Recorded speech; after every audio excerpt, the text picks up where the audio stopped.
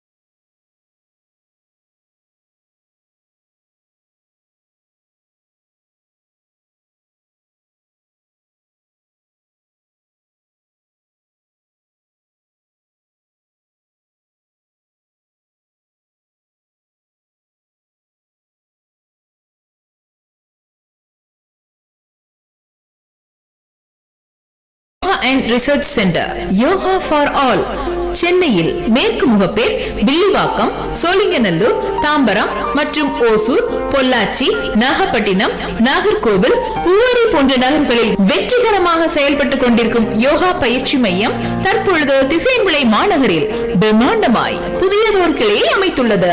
எங்களது yoga for all பயிற்சி மையத்தில் பள்ளி கல்லூரி மாணவர்களுக்கான யோகா பயிற்சி, ஞாபக சக்தியை வளர்க்கும் பயிற்சி, தேர்வு மற்றும் போட்டிகளுக்கான சிறப்பு பயிற்சி, SGFI games, rope yoga, ice yoga, needle yoga, rhythmic yoga, athletic yoga மற்றும் உலக சாதனைக்கான யோகா பயிற்சி, வில்வித்தை பயிற்சி, பள்ளி விளையாட்டு விழா மற்றும் ஆண்டு விழாவிற்கான மாஸ் யோகா பயிற்சி, தேசிய மற்றும் உலக யோகாசன பயிற்சிகள் மிக சிறந்த முறையில் நமது யோகா ஃபார் ஆல் சென்டரில் பயிற்றுவிக்கப்படுகிறது.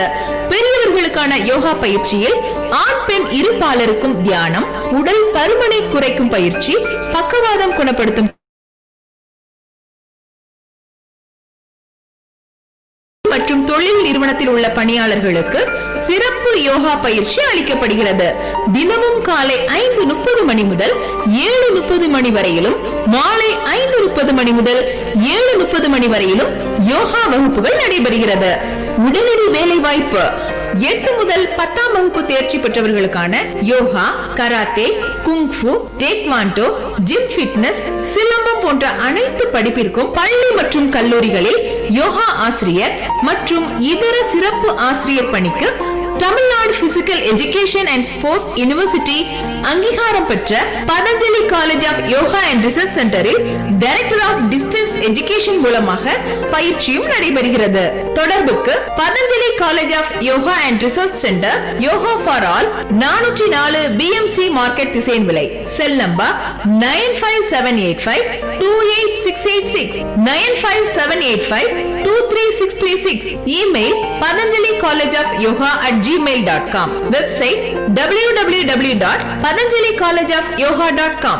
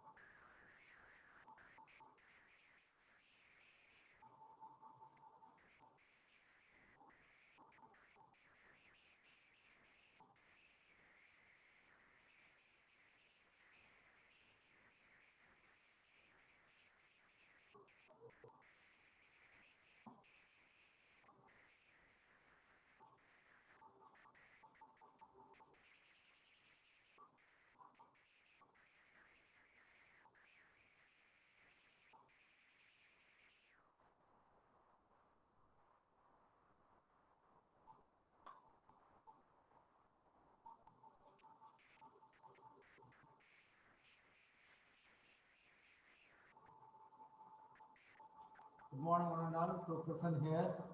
It is my privilege to welcome to all the participants. Over to Lil ma'am. Very good morning and divine morning to everyone. I welcome you all to this auspicious occasion of our International Yoga Online Workshop organized by Patanjali College of Yoga and Research Center and co-organized by Faculty of Yoga Sciences and Therapy, Meenakshi Academy of Higher Education and Research, Chennai.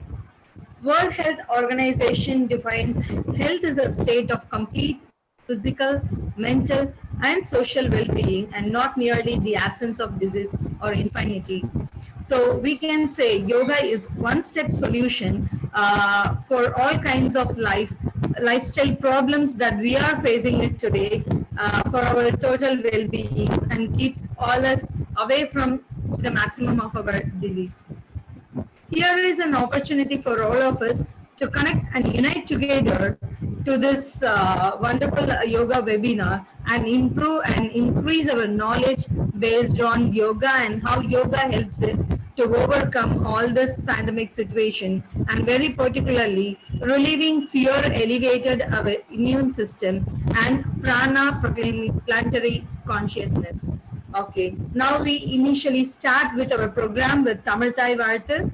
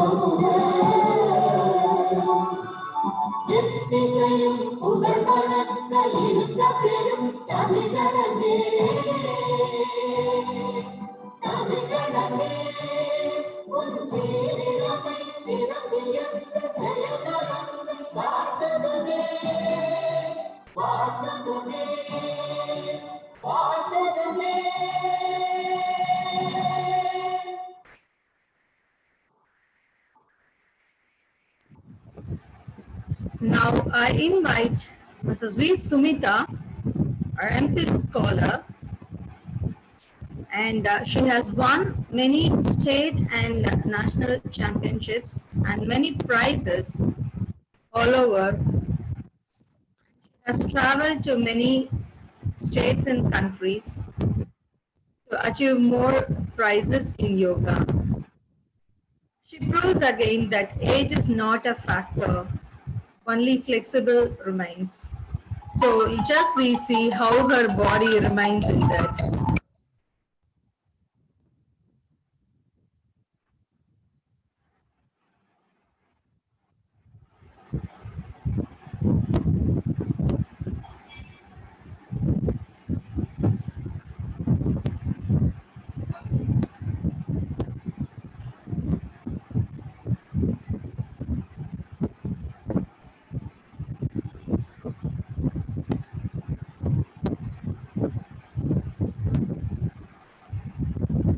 Sumita, can you unmute yourself?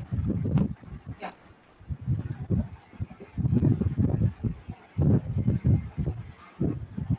Yes.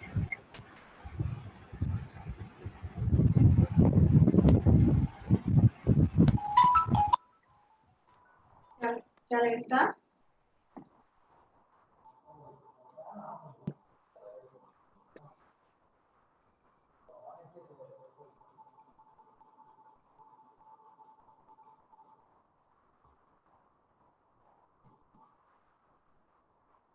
Ma'am, continue your session, ma'am.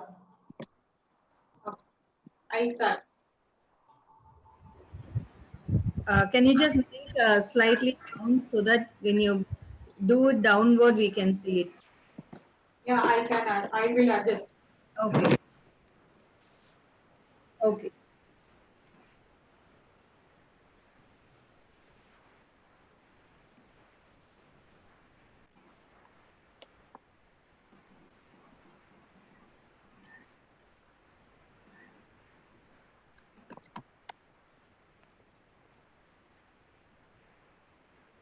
Have initial posture, Padahastasana.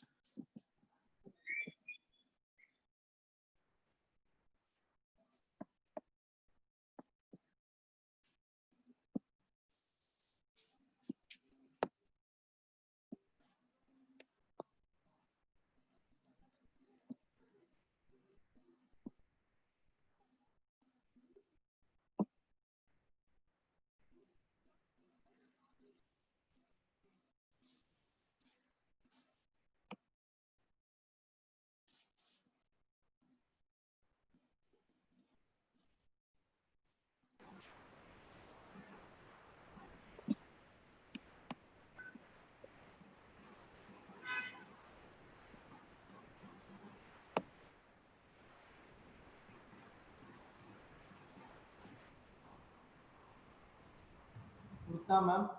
Really, that was very powerful postures. What you do it today will be very effective for all the females and will be a very fine inspiration to all the feminines to get their own flexibility.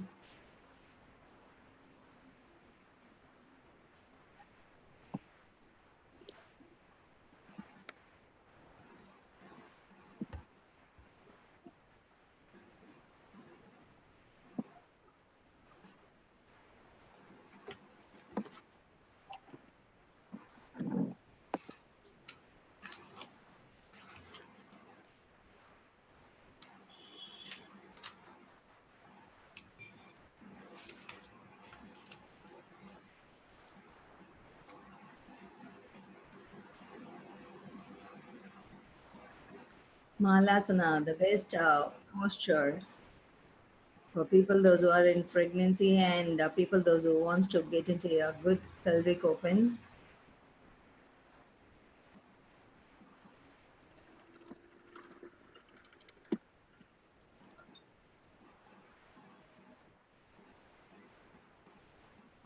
Practice makes perfect. So this shows how sincerely she undergoes a practice where her body admits all her speaks.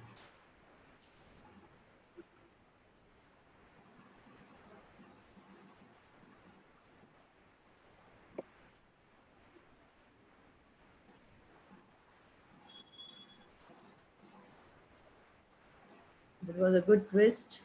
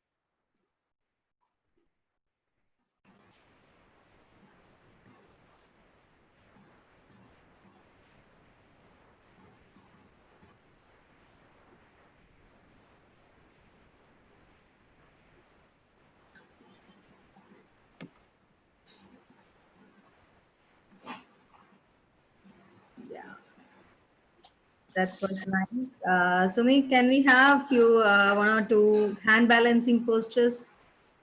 Yeah, we will.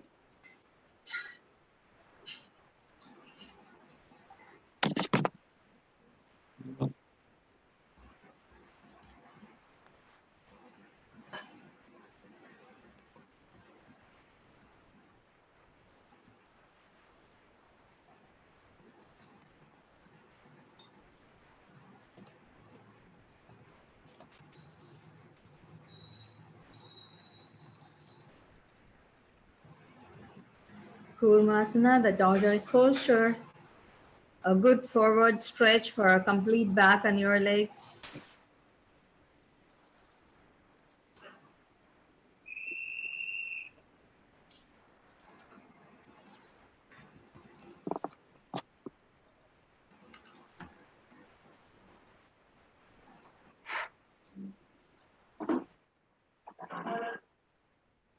Raja Kapotasana, the pigeon pose.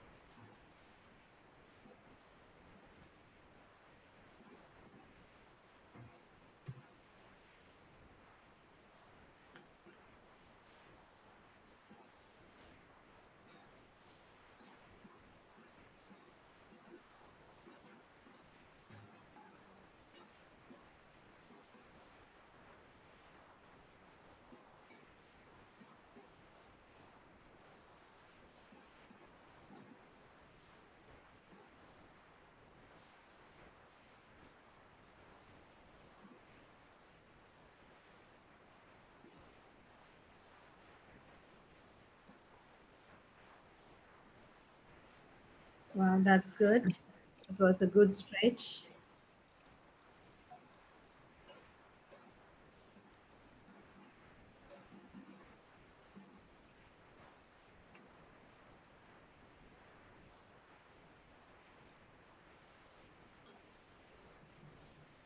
Now we just can't see her. We are just seeing you.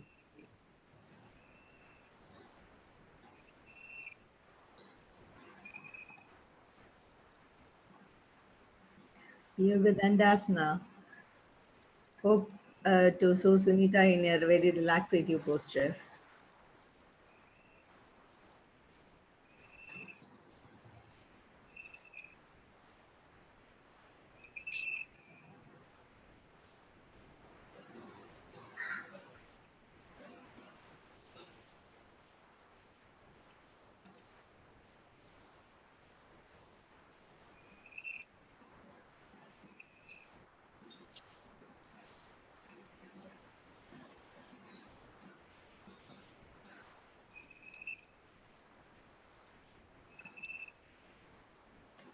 The variations of Ashwasanchalasana, where we do it in Surya Namaskar position.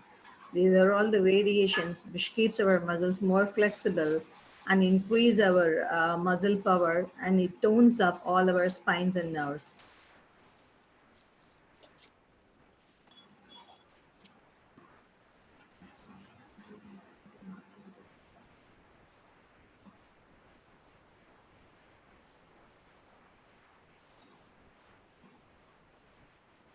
Shashangasana, where this is the pose where we can feel the pressure on your crown head, which activates your Sahasrara chakra, and it absolutely extends your spinal muscles. Ariel, we couldn't see her. Actually, her video is not visible now. Okay, I'll just check it out. s- Ma'am, going correct only. Okay, continue, ma'am. Continue on yourself.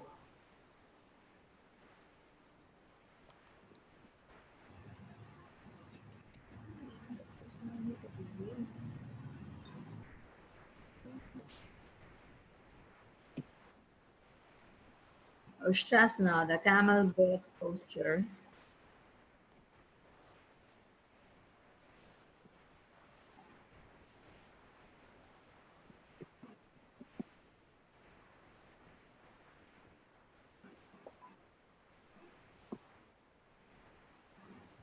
My video is not shown to us, sir.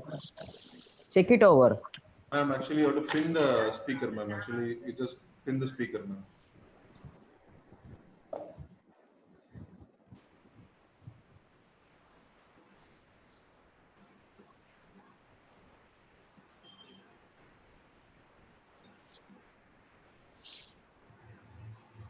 Speaker pin remove பண்ணிடுங்க.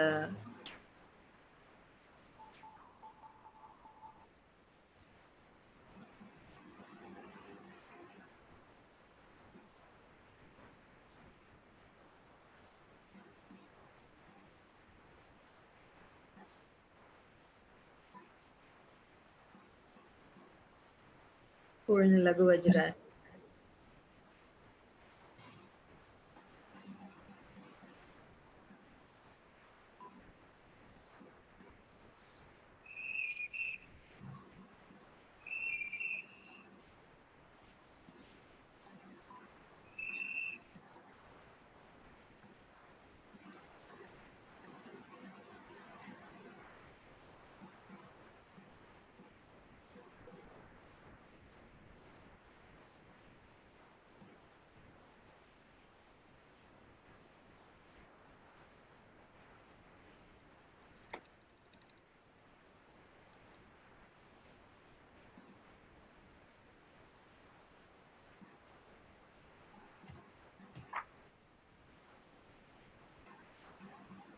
Okay, that was Ekapada Setubandha Sarvangasana. Gently relax. Sumi, can we have two postures while doing with hand balance? Finally, Yeah, now we just make it out.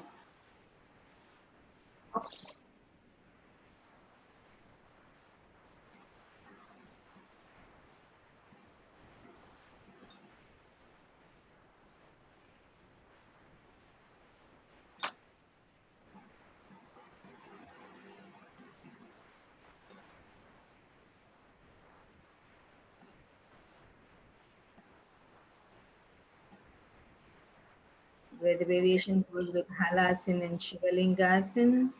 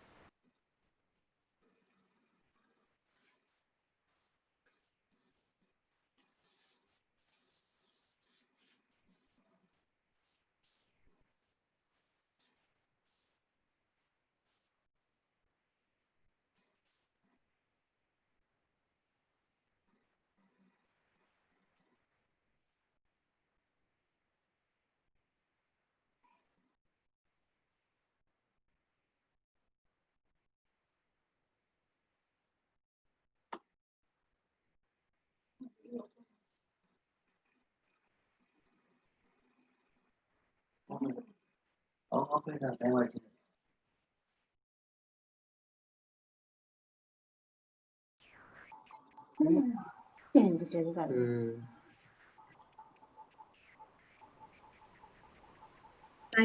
you, Sumita. That was a wonderful performance. It was very inspiring to us. Thank you. And best wishes for your future too. Okay.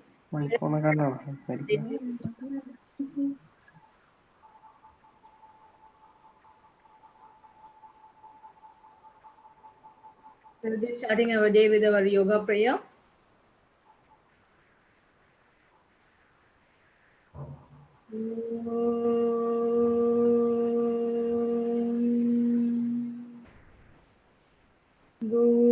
Bhuvasvaha Tatsavidurvarenyam Bhargo Devasya Dhimahi Diyo Yona Prachodayat. Om Shanti Shanti Shanti.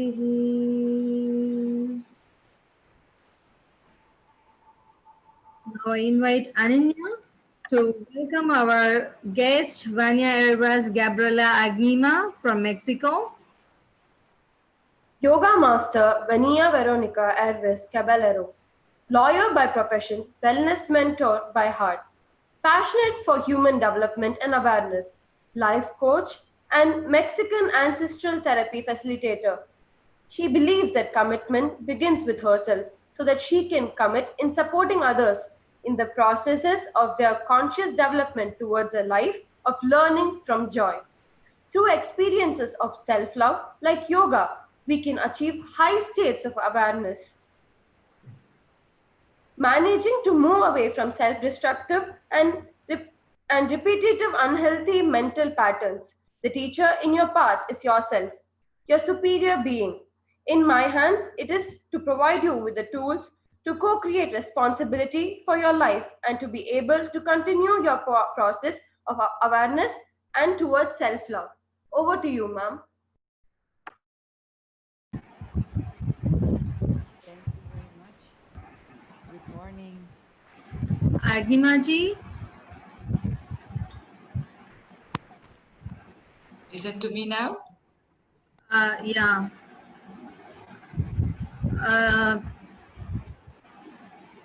Make it into a gallery view, Sabapathy, please.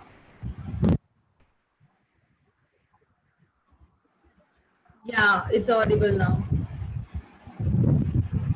Yeah, we can start. Namaste. Have a good start. Thank you. Very good. Once again, good morning. I am very honored to be here. Thank you for the invitation in representation of Shaktiananda Yoga Federation, all the way here in the other side of the world, in the Cozumel Island, sending to all of you in Patanjali College in this congregation. Today we were yesterday and now beginning a new day of learning as we were listening at the beginning how we can use yoga as our tool to increase wellness in our life, right? How can we use yoga more nowadays with these new situations, with these new challenges that we have, not only as humans, but as a whole civilization, right? In this evolution path, and how yoga has not only a tool to help us with this and enlightening and awareness, right? Because all of us or some people doesn't practice all of the time because they think they need to be like in this Buddha seated position all the time to have to be a yogi or a yogini, right? To have all of the benefits of yoga.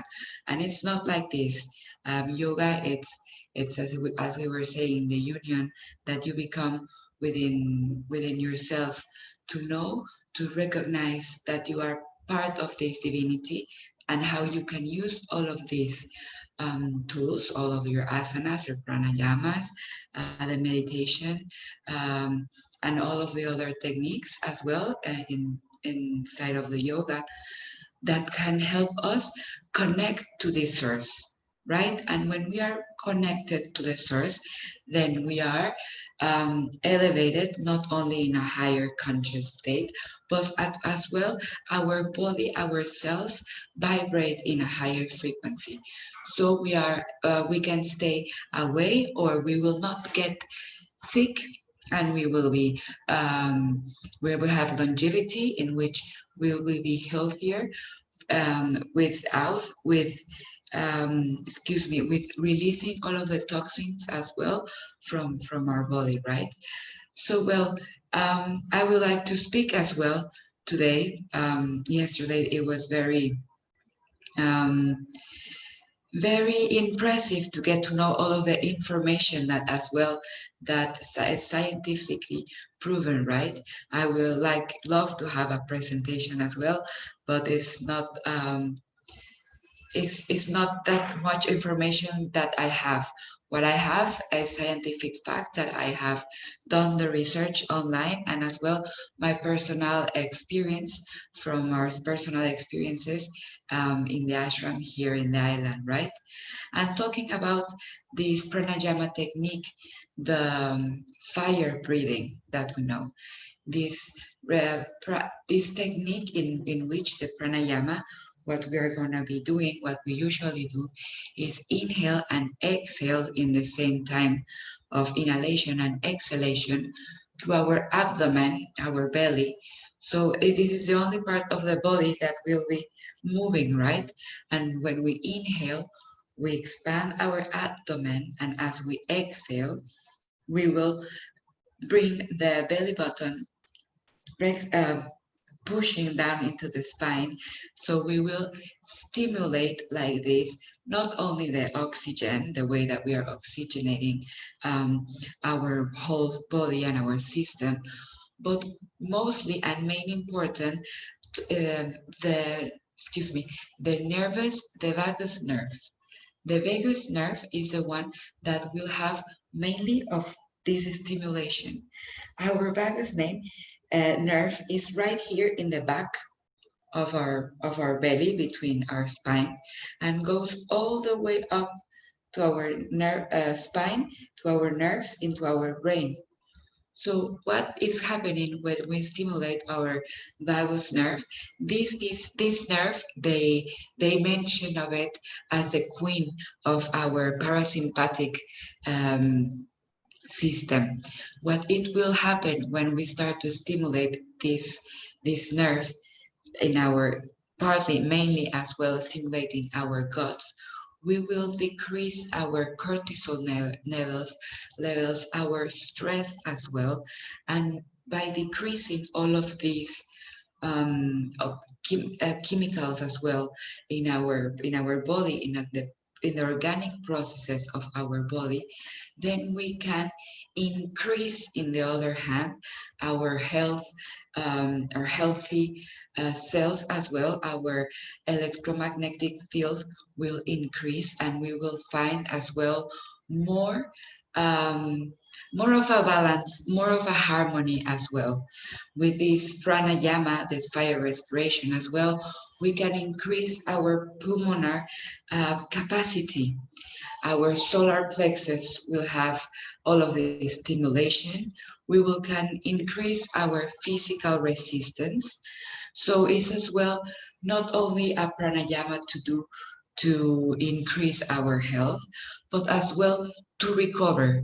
Let's think as well that this is a really good tool to recover from, perhaps if you already had the COVID, the coronavirus, you can do this pranayama as a recovery technique to increase as well all of your pulmonary, your lung capacity, and your physical strength as well to increase, as well as I was saying, as you elevate your electromagnetic field, then you can find all of these benefits. So it is really interesting to get to know this nerve, this vagus nerve, as I was mentioning.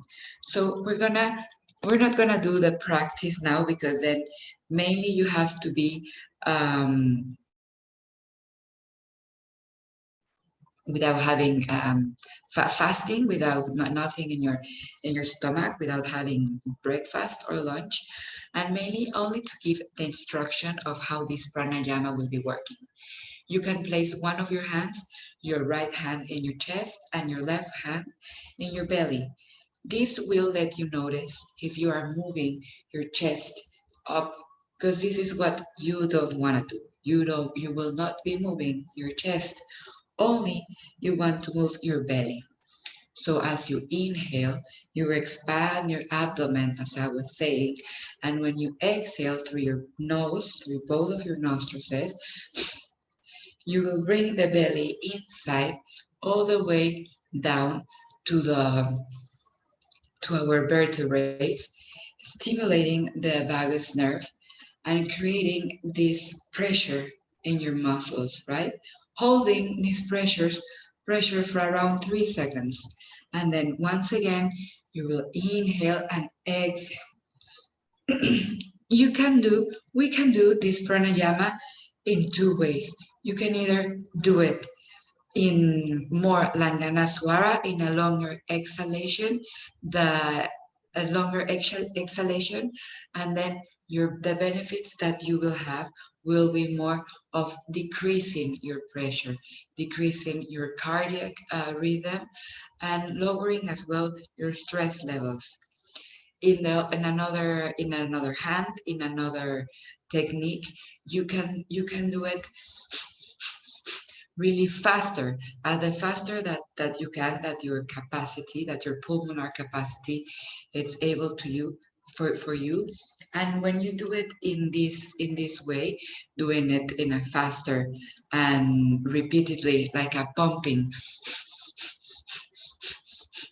then what you are creating is this fire, right? We are creating this heat inside of us. Yes, we are not increasing in some way our cardiovascular system, but we are more like tonifying it, tonifying all of our cardio system, our pulmonary system as well, right? So by working with our parasympathetic nervous system, we will create a disinflammatory effect in our body.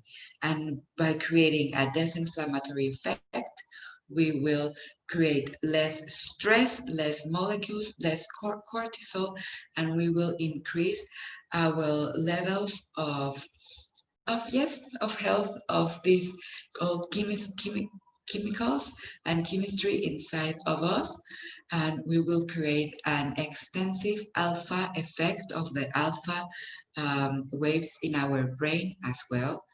And this can really help us by cleaning in some way all of the other toxins. If there has been, yesterday we were listening in one of the workshops that they were sharing, sometimes when we are in this stress, more here in the Western, I think it's more of a tendency that here, when we are under stress, then we tend to find in this tamasic conduct in eating, right? When we start eating to decrease these stress levels. And then when we feel stress because we have eaten too much, then we create more of this psychological stress with ourselves because of the organic reaction that we had of eating too much of this tamasic reaction, right? So well, with this breathing, with this fire reaction, with this pranayama, we can find breaking these habits as well. We can break with them. We can break with these toxic cycles sometimes that are creating, more toxins and as well psychosomatic then reactions with the psychological stress that we create. So our vagus nerve, I keep on saying nerve, name, our vagus nerve will help us control this fight or flight reaction. We know, or if not, we are learning as well, that in our brain we are located as humans in our consciousness as well in our awareness in three different parts, right? We have our very instinctive reptilian brain, and all the way down, then in the middle, and all the way up here in our frontal um, frontal plexus of our brain, we have our human brain. But what happens mainly most of the times, because of the way that we are living, our nervous system is the same nervous system like back in the days of the caveman. Then imagine that the same caveman is taking out of this non-stimulated and harmonious state environment, and taking into this environment nowadays, which is very, very active, and it's very, very, very stimulated and overstimulated. Then what will happen with our nervous system? It gets overstressed. So we are in this fight or flight position all the time in our reptilian brain, right? We are in our instincts mainly all of the time. But these instincts are reacting now not because we are being attacked by a big animal, or attacked by, or being in distress, or we're gonna be being harmed because of a natural disaster. No. But now these are reactions that we have, but more for psychological warnings that we have, right? More like, what are we gonna do if we don't have a job? What I'm gonna do when I grow up? What I wanna do with my life? What is gonna happen now with this new situation? What I'm gonna do to generate an economic income in my life?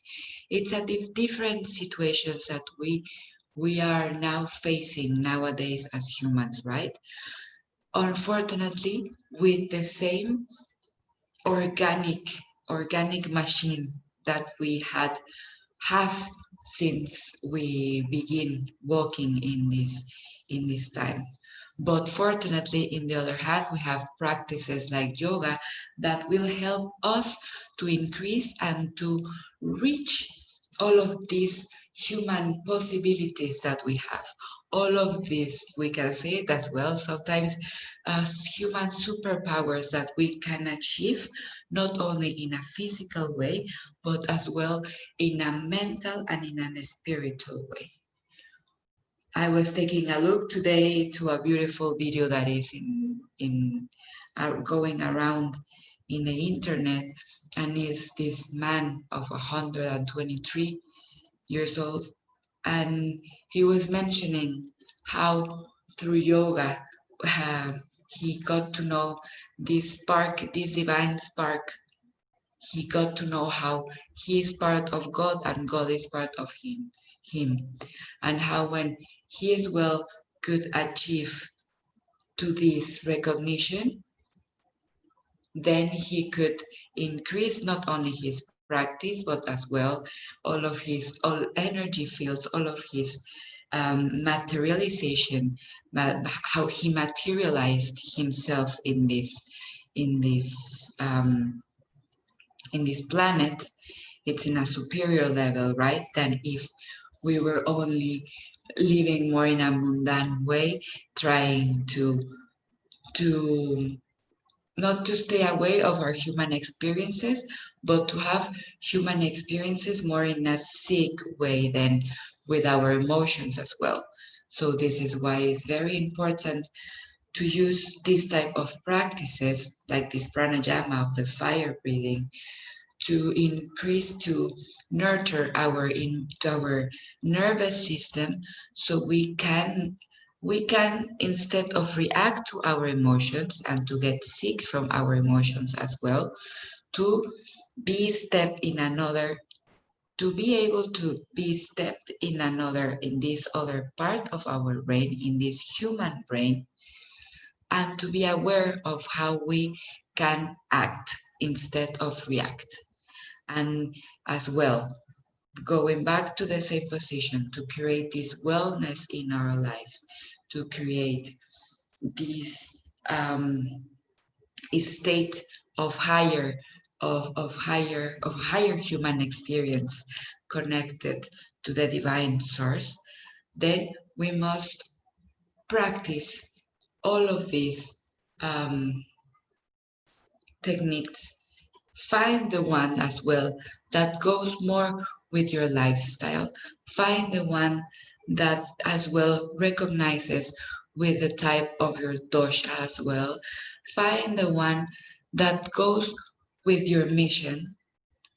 Find the technique that goes more with what you need in your life to achieve your superior path that needs to be materialized in this planet. So like in this way, if we are connected as well with through our anthin is our spine, right? So stimulating all of our nerves, nurturing them, and having all of this prana elevating our electromagnetic field, our frequencies, and stepping into higher frequencies like love, as we were saying yesterday, will help us stay in a frequency of health, of abundance, of prosperity, of divinity in this planet. This making a clear statement, always remembering and reminding ourselves that this is our human experience. So all of this connection, all of this work that we are doing with ourselves through yoga and through other practices that we have from our ancestors as well, is to have the best version of ourselves, the best human experience that we can have here. So trying to live all of these experiences through all of our energetic fields, trying and every day practicing to step up as well, higher and higher in our energetic knots, in our energetic fields, in our different aware and consciousness fields inside of us, to materialize, as I say, to co-create your reality in this world, because only our reality can be created and is created through our mind. So let's stimulate the brain cells that we have here in our stomach, all this nerve, this vagus nerve that we have here. Let's stimulate it through this pranayama and through other practices. As well, we have Udiyana Bandha, the bandhas. This one can help us as well to stimulate all of this vagus nerve. And while we stimulate all of our brain cells that we have in our guts here in all of these areas, well, in Manipura, we will stimulate and increase our nervous system. We will achieve to go up into our human brain, to step away from our reptilian mammal brain and step into our human brain, into raising our consciousness to live our everyday, our daily basis, connected to this superior divine inspiration, this golden spiral that will help us follow our path and to reveal and co-create our mission and materialize our life, our dreams, our health, our abundance, and what we are looking forward to achieve as well as a whole human evolution, right? To keep on increasing our frequencies through these practices, and we can as well achieve a better state of harmony in the way that we humans live nowadays. Thank you once again to all of the ones that send this invitation, to all of the members of Patanjali College, all of the organizers of this marvelous event. And remember that it's only practice, right? That will help us achieve what we want in our life. Let's as well remember and remind all of us, humans are different, but we have lots of practices in yoga that will help us achieve this same objective, this same mission, this same path of enlightening, of awareness, of love, of self-love, of being yourself and being this superior version of yourself. Once again, thank you very much for this opportunity, and sending all of you blessings from Mexico, from Cozumel Island. Thank you so much. Namaste. Namaste. Thank you so much, Agnimaji. It was again a wonderful speech today, and we are starting our day with our valuable informations. That was really true, because most of the problems today we are facing it based on psychological defects. That's absolutely based on our thoughts. Actually, we can say thoughts play a major role in everything.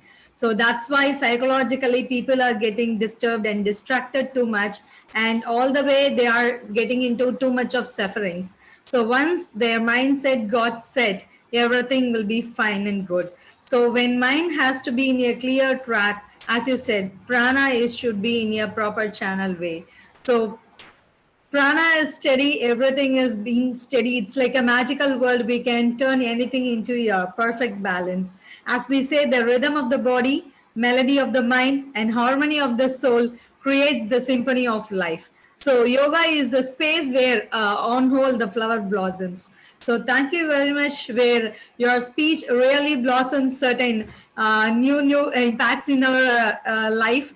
So have a good day, stay healthy, be safe, and we'll be meeting you soon in another future program. Thank you so much. Thank you, Ezil. Thank you, Mr. Ratna as well. All of you present here, keep enjoying this beautiful morning as well there. And all of this information that, as you are saying, we are creating our mindsets, right? So as well, all of you that are participating here, by listening and by feeling this information as well, we are creating healthy mindsets, as Cecile was sharing with us. So once again, thank you so much. Namaste. Namaste. Thank you. Okay.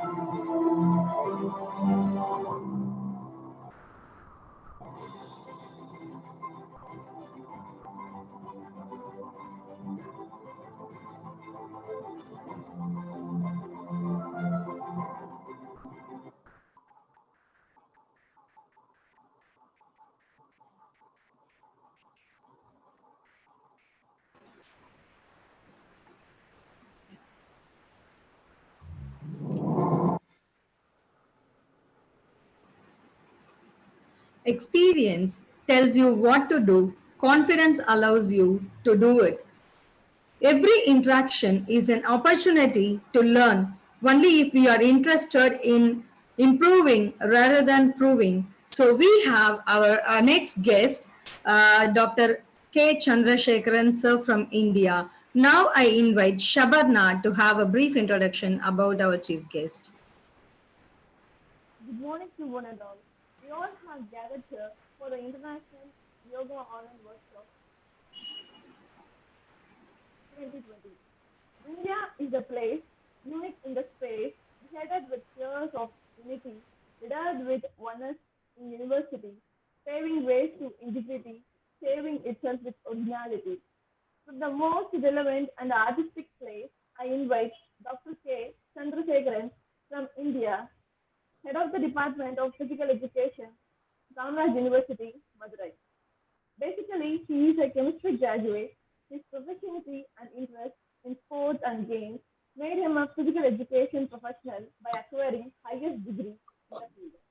Doctor of Philosophy, PhD, from Manamyam Sundaram University, India in 1999. He has visited Malaysia, Hong Kong, Thailand, Philippines, and Sri Lanka to deliver the special lectures, scientific research paper presentation, and conduct yoga workshops for foreign delegates. He is the chairman for the Board of Studies in UG and research program in Madurai, Kamraj College University, and Bharathidasan University. He has produced 29 PhDs and 38 MPhil, and he has delivered more than 60 special lectures and a national and international conference. Dr. Chandrasekharan has authored a book titled Sound Health Yoga and Nalavala in Tamil language. He received Global Achievement Award and honored by Best Citizen of India Gold Medal Award in 2017. I welcome you, sir. Welcome you, madam. Dr. Ratna Sabapathy, I'm audible? Yes, sir. It's okay to be in the place, so everything. Yeah. So we can start. Very good morning, all of you. At the outset, I feel extremely happy to be with you this fine morning in the International Yoga Online Workshop 2020 being organized by Patanjali College of Yoga Research Center under the dynamic leadership of Mr. K.RATNA Sabapathy, the vibrant and efficient organizing secretary of this workshop, international workshop. I congratulate and I express my sincere thanks and gratitude to the organizers, the college committee members, authorities, and particularly my good friend, Mr. K.RATNA Sabapathy. He's really a very good organizer. And he has a vast, thank you, very good relationship, social contact with the people, the yoga practitioners. In need of that, really, I feel extremely happy. And, last year, we have organized the award ceremony function at Chennai. I was also honored by your organization. I thank you all for that award. Sir, sorry for it. I think the mic is just moving, so volume is not clear, sir. So. Now it's okay? Yes, sir. Now it's fine. Okay? Yes, yeah. Sir. So, for the function was executed very well, and I feel honored by awarding the Patanjali Yoga Research Center for a Best Teacher Award to me too during that time. It's a great happiness for every one of us. I feel also felt very happy about the function and all. Today, you have organized yesterday and this is second day. You are organizing a very wonderful manner by the organizing committee. It's all a need of the hour also. Every one of us is being very, very pathetic conditions, situations, I can say that. The whole world is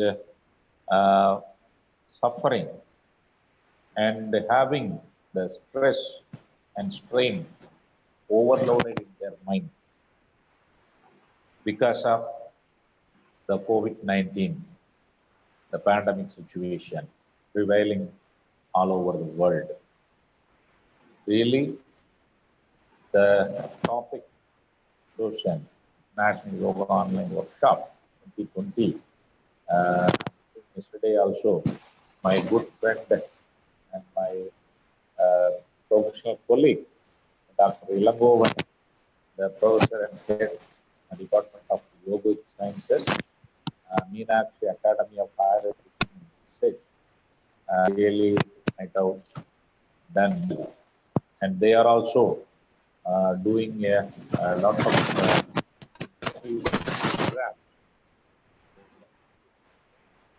This venture, I congratulate for his efforts, also for the promotion of yoga in the country as well as the world.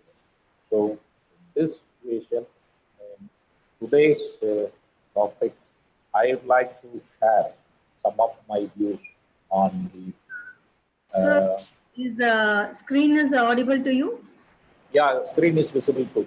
Sir, one thing, just put your mic as inside your neck, so that will be more easy for us to get into your feedback. Yeah, its audio is something a little bit slow. Now it's okay? Now it's clear, sir. Perfect. Okay, okay. I will raise my voice later on. No problem. Yeah, because the mic is just scratching on the buttons. Yeah. Okay. So, the pandemic situation, the yoga is the system which is need for every human being is concerned. So that I have chosen this topic of need of yoga at COVID-19. Next slide, please. Next slide. Who is operating? Yeah, thank you. The first slide I am showing that the preview of the slide. What I am going to talk during this 1 hour. A little bit I have shown the title of the content. What is health and major health issue today? It's nothing but COVID-19. A brief introduction about that. And yoga is the ways and means to solve the issues. And an overview of the yogic techniques, because today almost most of the people will be attending the yoga experts. I am being in the physical education field, but yoga is an allied subject. I will share the little knowledge that I possess in the field of yoga with you. And the fifth concept of I am going to talk much on the scientific basis of yoga practices. Yes, that the scientific approach and what are the scientific principles we are adapting during the practice of yogic techniques. That is most important to being the yoga experts. We should explore that knowledge or given this kind of knowledge to the society for better promotion. And lastly, philosophy of life. So that The next slide, please. Yeah, you all know that according to World Health Organization, yoga, health, what is health? The definition given by the World Health Organization, it is a state of complete physical, mental, and social well-being, and not merely the absence of disease or infirmity.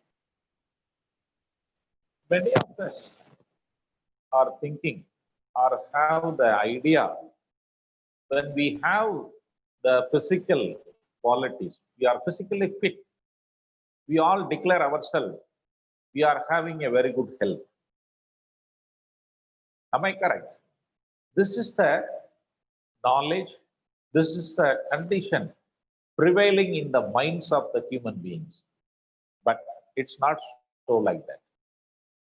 The World Health Organization emphasizes if a person is said to be having a good health means they should have the three-dimensional view, three domains, major domains.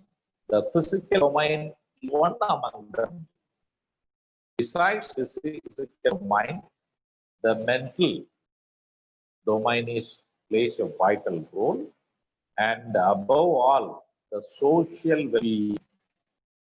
Here I want to say that many people is having very good physical and mental health, but the social well-being is to some extent, there will be some lacuna, there will be some deficiency.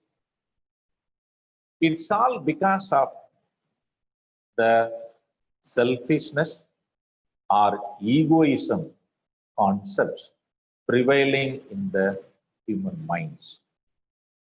I hope that many of you might agree with my point in this context. It's all nature.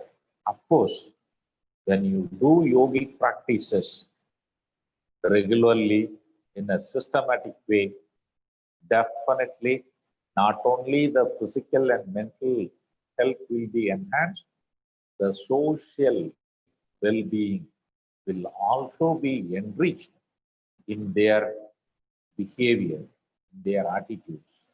So in this present situation, the country, the whole world is in need of the help and join together working tendency is needed, is the mindset to be set up in the human chain of life. So the World Health Organization definition could be fulfilled when you practice the yoga techniques in a systematic way. Definitely we can 100% adopt the World Health Organization definition of what is health. Next slide, please. What is the current situation of the health status? You all very much aware. The coronavirus is called COVID-19. Is an infectious disease caused by a newly discovered coronavirus.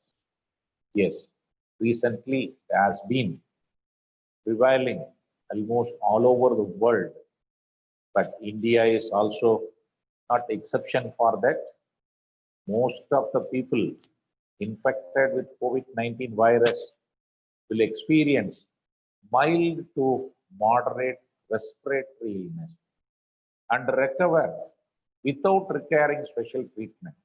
That statement is also be given by the WHO, that is the World Health Organization, is saying that the condition of the prevailing the coronavirus COVID-19 immediately affects the respiratory tract.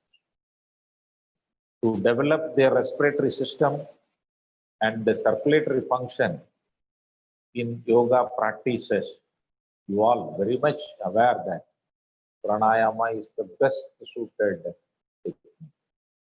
So at the juncture, at this point of time, to overcome or to penetrate the pandemic situation, yoga is the need of the hour.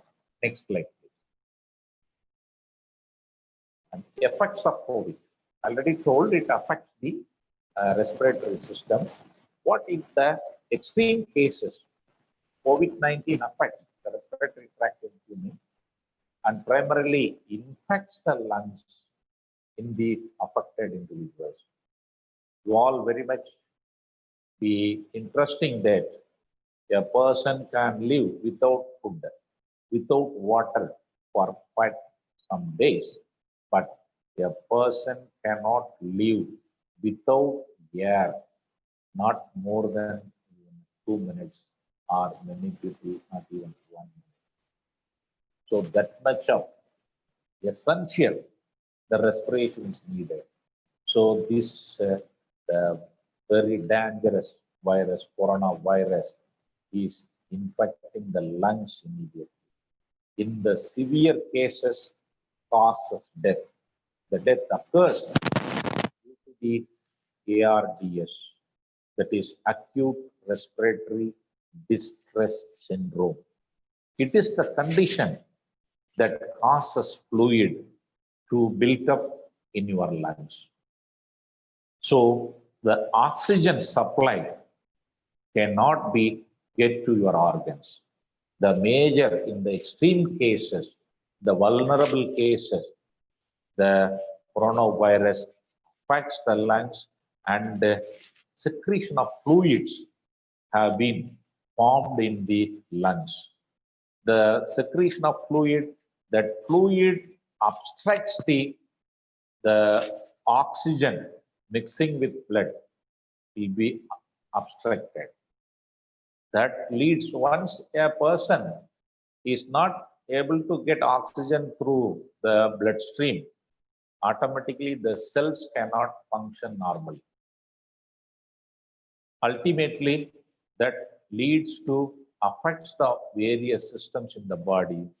Altogether, the person, the severely attacked coronavirus, that is ARDS, acute respiratory distress syndrome persons, leads to death. What is the current status of India? Next slide, please. A briefing of it. Next slide. In the Indian condition is concerned, most of the cases are asymptomatic transmission or asymptomatic, they call it as. There is no symptoms at all, but the coronavirus is spreading.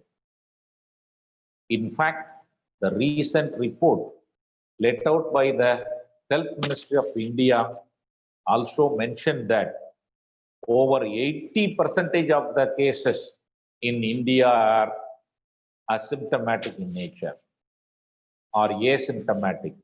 That is nothing but the persons will not have normally in foreign countries, in other countries, there is the person affected with coronavirus is having a lot of symptoms. First, that is they called the respiratory problem, and they will have the mild fever, and the temperature, body temperature will be raised suddenly, and they feel some sleeplessness. These are all the common tiredness, and they lead to the malfunctions in the, they observe the malfunctions in their systems.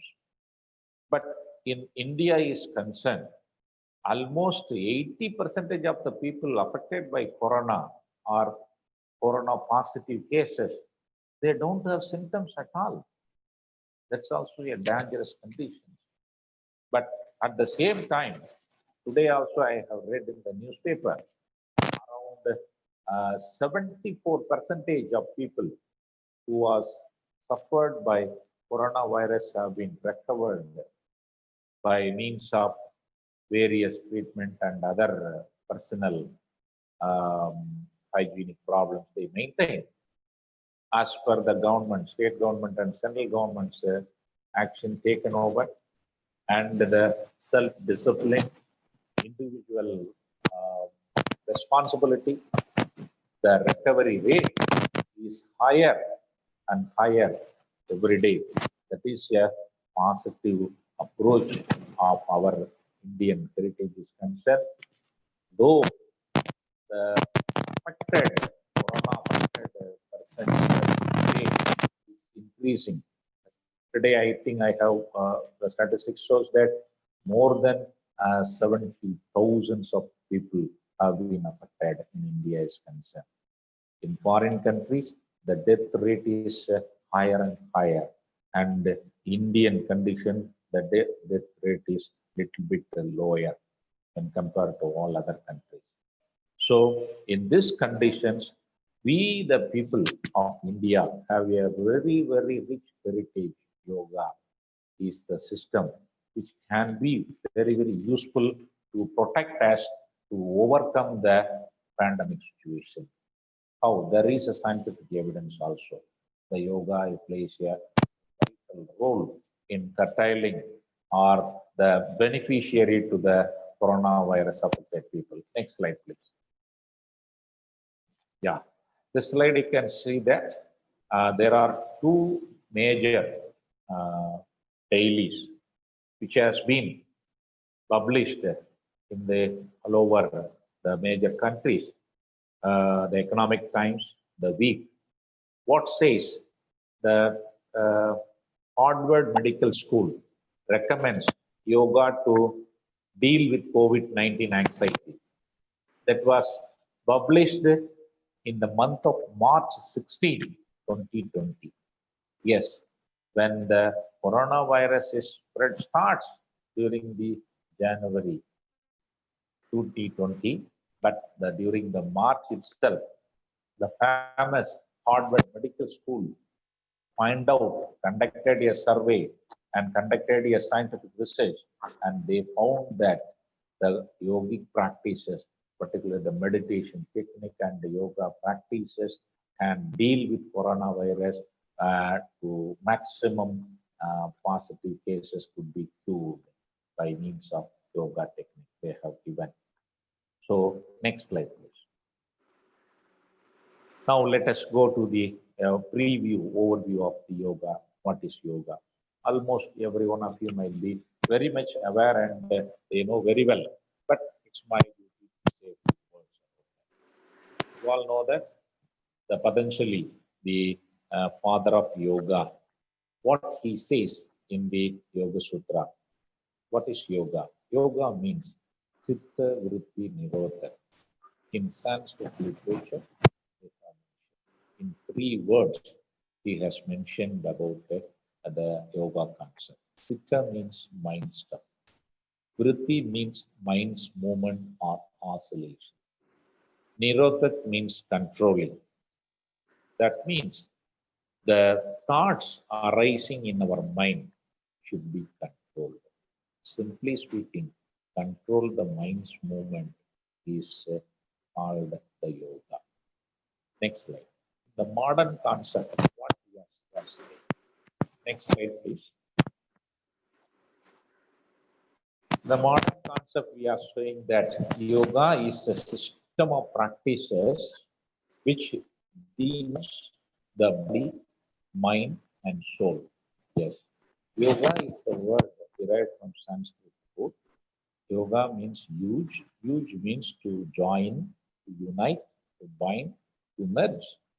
What are the concepts to be merged? Body, mind, and soul to be united by means of these 8 stages. These are the ways and means to achieve the union of body, mind, and soul. That is surrendering the Jivatma to the Paramatma. Yama, Niyama, Asana, Pranayama, Pratyahara, Dharana, Dhyana, and Samadhi. These are the 8 stages to be followed in a systematic way. A brief introduction about what is it. On your right, left, the Sanskrit terminology. Next slide. Yeah, keep that. This is the 8 limbs of yoga, the Patanjali says. In Sanskrit terminology, I have given on the right side. Yama and Niyama are the code of conduct and character. Yama is nothing but the social disciplines. How the individual should be followed in the society is concerned. They have given the 5 qualities which should not be done. The don'ts, we call it as. I think literature you might have studied. According to Yama, that is the Himsa, Satya, Astaya, Brahmacharya, and Abhrigraha. These are the 5 qualities to be observed. The negative terminology, negative form it has been.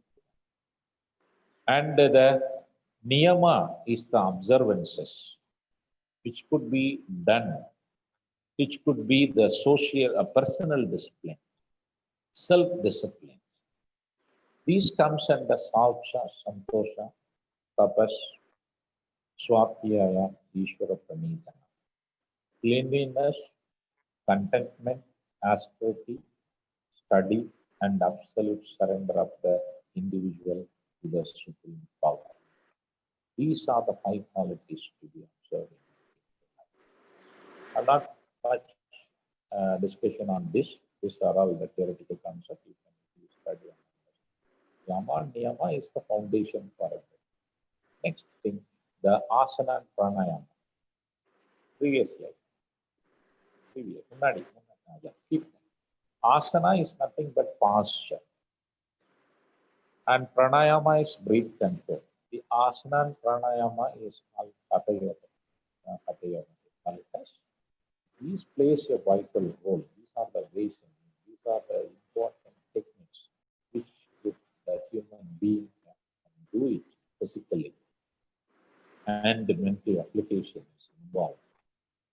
The posture, we have the limbs, upper limbs, lower limbs, front and head. It's made up of so many joints. Each joints have its own limitations.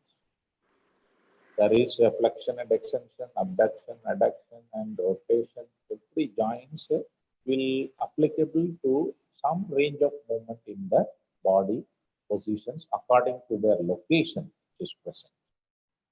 So, by means of asana practices, we are making suppleness in the joints. The maximum range of movement could be possible, extended. And by means of doing the stretching, static stretching movements with a rhythmic way, with a slow rhythm and relaxed manner, that will enhance the blood flow of the circulation. Blood circulation could be enhanced. And these postures should be done in a proper systematic way. I will show it in the next slide, forthcoming slide. I will give some of the points. And then there are about, you all know that, there are about 84 lakhs of asanas are there, out of which, according to the individual's requirement and according to the individual's need and the capacity and the availability to do the exercises, based on that, the yogic asanas, the number of asanas can be selected by the expert yoga guru. In consultation with the guru, they can select and they can follow the asana practices in the day-to-day schedule is concerned, training schedule is concerned. And pranayama is nothing but the breath control. It plays a major role, and many of us are not emphasizing the importance of pranayama. In my speech today, I'm going to say much importance will be given. The scientific basis is a lot of scientific basis are there. I'm going to discuss with my the basic knowledge that I possess in the field of positivity in comparison with the physiological effects. It's a specialty concept. I will try my level best to enlighten you some of the valid points. And pratyahara is sense withdrawal. These are all, every human being is having a 5 senses. We should not go behind the senses. All senses should be under our control. These are all the behavioral practices. When you do the asanas and pranayama and the meditation techniques, when you follow the yama niyama principles, automatically you can control over all your senses are concerned. And dharana is nothing but concentration. What do you mean by concentration? When you are focusing your mind in a particular object or a particular concept for about 12 seconds, you are said to be having a one dharana. Understand? If you are able to focus your mind for about 12 seconds, there should not be any thoughts penetrating in your mind.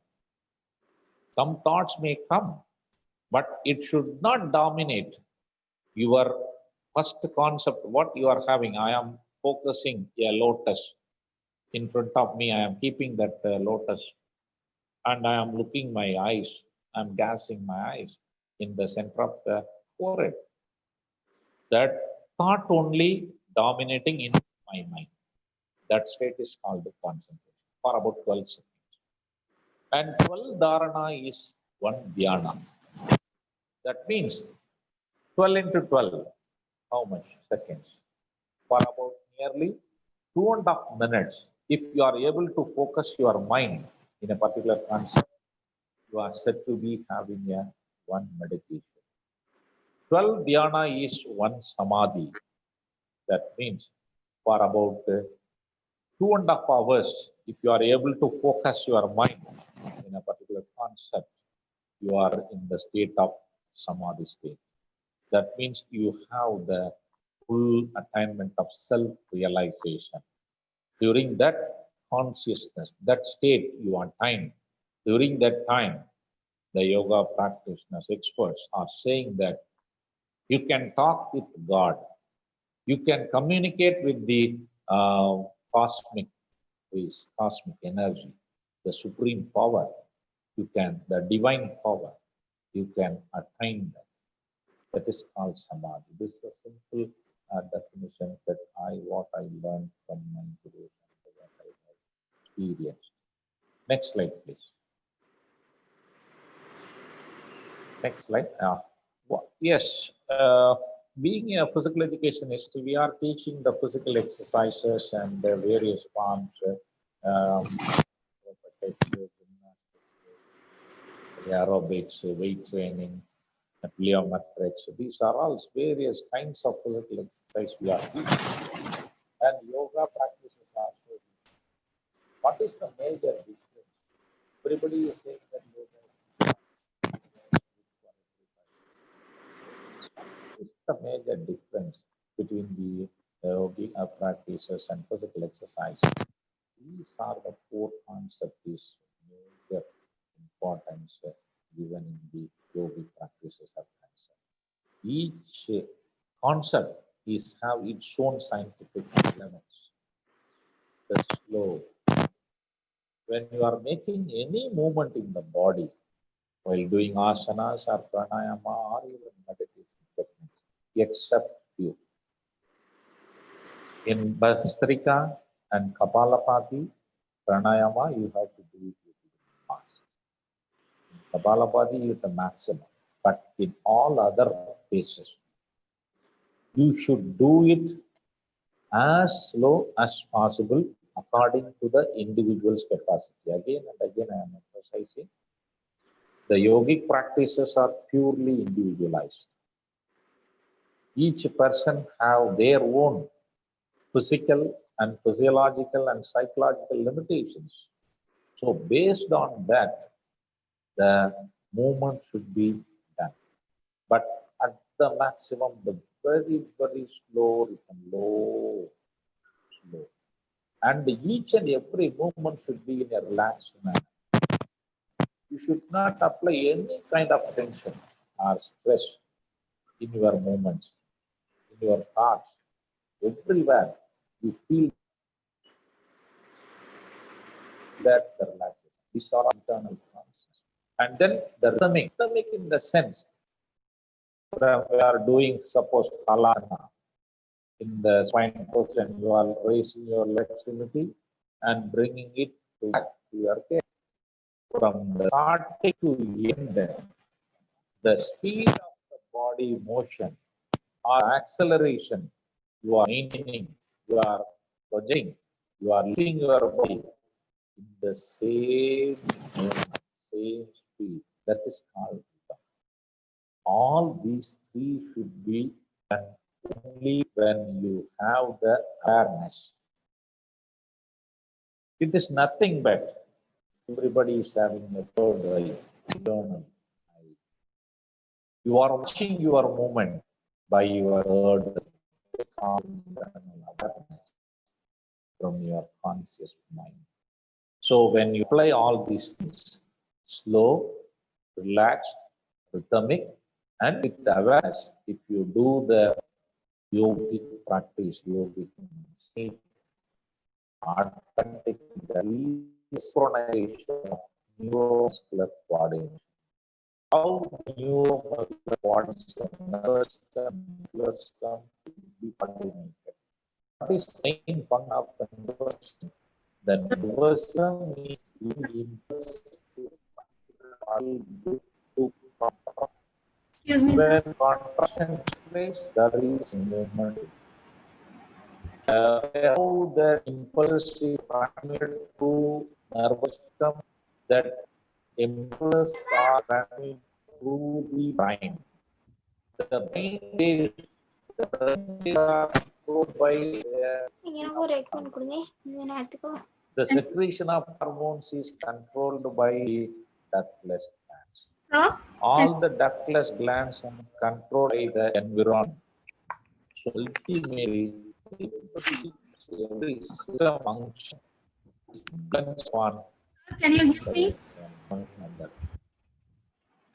So the sign is Breaking, sir. We couldn't. Why is it breaking, sir? It's just nothing. No, sir. Voice is breaking, sir. We couldn't hear. Hello. Okay, sir. Clear. Yeah. Okay, sir. So when you are doing yogic practices, this four concept is very important. And the sequence of practice is concerned. First, you should do asanas, and then pranayama, then meditation. Next slide, please. Next slide. Next slide. Yeah. So I have selected some of the asanas. I need not take much because you are all the very good yoga practitioners. And I'm going to just simply how the scientific approach stands behind the basic movements when making the asanas. I will just show concept here. Then at the end of the whole slide, you can test the importance of this part. To all the asana movements is centered around the form is concerned. The spinal first one, Padmasana, Virasana is the spinal column and the lower extremities folded. I am going to say procedures and benefits, and just observe the spinal column positions and movements, and then I show the last three slides to understand why we are keeping and what is the importance of keeping spinal column or centering the spinal column. The spinal cord will be the spinal cord through the spinal cord. Each and every vertebrae is a pair of nerves and so there are 30 pairs of spinal nerves. That way your practice should have the little knowledge about the anatomy and physiology of body. There are about 10 pairs of spinal nerves are coming through, run through the spinal column. We are giving much importance. The spine erect, and then the third one, Paschimottanasana, we are bending forward, compressing all our vital internal organs. And you all know that the asana practices, asana should be in count pose. When you are doing the asana in the forward movement, the follow-up action, the next asana should be having the backward movement. Like that, we have to do it. So the fourth one is Shyasana, and the fifth one and 10th one, Vakrasana, fifth one, Vakrasana, and Shyasana, spinal column is twist on your left and right side. All possible movements we are making. And then the sixth and seventh, Salabhasana, is lower extremity backward bending. In Bhujangasana, that is seventh one, upper extremity backward bend. And then in eighth one, the Pavan Muktasana, we are making it forward bending, Pavan Muktasana.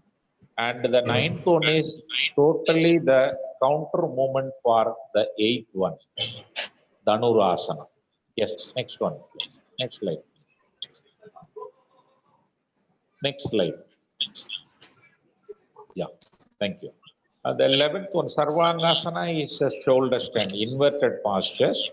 And the Halasana, the maximum inverted posture with the forward bending. Forward bending is concerned, according to vertebral column is concerned. And then the 13th one, Ardha Kati Chakrasana, the lateral bending. The 14th one, Trigonasana. There will be some echo. Somebody is making echo.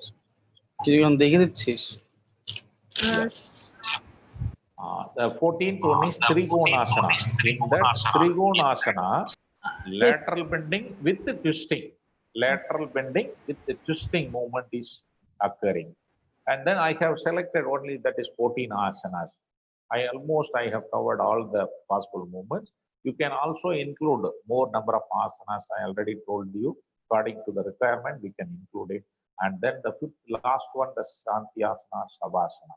After doing all the asanas, you should go for 2 to 3 minutes or even 5 minutes, the relaxation, total relaxation from toe to head. There is a lot of techniques are there. You can instant relaxation technique, you can adopt and you can relax it. And then when you are doing all these things, you are emphasizing the vertebral column, and the vertebral column, that is spinal cord is run through. Through the spinal cord, there are about 31 pairs of nerves is run through. We are making all possible movements, forward bending, backward bending, sideward twisting, sideward bending, sideward bend and twist, everything. We are giving a gentle massage to the spinal column and affiliated nerves. What will have the impacts? We'll show in the T in the last slides. Next slide, please. Next slide. Yeah, I'm coming to the point pranayama. Pranayama is nothing but the Sanskrit terminology, the prana. Prana means air or vital force. And ayama means to withhold or to elongate. Generally speaking, in the respiration, every one of us is aware and meaning that just inhalation and exhalation. But in yogic pranayama practices, inhalation and exhalation and holding process, the holding the air for a long duration, keeping the air in the lungs for long duration is emphasized. Next slide, please. Next slide.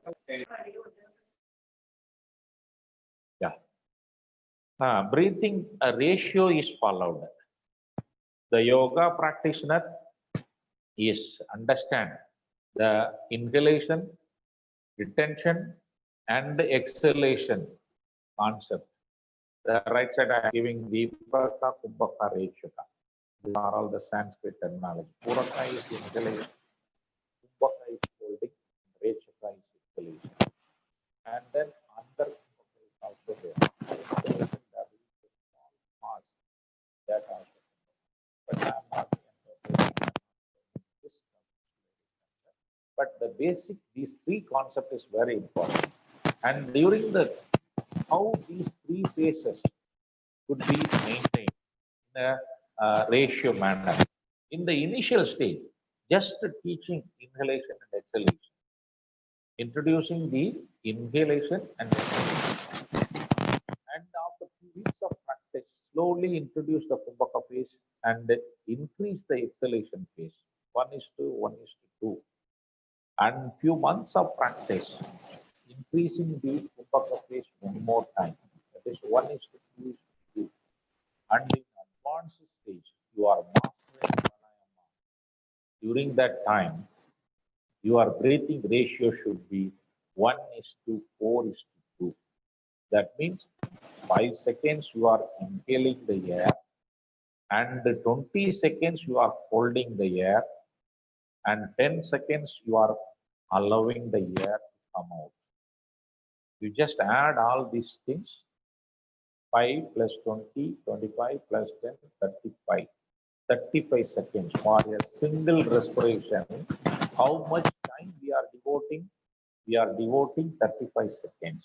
So in 1 minute, how many breaths are taking place? Only 2 breaths. What is our breathing rate? Normal breathing rate during the normal rest condition, our average breathing rate is 14. 12 to 16 will be the breathing rate of the human being. But when you are doing in the master of pranayama practice, your breathing rate was 2. Just imagine how much of reservation or the potentials are given by the God. Every individual is having enormous potentials. That's why during this pandemic situation, already mentioned in my introductory speech, the coronavirus is affecting the lungs, affecting the respiratory tract. When you do the pranayama practices in a systematic way, in a scientific way, definitely you cannot be affected. The coronavirus cannot affect the yoga practitioners. I'm sure that. Even it comes, our immune system will manage everything. That will, the pranayama practice will develop the immunity power of the individuals also. I will show some of the pranayama techniques also, or how that the immune system is enhanced. Next slide, please. Yeah, another important concept when you are the yoga practitioners must be aware of that, the nadis. There are about 72,000 of nadis in the human body. Nadi means channel, the passage, the route, end route. There are about 72,000 of nadis are there. But these 3 nadis, the Ida Nadi, Pingala Nadi, and the Sushumna Nadi. Ida Nadi is nothing but the left nostril passage. The Pingala Nadi is a right nostril passage. The Sushumna Nadi is the passage runs through the spinal column. The Ida Nadi and the Pingala Nadi is intersecting the Sushumna Nadi in 6 points. These 6 points are called chakras.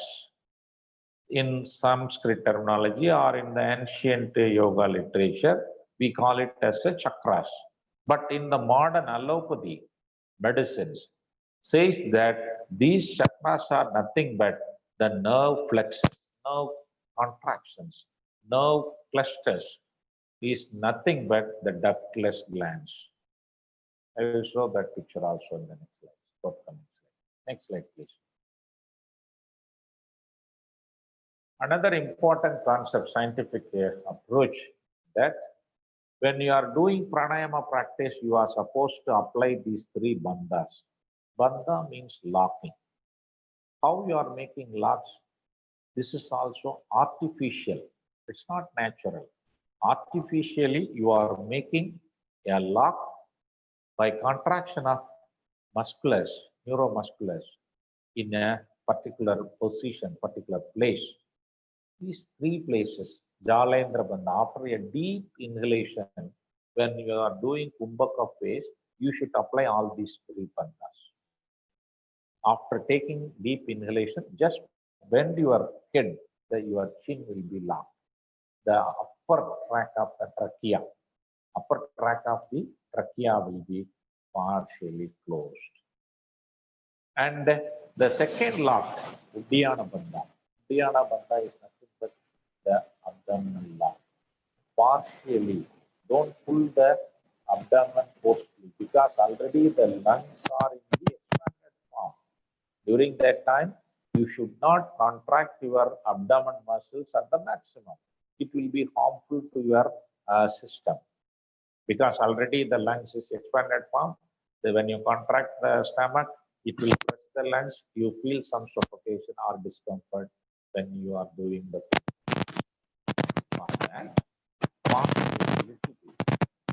lower abdomen muscles should be pulled towards inside. That is Uddiyana Bandha. And then the last bandha is Mula Bandha, INSQC. Your sphincter and sphincter muscles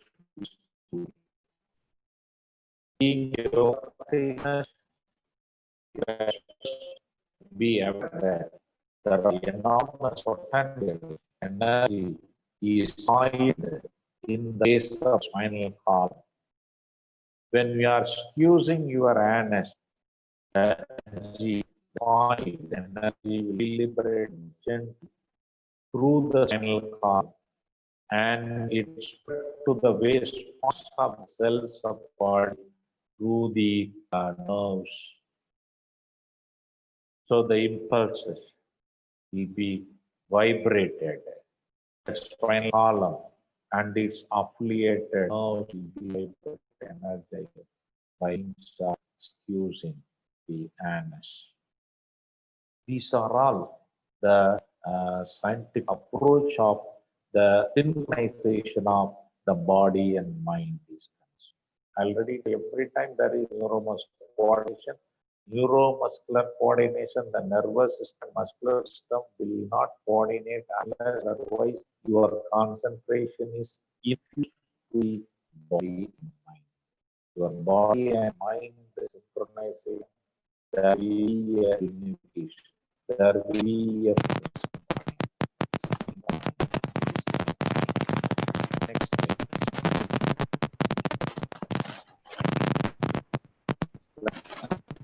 So these are all some of the pranayama techniques. I'm just showing the techniques. You all know that how it should be done. I'm just explaining what are the sins of Naditi, Adishona, Ujjay, Brahmi, Sitali, Adhika. Naditi is nothing but alternate nostril breathe, Anuloma Viloma. That is inhale through left and exhale through right, and inhale through right and exhale through left. So this is called one side. Then during the normal course of practice, 15 to 20 times or 10 to 15 times, as already told, according to the availability of the time. Sorry for it. Yes, audio is correct. Hello. Is there? So Audio is okay. The audio break hours. Audio is breaking. We have now it's okay. Hello. headphone connection. Noise is coming. Headphone connection எடுத்து போடுங்க sir. Now it is fine, sir. Okay, Mama. Okay, sir. All right. Yeah, okay. Clear, sir. Yeah, thank you. There will be some technical problems. Yes, sir, obviously. So everything is online, so we always get. We are a little bit overcoming. Thank you. Kindly just bear with us. So the alternate nostril breathing enriches your body-mind coordination. The brain activity will be emphasized. Whenever you are stressed or strained, when you do Nadi Shuddhi Pranayama 15 to 20 times, your anxiety level, your stress level will be definitely reduced. There are a lot of scientific research have been proved. And Nadi Shuddhi, I already, you all know that both nostril practice with Kumbhaka phase. And I am coming to the Ujjayi Pranayama.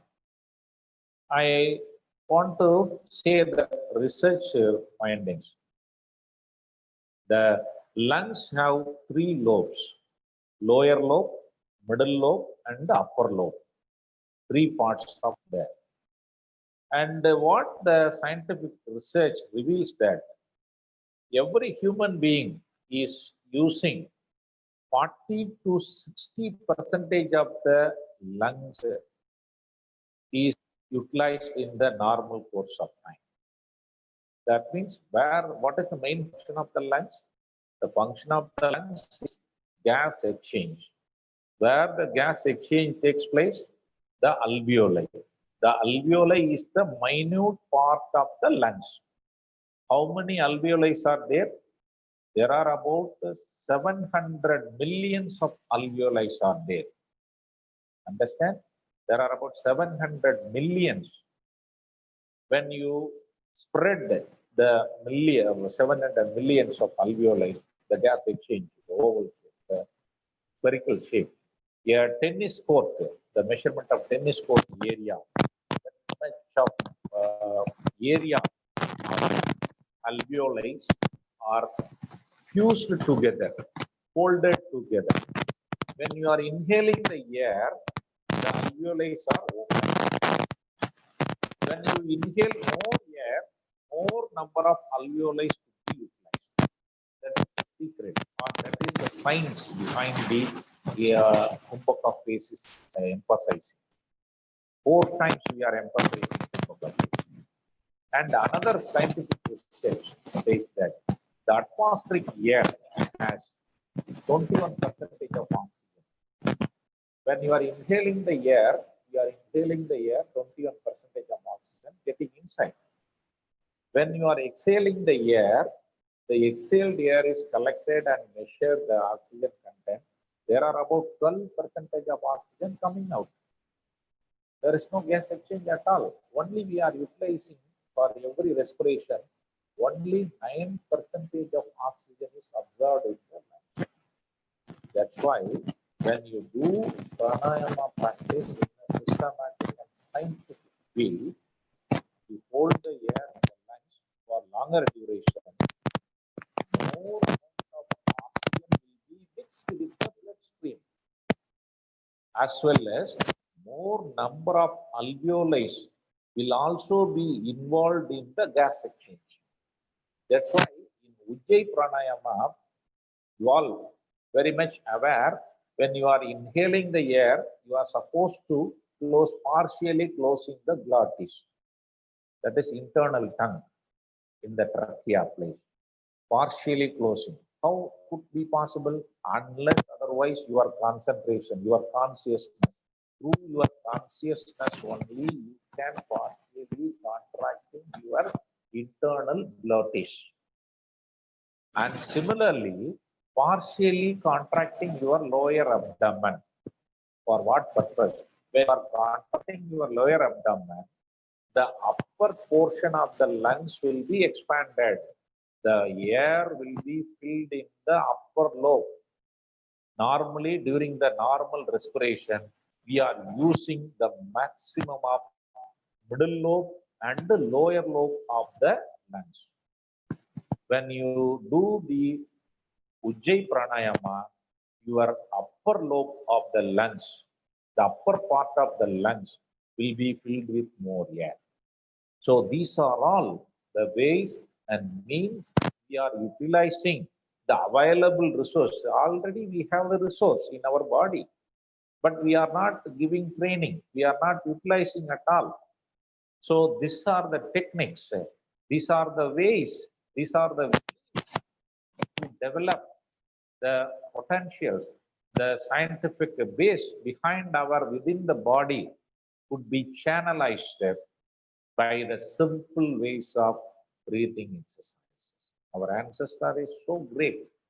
Our rishis have found out a lot of scientific, innovative, creative techniques they adopted in their ancient times. These are all emerging to develop the health and the immunity power of the systems of also. That Brahmari is nothing but partially closing the ears, and the inhalation is through nose and exhalation is through nose only, and partially closing the ears and just observing the air passes through the trachea. During the normal course of time, we are inhaling, exhaling. Could you found any sound is making internal? It cannot. We cannot observe or we cannot feel the sound. If you partially closing your ears and just watch when you are inhaling, you can feel the sound. The tunnel, the air passes through the tunnel, sound will be observed. And the Sitali and Siddhari is the pranayama, the inhalation through mouth. In Sitali, particularly the tongue will be folded and inhale the air through tongue. Yes, while you are inhaling the air through tongue, the saliva is mixed with your inhaled air. What the saliva has the quality, the saliva has the immune power, immune system. When the saliva mixed with the air passes through the lungs and is observed in the bloodstream, and it will be taken over to the various parts of the body, each cells will be receive the immunity mixed with saliva, mixed with the oxygen. And in Sikari, holding the tongue, upper palates, when you are pressing the upper palate, the salivary glands will be activated. When you are pressing the tongue with the upper palate, the lower jaws, the salivary glands, the saliva is secreted in the lower jaws only. More amount of secretion, the saliva will be secreted. When you are inhaling the air through teeth, in Siddhari Pranayama, more amount of air mixed with the saliva. That will give, enhances the immune system of the body. Next, next meditation technique. There are a lot of meditation techniques are there. I have shown only 4 techniques: mantra, objective, and breathing, and yoga nidra. And I am going to say about mantra meditation. Next slide. How the mantra meditation has the scientific impact on the body system. Next slide, please. Next slide. Yeah. The Omkar mantra meditation, how is normally we pronouncing, but scientifically I'm dealing with the 2 letters, O and Im sound only we are making. After a deep inhalation, exhale the air through mouth and make the sound O. When you want to make the sound O, you are supposed to exhale the air through through mouth only. When you are exhaling the air, you cannot make the sound O. Understand? So you let out the air very, very slow. And you have to extend the sound O for a longer duration. When you are making the sound O, what happens within the body is the spinal column, from base of the spinal column to neck region. This is the secret, or this is the scientific resonance. And closing your mouth and exhale the air through nose and make the sound Im. During that time, when you are making the sound Im, during that time, your total head region will be vibrating. You all might have experienced. Now you just observe in your day-to-day practice, sit in a calm place and do this. You can observe the vibration.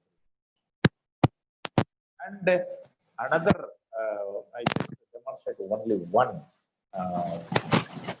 time. Take deep inhalation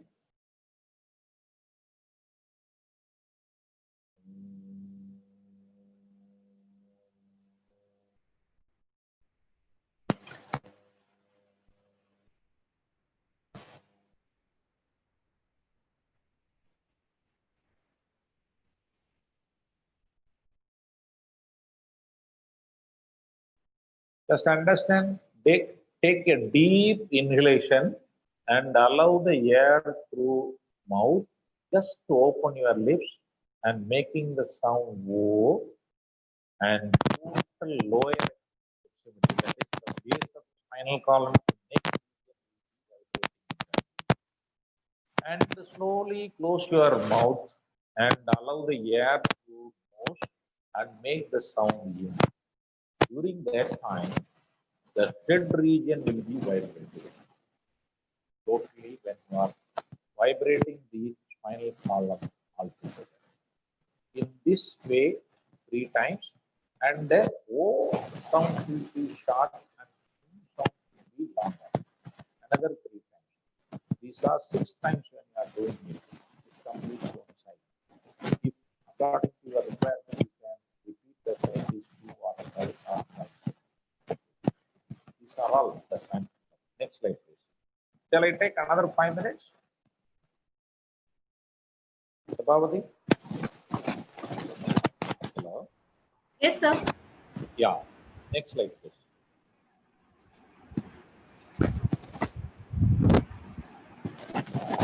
Yeah. Chakras. I show the pictures. On your left side, the chakras are there. That affiliated glands, pineal gland, pituitary, thyroid, thymus, adrenal, monads, and prostate, and all. These are all the next slide.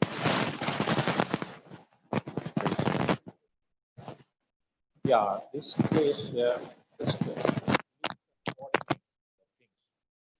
Ida nadi, the left nostril passage, have the link over the right hemisphere of the brain. Understand? And these left nostril, the air passes through the left nostril, will have the cooling effect. You all know that.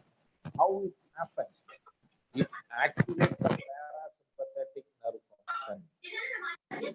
In the autonomic nervous system, there are 2 divisions. Autonomic nervous system, there are 2 divisions. One is parasympathetic, another one is sympathetic.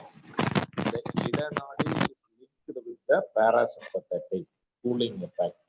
And the right nostril will activate the left hemisphere of the brain, and that will be linked with the sympathetic activation. Sympathetic nerves will activate everything, and that will produce warmness. Now you will just see where the sympathetic nerves located in the body and where the parasympathetic nerves located in the body. Just next slide, please. Yeah, this is right nostril. That is sympathetic. The right nostril activates the sympathetic. Where the sympathetic function is located? The sympathetic function located in T1 to L2, thoracic. The spinal column has 5 segments: cervical, thoracic, lumbar, sacral, and coccyx. In the thoracic, there are 12 pairs of nerves. 12 thoracic vertebrae is there. Each vertebrae, there is a pair of nerves. And the lumbar region, L1, L2, that is 14 nerves, 14 pairs of nerves, which is associated with the sympathetic activation. What is the sympathetic function?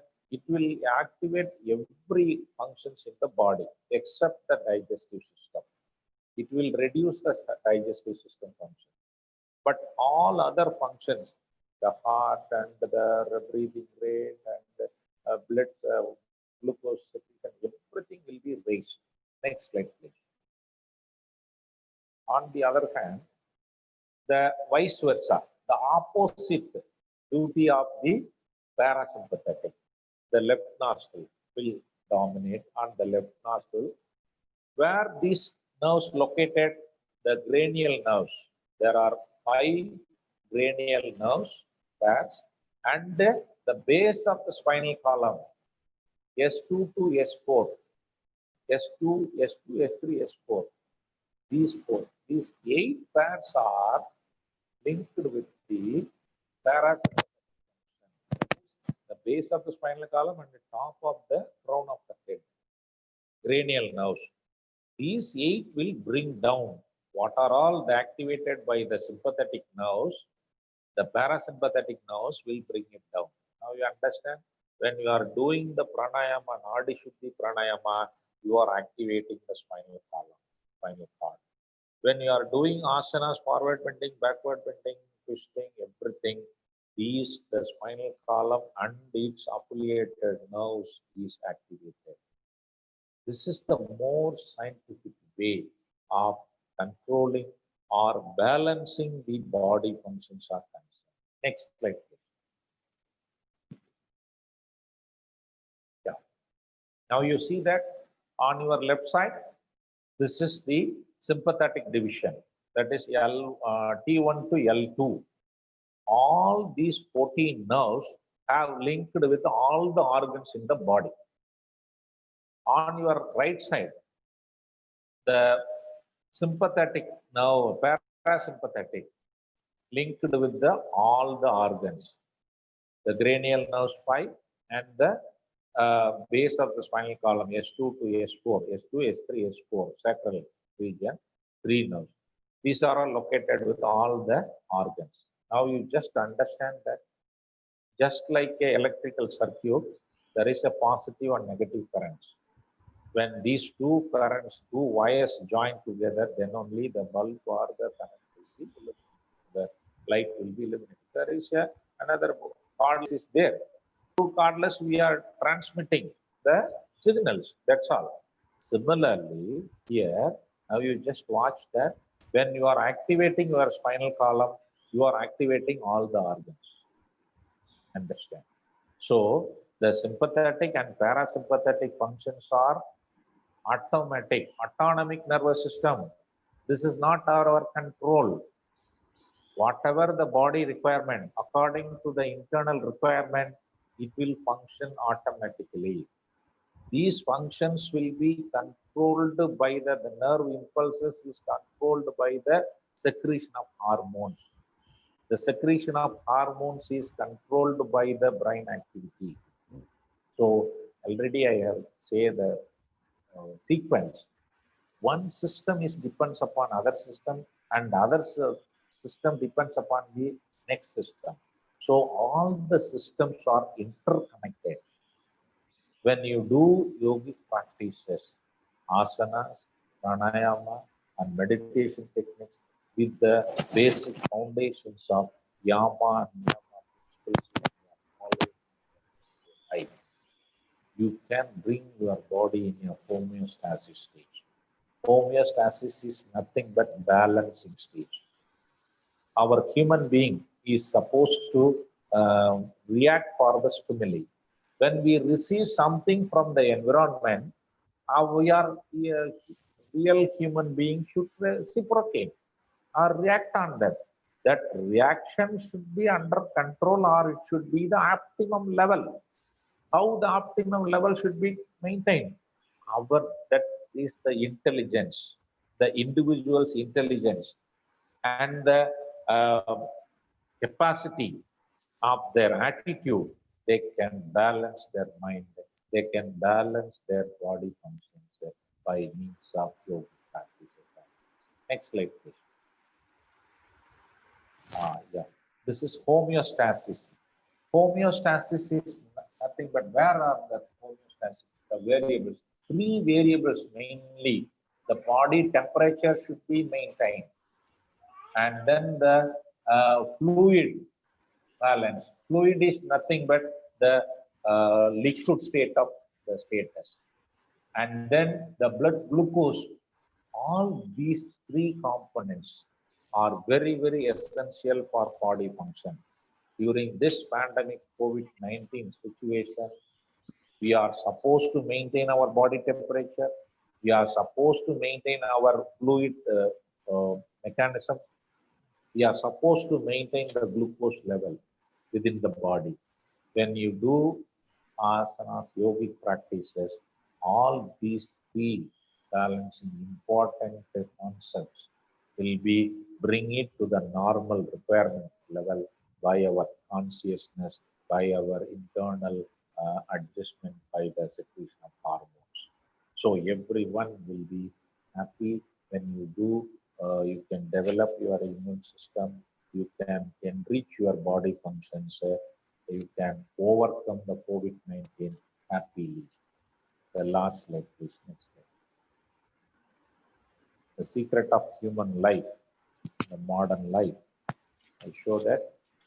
Next slide, please.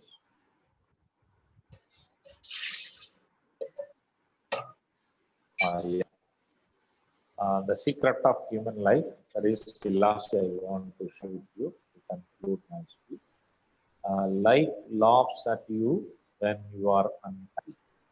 Life smiles at you when you are happy. But life salutes you when you make others happy. Yes. Being a yoga practitioner, you are trying to make others happy. When you see others are in happiness, your happiness will be multiples. The happiness is within us only. You need not go and search elsewhere. You keep your body and mind in a peaceful way by means of using or adapting the yogic practices. You will also happy. You can also make others happy. During this pandemic 2020 COVID-19 situation, need of the hour for every human being. Be safe and be happy in your day-to-day life and make others to happy. Thank you one and all for giving me this opportunity, and particularly I express my sincere thanks once again to Mr. K.RATNA Sabapathy and the authorities of Patanjali College of Yoga and Research Center, and I also express my sincere thanks to Dr. Ilamovan, my good friend, the Meenakshi Academy of Higher Education Research. Thank you everyone for giving me this opportunity to be with you, to share some of the little knowledge shared with you in this kind. Thank you one and all. Thank you, sir. Really, it was a wonderful speech because yoga is a holistic therapy and an excellent rebalancer. As from your speech, we could be very clear that yogic practice will develop the awareness of our body, habitual holdings and patterns, that develops self-sufficiency and gives more confidence also, as well as it improves our flexibility to our central axis of support and strengthens our muscles. And it is very clear that we can achieve our inner stillness when the yogic practice is integrated in our life too, because it is an all-rounder of enhancer. Life is a balance between what we can control and we cannot. Wellness encompasses a healthy body, a sound mind, and a tranquil spirit. So we have enjoyed the speech. So enjoy the journey as you strive for the wellness also. So thank you very much, sir. Have a good day. Thank you, thank you, all of you.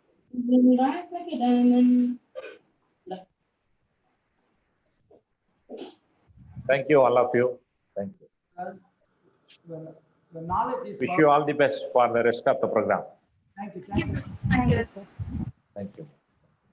Thank you, Sabapathy. Yes, thank you very much, sir. Thank you.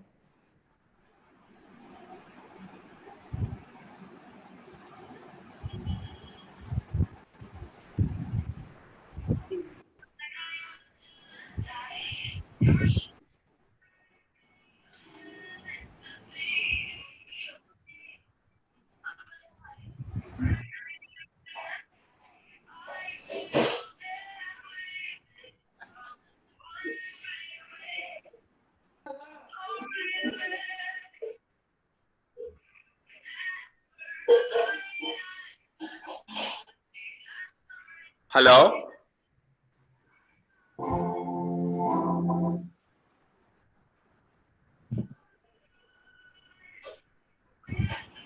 Sir.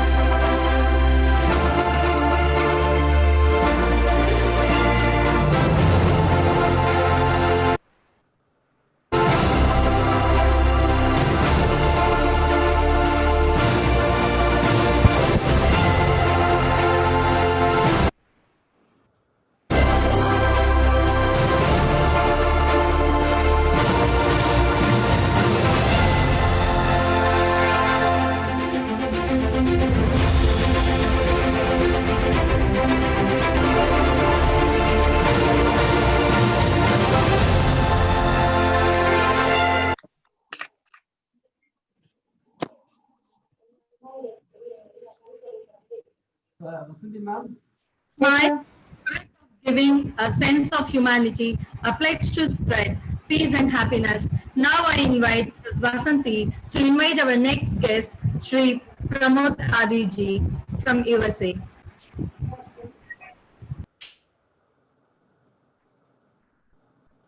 Is it audible? Yes, ma'am. Yeah.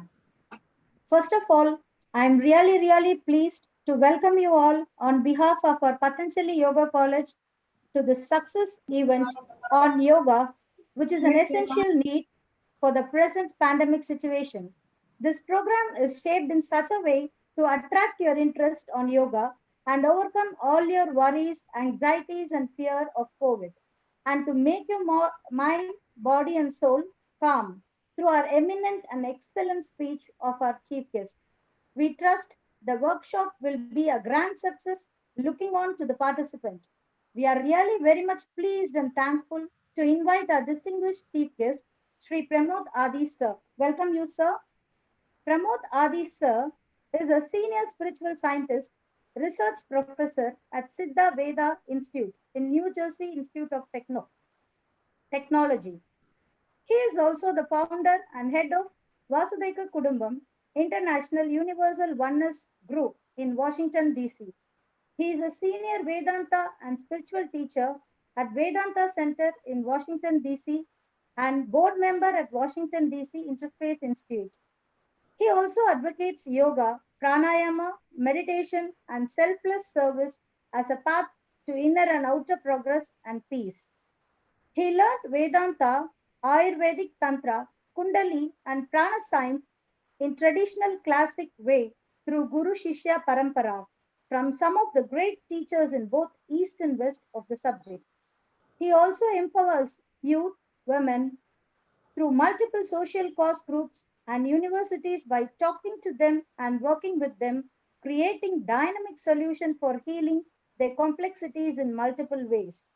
He is a sage scientist practicing spirituality through exploration with science and collaborates with scientists and I serves to understand the beauty and reality of nature, body, mind, and cosmos.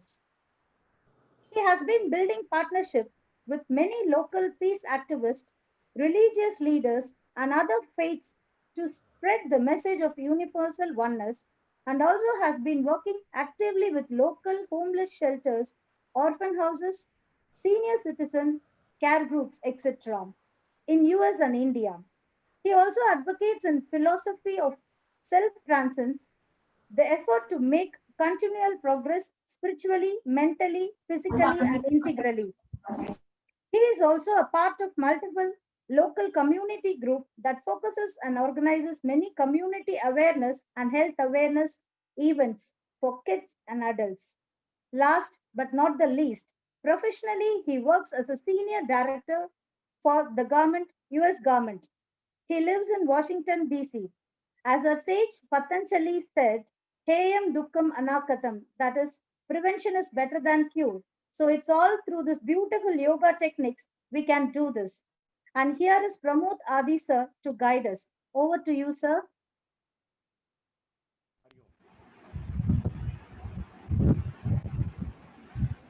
Pramod ji, you have to switch on your video.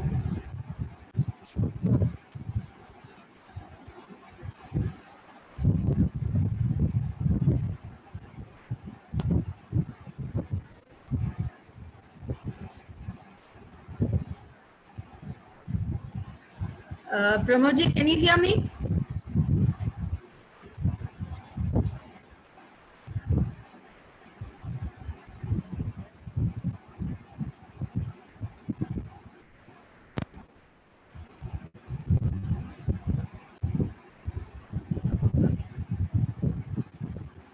Pramod ji, you have to switch on your video.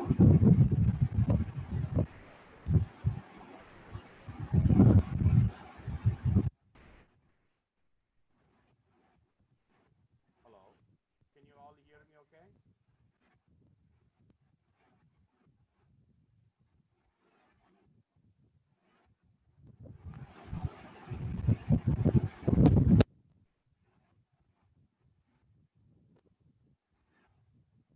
Hello, can you all hear me okay?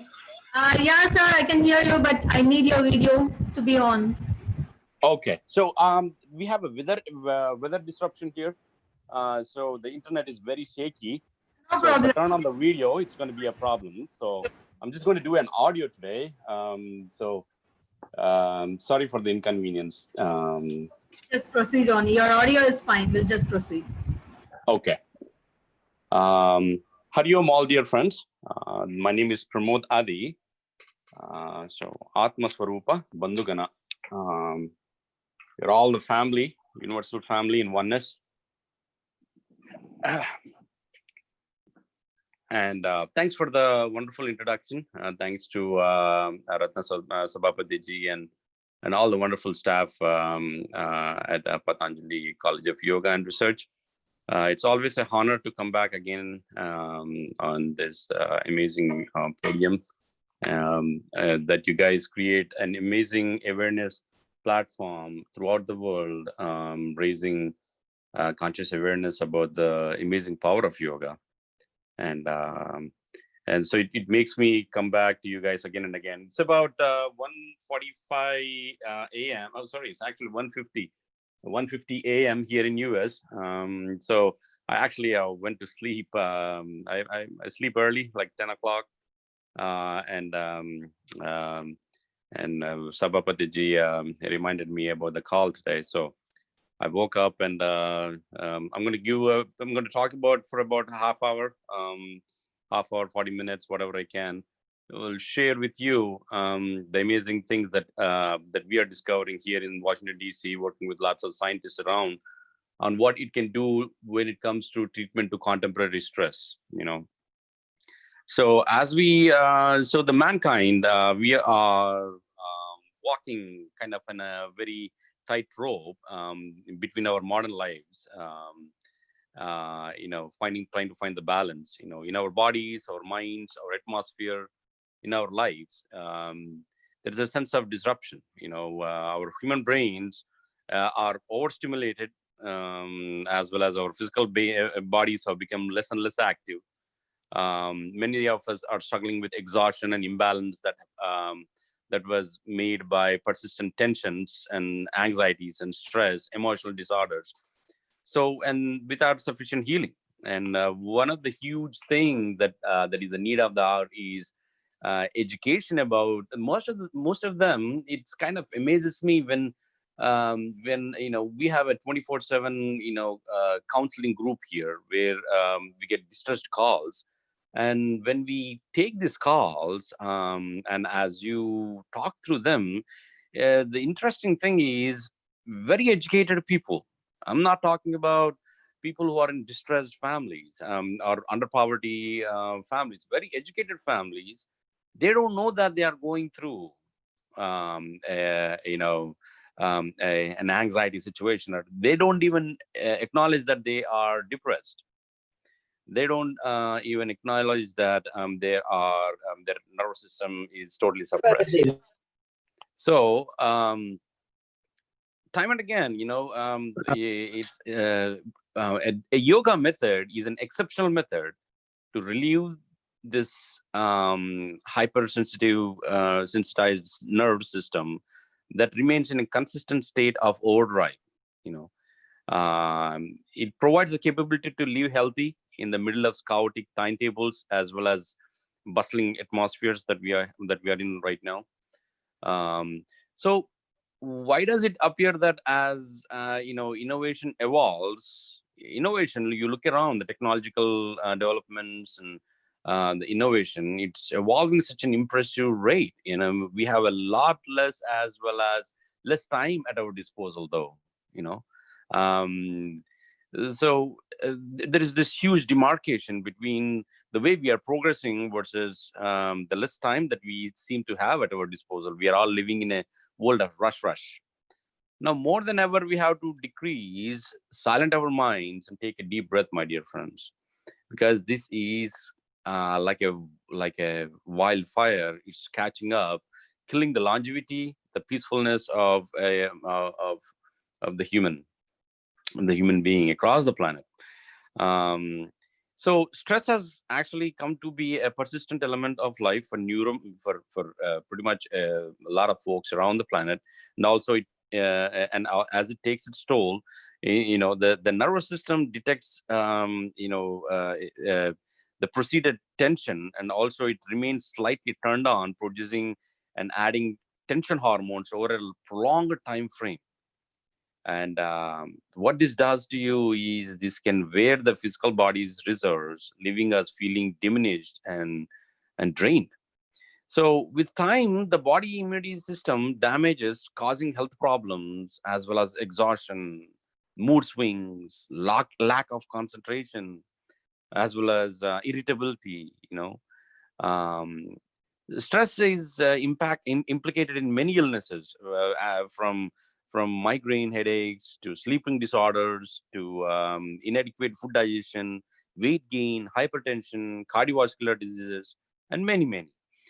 So uh, when the stress is mild, it will keep us on our toes as well as help us to raise to a certain difficulty. But when it is when it is unleashed in a bigger scale, that actually here in US, the last couple of years, I'm noticing a steady increase in the number of premature deaths for people who are very well educated, very well off people. In their early 40s, they are suffering through massive heart attacks. Some of them are my own very close friends. So Washington DC is a great city. It's an amazing city. I've been living here since 25, 26 years. But I'll tell you what, just like any other major metropolitan city across the world, what I'm observing is, lots of noise, heavy traffic. We also have steady noise, radiation, radio waves, electromagnetic rays, and also the infrared rays, which is surrounding us everywhere. It's producing an ever-present stimuli that harm our central nervous system, my dear friends. We do not yet understand the long-term effects of this so-called white sound, we call them as white sound. But we don't, there's lots of research going on, and what we are deducting is still not deep down yet, but we do know this much, that they are harmful. We may not purposely know it, but our physical bodies, they sense all that is going on around us in our way of lives, as well as tasks. We are often taken part in several tasks at once, and also really feeling that we are continuously on the move, and that also when we do have a moment to exam, we cannot seem to do the simplest thing, which is relax. We forgot to relax. It's as if it's such a cliche that when you ask somebody to, hey, take a break, take a relax, people don't really like it, that advice. So, but then when you try to scientifically explain what does really happen when you're going through the so-called tension, what does tension mean? What does this stress mean? What does this anxiety mean? See, in a challenging scenario, the human brain responds to stress factors by switching on the nervous system and specific body hormones. The hypothalamus, which is located in the center of our brain, it signals the adrenaline gland to make more of the hormonal agents, which is the adrenaline, as well as cortisol, and also launch them right into the bloodstream. So the heart rate, the blood pressure, and the metabolic process, it increase. They increase. So the blood vessels, they open broader now to enable more blood flow into big muscle groups, making our muscular tissues stressful and putting the human brain on high alert. So that's what happens when you go into stress mode. So the liver launches a dosage of stored sugar to enhance the physical body's, it is basically preparing the human, the human system to respond swiftly and also efficiently. So allowing them to handle the tension. which is dominating that situation in that minute. So cortisol is an all-natural steroid that raises your blood sugar level. So the muscle have a lot of energy and it reduces irritation, but it likewise reduces the body immunity system too. So what happens? The adrenal hormones are catabolic, which means they cultivate biological processes that burn energy as well as break down mobile structures. So your physical body comes to be diminished as well as worn down if you turn on the adrenal glands over and over and over and over without adequate recuperation in between. So anxiety, some level of anxiety is I agree. I agree. A lot of people they argue about it, but I agree. A little bit of it is good enough to make it through. In the jungle, competitive rat race world that we are in right now, they help with fight or flight situations, and it helps to remain self-sufficient. I get the point. If you go back to our forefathers' days, it's this tension body hormones is what when needed to fight a bear or a tiger or to make it through the extreme climatic conditions that we strived and thrived in those back in those cave days.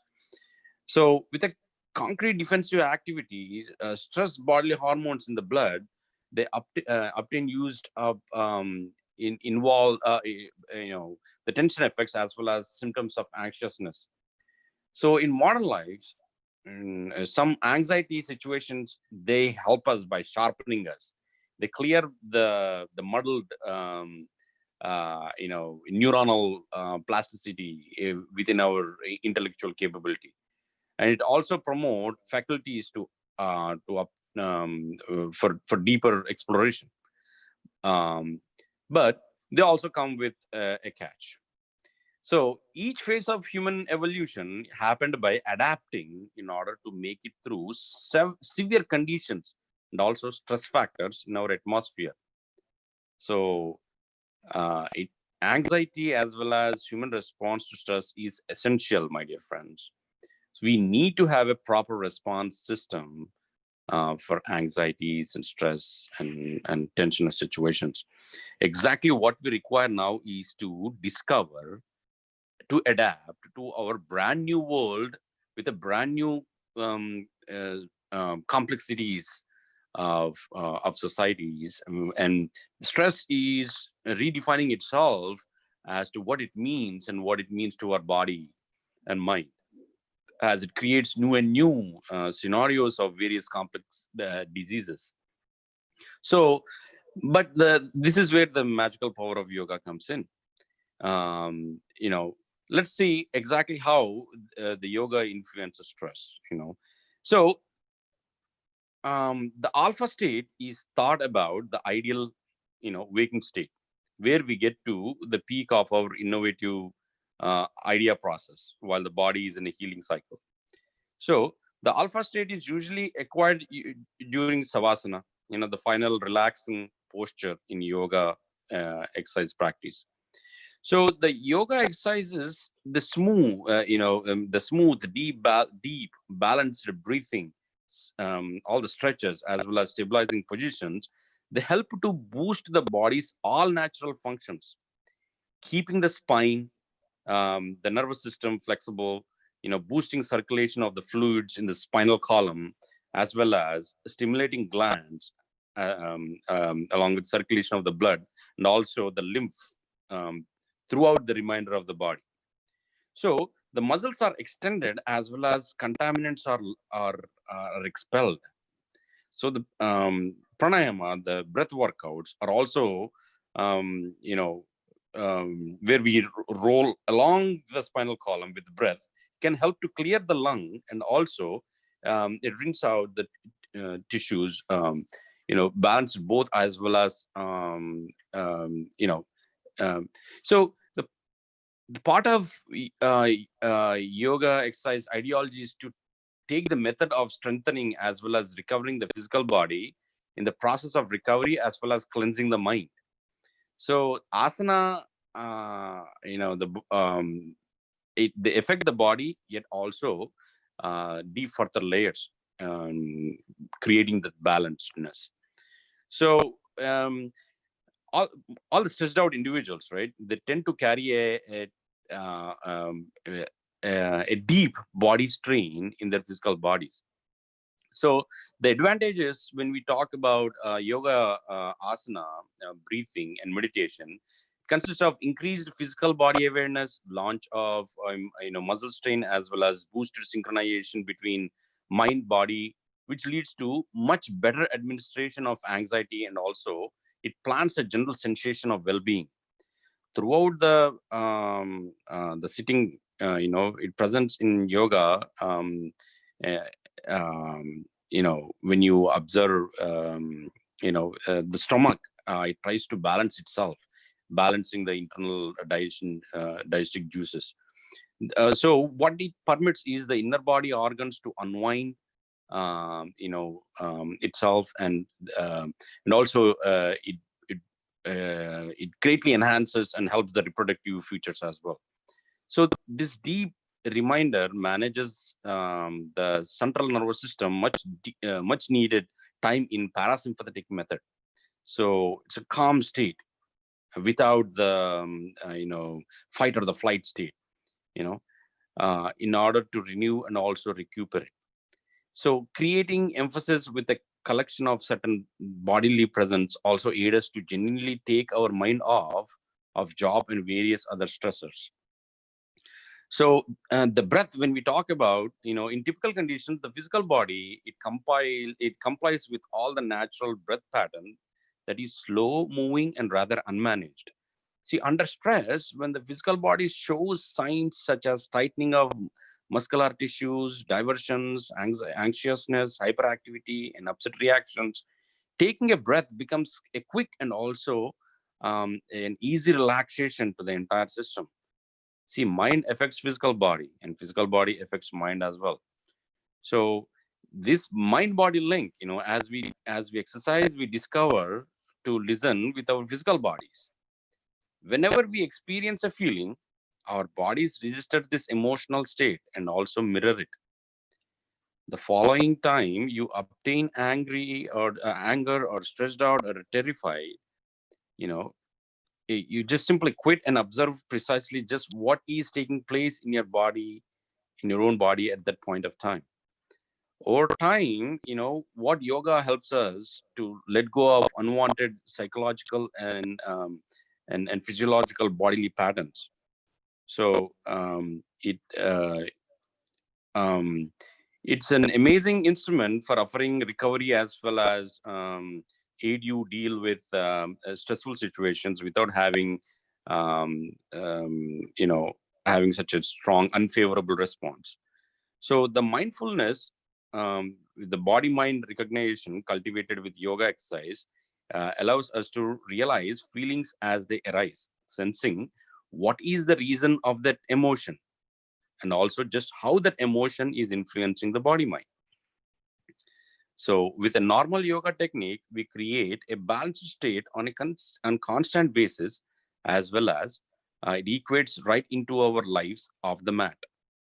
So the actual means we regard things around us, and also that we are as an individual from moment to minute, will certainly be transformed. So yoga exercise as well as meditation supplies some of the very same benefits as antidepressants without the side impacts. A lot of people, at least in US, I'm seeing how much this antidepressants for depressions and anxiety is getting abused.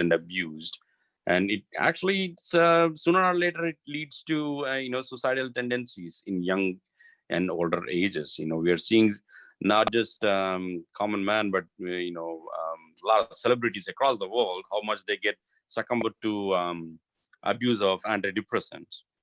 And how simple is it to get into the path of yoga, which has all these benefits we are talking about. So through yoga technique, we start to discover a sense of wholeness. So we develop balance in our physical bodies, in our minds, in our lives. So yoga, it affects in more at the level of the depth in with the twists and the breathe and with the breathing and stretches and also stabilizing positions it assists to enhance the bodily internal features, maintaining the spinal column.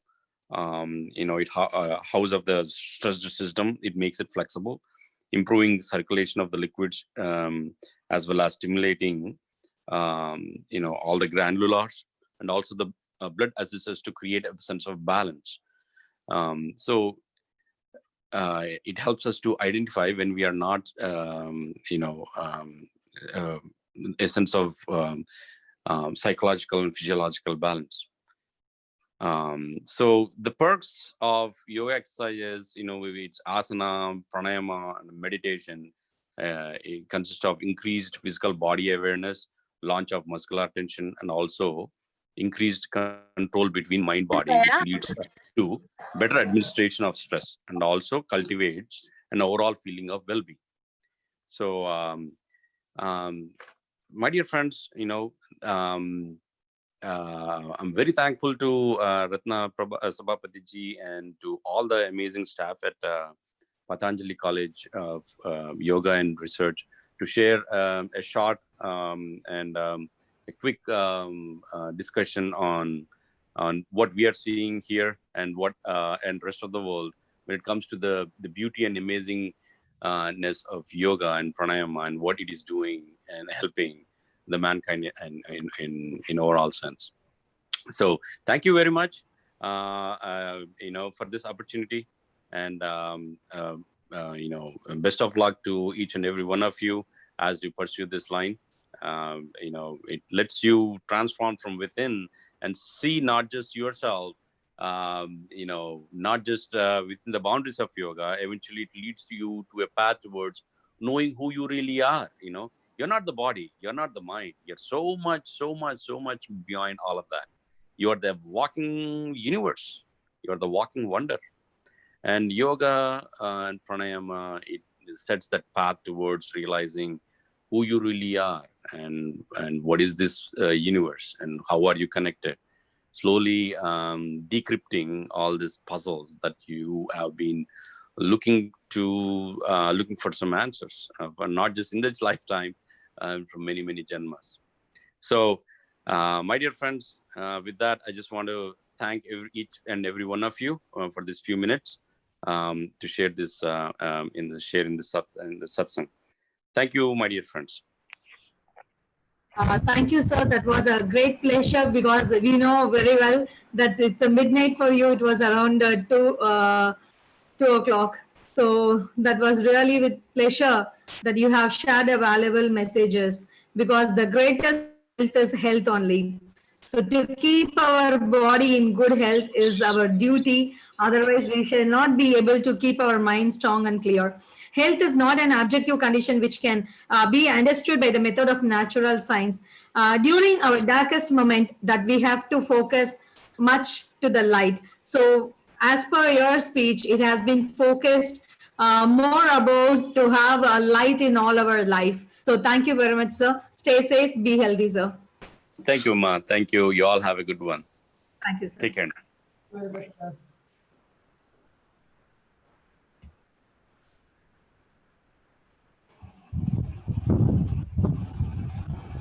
Okay. So whenever we begin to feel if we can no longer go on, hope whispers in our ears reminds us that we are strong. So now I invite Ananya to introduce our next guest, Mr. Karthik sir. Very good afternoon to everybody. Mr. K.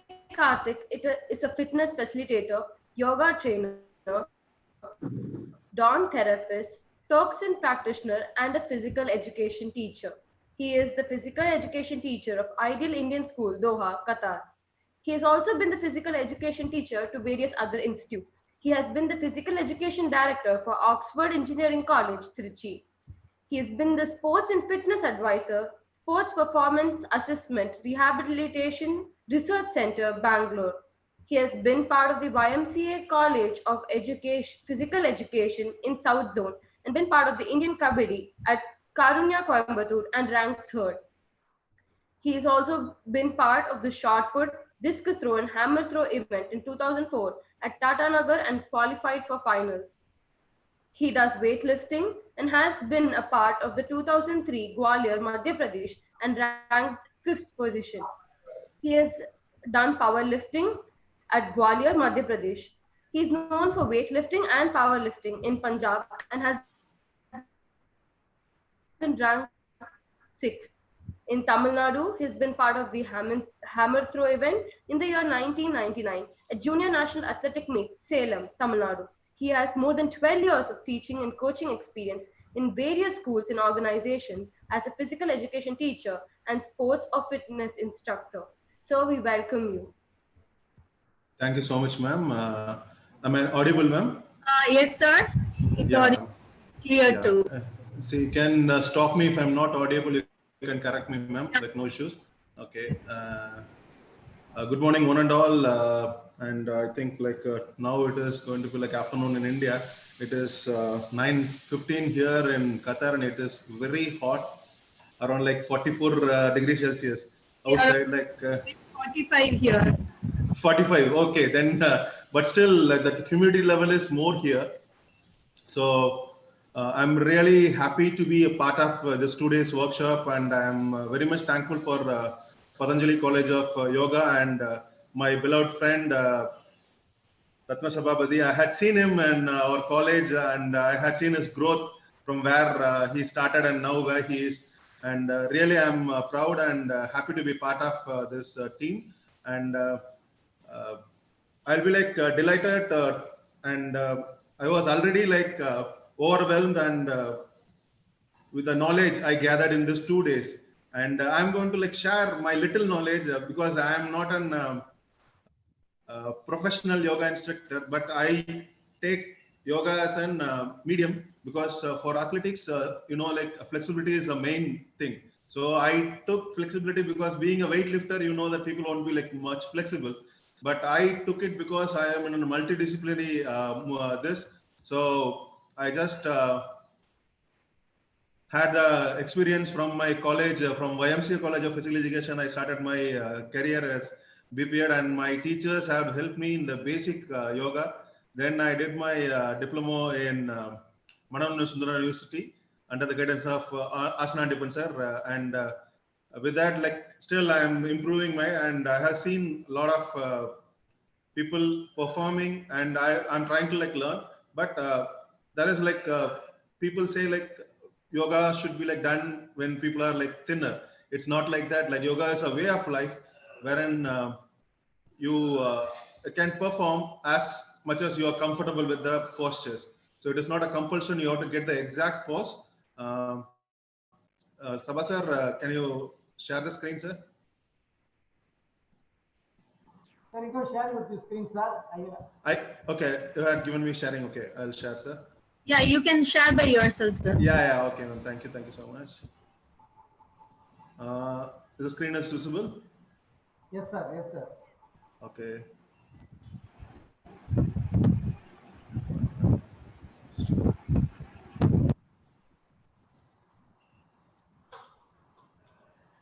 Okay. With this, we'll start. Actually, like there is a lot of resource person shared the knowledge, and one of my teacher is there. I'm very much happy in sharing the platform with my teacher, Salulakshmi ma'am, and I'm really enlightened with her speech yesterday about yoga. And as I have my own center running in online fitness also. So I'm doing wellness through online, and as well as like here also I'm doing in India also I was having it. So thanks for the wonderful introduction about me. And so I welcome one and all for this. And this is a hint of the presentation.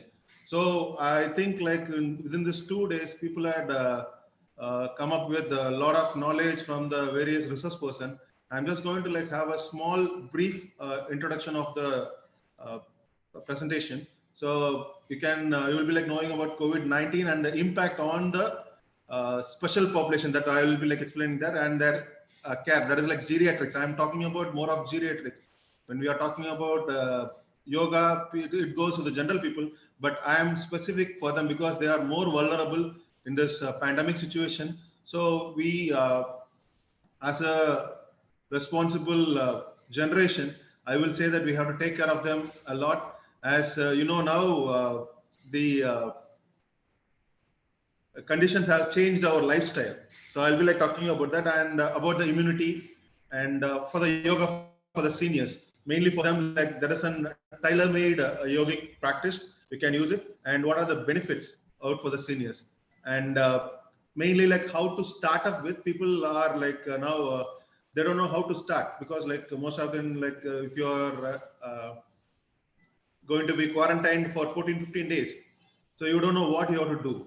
So this will help you when you are quarantined, and you will be like using minimal equipment for performing the yogic asanas.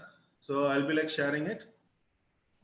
So improve your immune system with yoga for our young and healthy aging. Mainly that is the thing. Like I want to share my knowledge on geriatric, because I was handling geriatric population for almost 9 to 10 years when I was in Bangalore.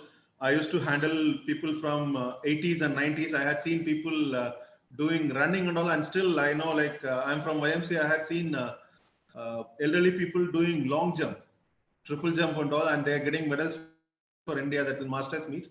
So age is just a numbers. It's never too late to start, now than never. So if you are having a parent, your grandparents, you can ask them to like just start off doing their basic movements, which will help them to increase their ability to be like more independent and freedom for them. Because like nowadays we are more concerned about their health, and we're saying that like, okay, don't move, you sit, you relax, watch TV, which is harmful.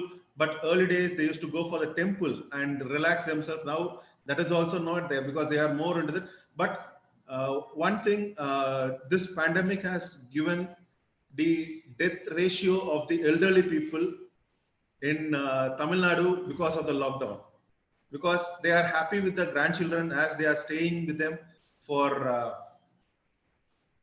days. Okay, right. So if you check, their death rate has come down than the normal death rate. So I'm not talking about the COVID one. Normal death rate has come down. So it is because they are not having much stress. Only thing is when the immunity level is less and you are more impacted with the COVID. So this is what like the COVID-19, while the world population at a risk from the infection with the coronavirus, the older people, they are the most vulnerable, because the highest risk for the severe and fatal disease. So mainly they are saying that about 79 years and 82 years of women, like age group, is more vulnerable with the respiratory problem. So that like there is a severe illness with uncertain outcome. Even if you are hospitalized, you are not sure that there is a chance of survival is there. So with that, so they have to like have an extra care. So that's what like Association of Geriatric Palliative Medicine promotes the integration of palliative care approach and skills into the care of elderly and very elderly people, both inpatient setting or at the home. So they are doing this. So they are giving recommendations in abroad as well as us also, like they are doing it. So if they follow that, they can avoid the issues and they can overcome the illness. So this is what advanced care is, again like a severe course of illness to be expected, in particular in elderly patients with multi-morbidity. So already they have any issues, they will be like more prone. And for this reason, the question whether hospital admission is indicated for elderly COVID patients. So it is not. They most of the time like they are trying to like hold them. So then like giving medication doesn't work, because your body is not responding to the medication, because as they are having medicated for so long, so your body needs to absorb the medicines and they have to like overcome it. That comes only with the immunity or your functions of your body. So that is what I was saying, like when you are more mobile, that is like more you are independent and you're moving, your body will be like functioning in an effective way, so it can absorb the medicines or like vaccine, whatever they are saying. So it has to like respond it. Even putting in a ventilator for hours and hours, still people can't recover, means your body is not accepting the medications. So this is what like geriatrics is a specialized study of elderly people, because they are not the same.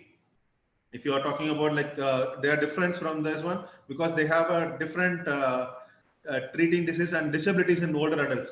They have a different problem. So there is a specialization. A geriatric physician is there, so to take care of the elderly people. So same way, like we also need to have a specific tailor-made program for the yoga students, like if they come want to like do it. So I have seen people like teaching yoga, they want to like do an intensive one, but I will preferably say that like I will go with the flow. I will ask them to like start with a gentle move, and whatever hours is comfortable. If they can do only for 10 minutes also, it's fine. So it is the greatest investment you can do for your body. Every day you are doing 10 minutes, it will be a big thing, and slowly if you can increase your physical presentation or like physical exercise for more than 1 hour, definitely you are going to invest a lot of your health. You are investing money in the bank, but that will not be like useful nowadays in this job. So you have to be like more investing on your body. And people say, used to say that like I don't have time to work out. Now you have enough time to work out. Only thing is you have to have a mind, and you have to like start your workout. So talking about the geriatrics, again, people are inside the home. We have to make them to like exercise a lot. See, if you see in olden days, uh, people used to be sitting in the corridor, like in the home, old age home. No, they can sit from the morning till the evening in the dandasana, and they don't have any back pain. Nowadays, we are giving them more of like that chair, like comfortable chair. That is making them very worse, because like they are not mobile. There, they used to bend, they used to broom their thing, everything like it was there. Now it has been restricted, as we are saying that we have to take care of them. We are not giving them more mobility, so that is harming them. So it is better to like start off making them to do their movements like physical activity or like yogic postures. Ma'am, am I audible, ma'am? Yes, sir. Yes, sir. Yeah, okay. Thank you. Yeah. Okay, difference between adult and geriatric. You can see the same 25 years, the same person has been photographed at 1 or 2 years.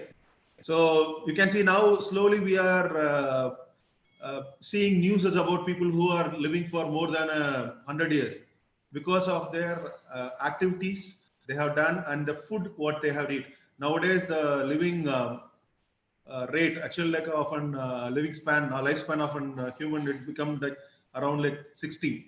Earlier it was 80, now it has been 60, and I don't know what will be the next generation will be like facing it. It is again because of more of the sedentary life. So again, like geriatrics differs from the standard adult. Even the medicines also works the same thing. It is not the same medicine. If you go to like doctor, he will not give the prescribe the same medicine. So he will be giving a different medicine, which will be like more effective and for them, because of their this body condition. So same thing like age body is different psychologically, physiologically also from the younger adult, and during the old age, the decline of various organ system. As this is what I said, like when we are talking about yogic practice, we talk about a lot of organic, like it doesn't works on your muscular system, it works on your endocrine system. So it is more of related to your organs. So it definitely works, make the organs to work better, and it can absorb the medicines in an effective way, and they can recover faster. So previous health issues and lifestyle choices produce a different constellation of disease and symptoms of the different people. The same thing I was telling earlier. So next, so talking about the immune system, what is immune system? So people are saying that you are not immune. It is more like, see, the main task of the body is immune system is to fight the disease, bacteria. See, earlier days, I used to remember I used to play in the clay. I used to keep my hand in the clay. I used to like play in the rainwater. Nowadays, we are not allowing the kids to play that. So automatically the immune system will go down. I have seen people in Qatar, like when I go to like sea, they are playing in the sand. But when we go to a park, we are saying that, okay, don't touch. They have to be along with the pathogens also, like, which is good is there, but still when the immune system is good, they can avoid it. So it is more like earlier on, now small fever also we are giving them more medicines which will harm them in the later stage.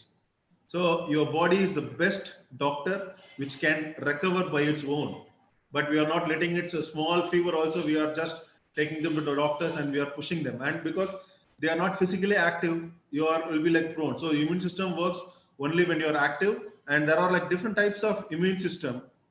When you're talking about innate immunity is like we all born with that one. That is like your skin texture or like this one. So it wasn't more of like immunity to invade as your like in the yesterday session they were talking about the koshas.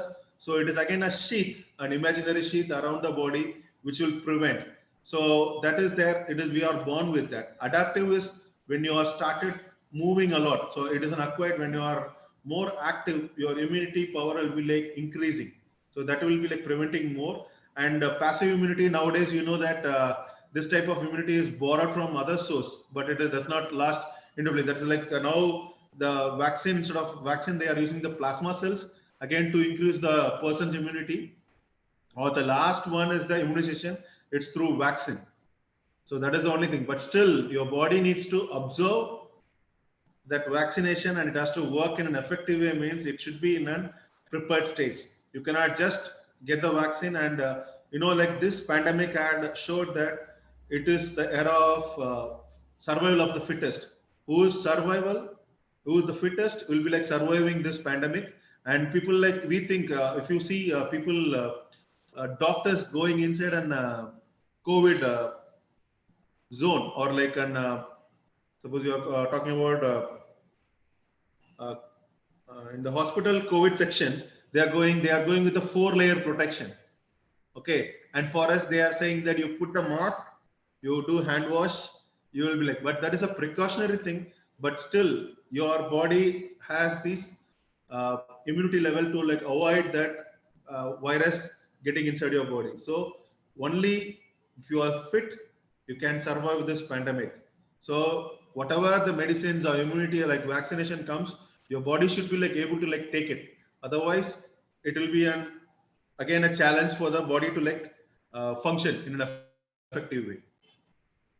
So talking about like yoga for seniors, why you should do. So as I said, no, early days, if you talk about your grandfather, they used to work in the early morning. They used to get up in the 4 o'clock. They used to go to the village, a farm, and they did their own work, farming and agriculture work. And they come back 11 o'clock, they will sleep. And again, the evening, they will go back to the agriculture for 2 to 3 hours, they will work. And they don't have any issues because they do a lot of functional movement of bending forward and going back. But if you check in our daily life, you get up out of the bed, you stand up, you go, you take a shower. So you're not using the mug also, taking a shower, again coming back, and at the most you are lifting your legs when you are wearing your dresses. Okay, right? So otherwise we are grounded to the floor and to the chairs. You go to the office, you sit in the chair for long hours, 8 to 9 hours, then come back home, again you sit in the sofa, or you want to like lie down. So this again put impact on your lower back. The same thing, think of the elderly people. So you're going to office, but for them from morning till evening they should be at the home, and they will be like, you can see them like they will be like they don't have the strength to sit for a longer time. They will be like lying down. That also will be a cause because the body is not having the energy or the strength of the muscle. For instance, if I'm talking about them, no, consider them as a building. Your muscles are the cement, correct? So the bones are the iron rods. If the cement is not in a good quality, how the rods will take the building load? The same thing, as you are getting older, the deterioration of your muscles and the strength of the muscle will go down. So automatically you will have all the issues. Like you will be like having the osteoporosis, like arthritis. So many issues will come up because your muscles are not strong. So physical activity or the yogic practices will strengthen the muscles, and that will give an additional support for you and additional freedom to move around.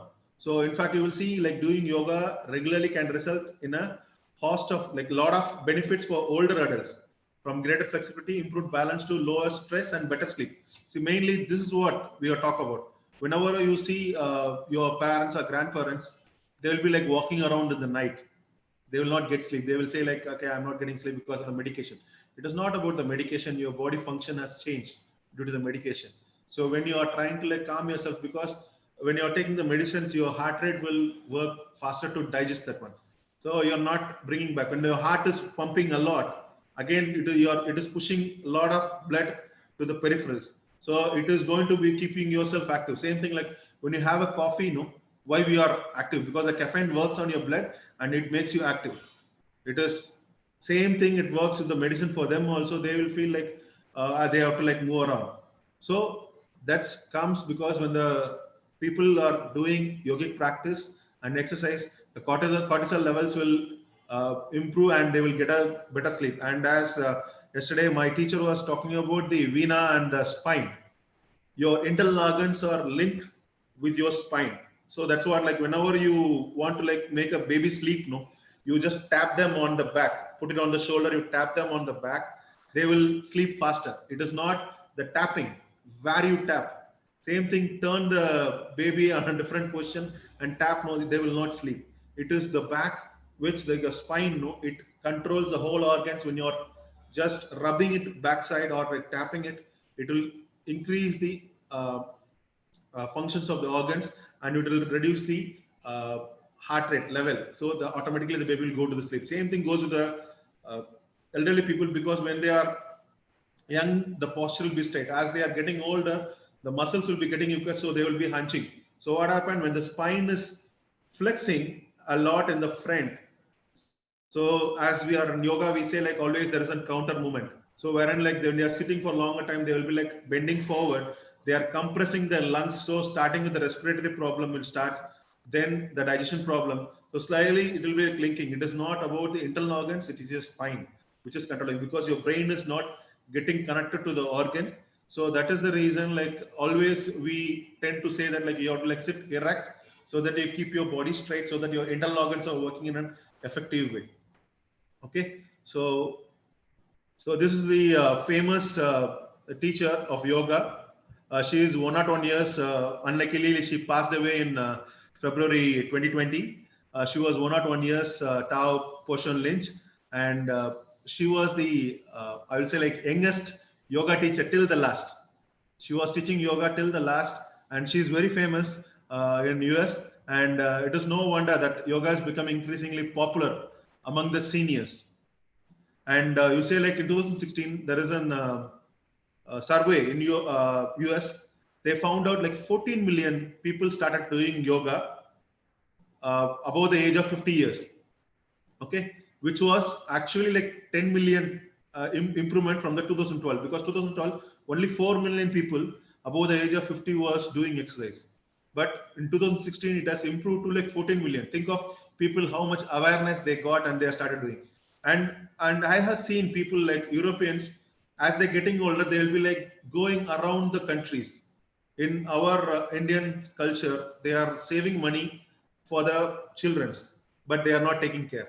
But we should make them happier. We have to make them more freedom, more mobile. So that will make them like happy, and they will be like living for a long. So as I said, no, this pandemic you can check.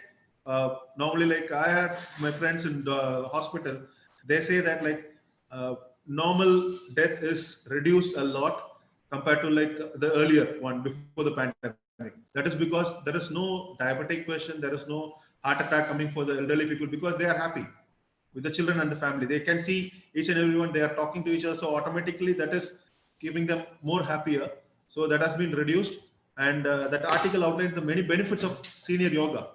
So there are like several types of yoga. Like nowadays, like you can't name anything. Like suspendable yoga is there, and you say like goat yoga, cow, like so many things as they are brought up with. But there are like uh, basic few yogas which you can follow and which will be like helpful for the elderly people.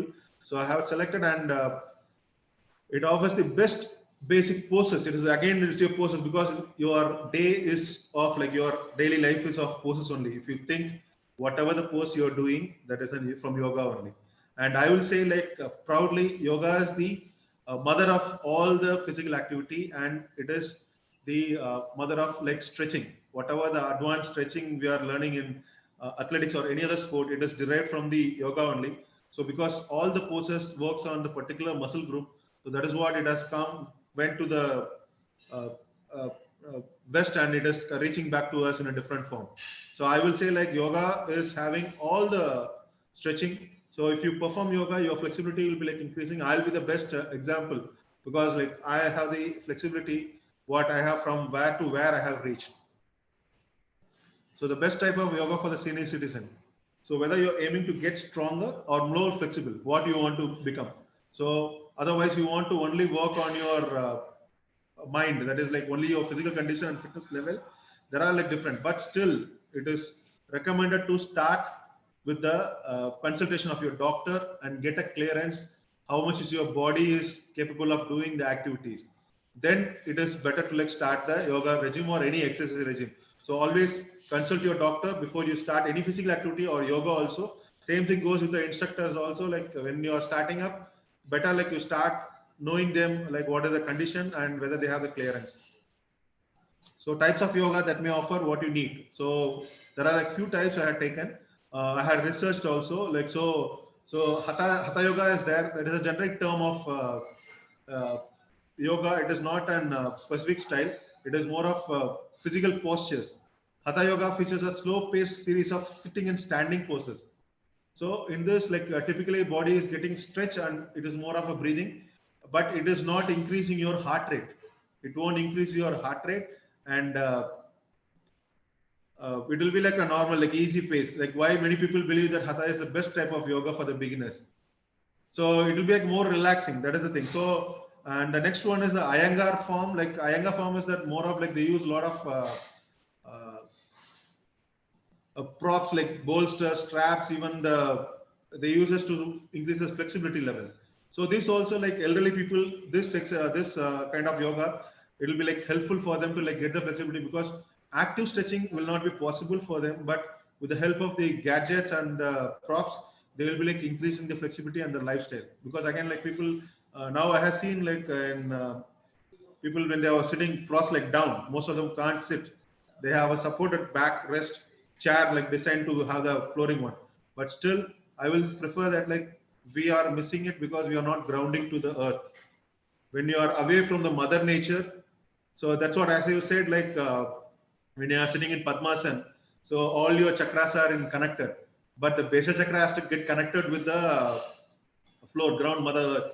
So that's what like always when you practice, if you are doing practice in an open place and you're sitting in the ground with a mat, obviously, and that is again the connectivity to the universe will be like more, and you will be like getting the you will be like joining with the universe.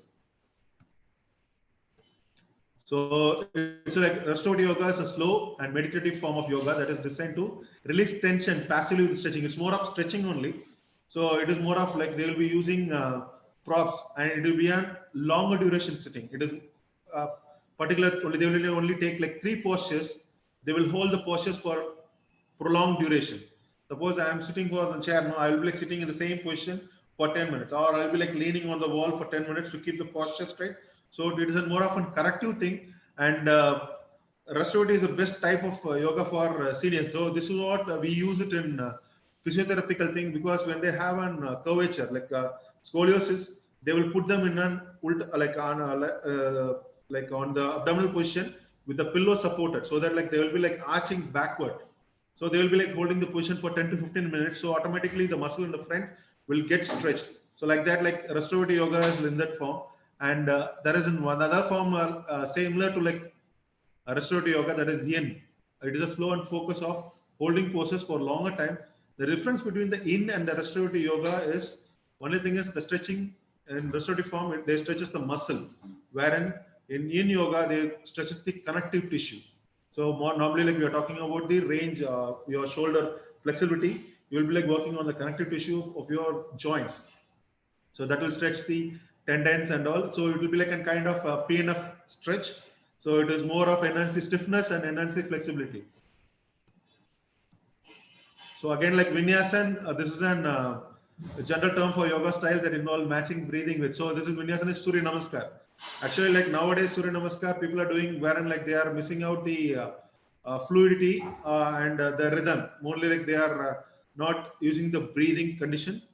They have to like use that one again with the flow. But nowadays people do power yoga, thinking like that will be giving more effective. But I will say always the traditional form of Surya Namaskar is always the best.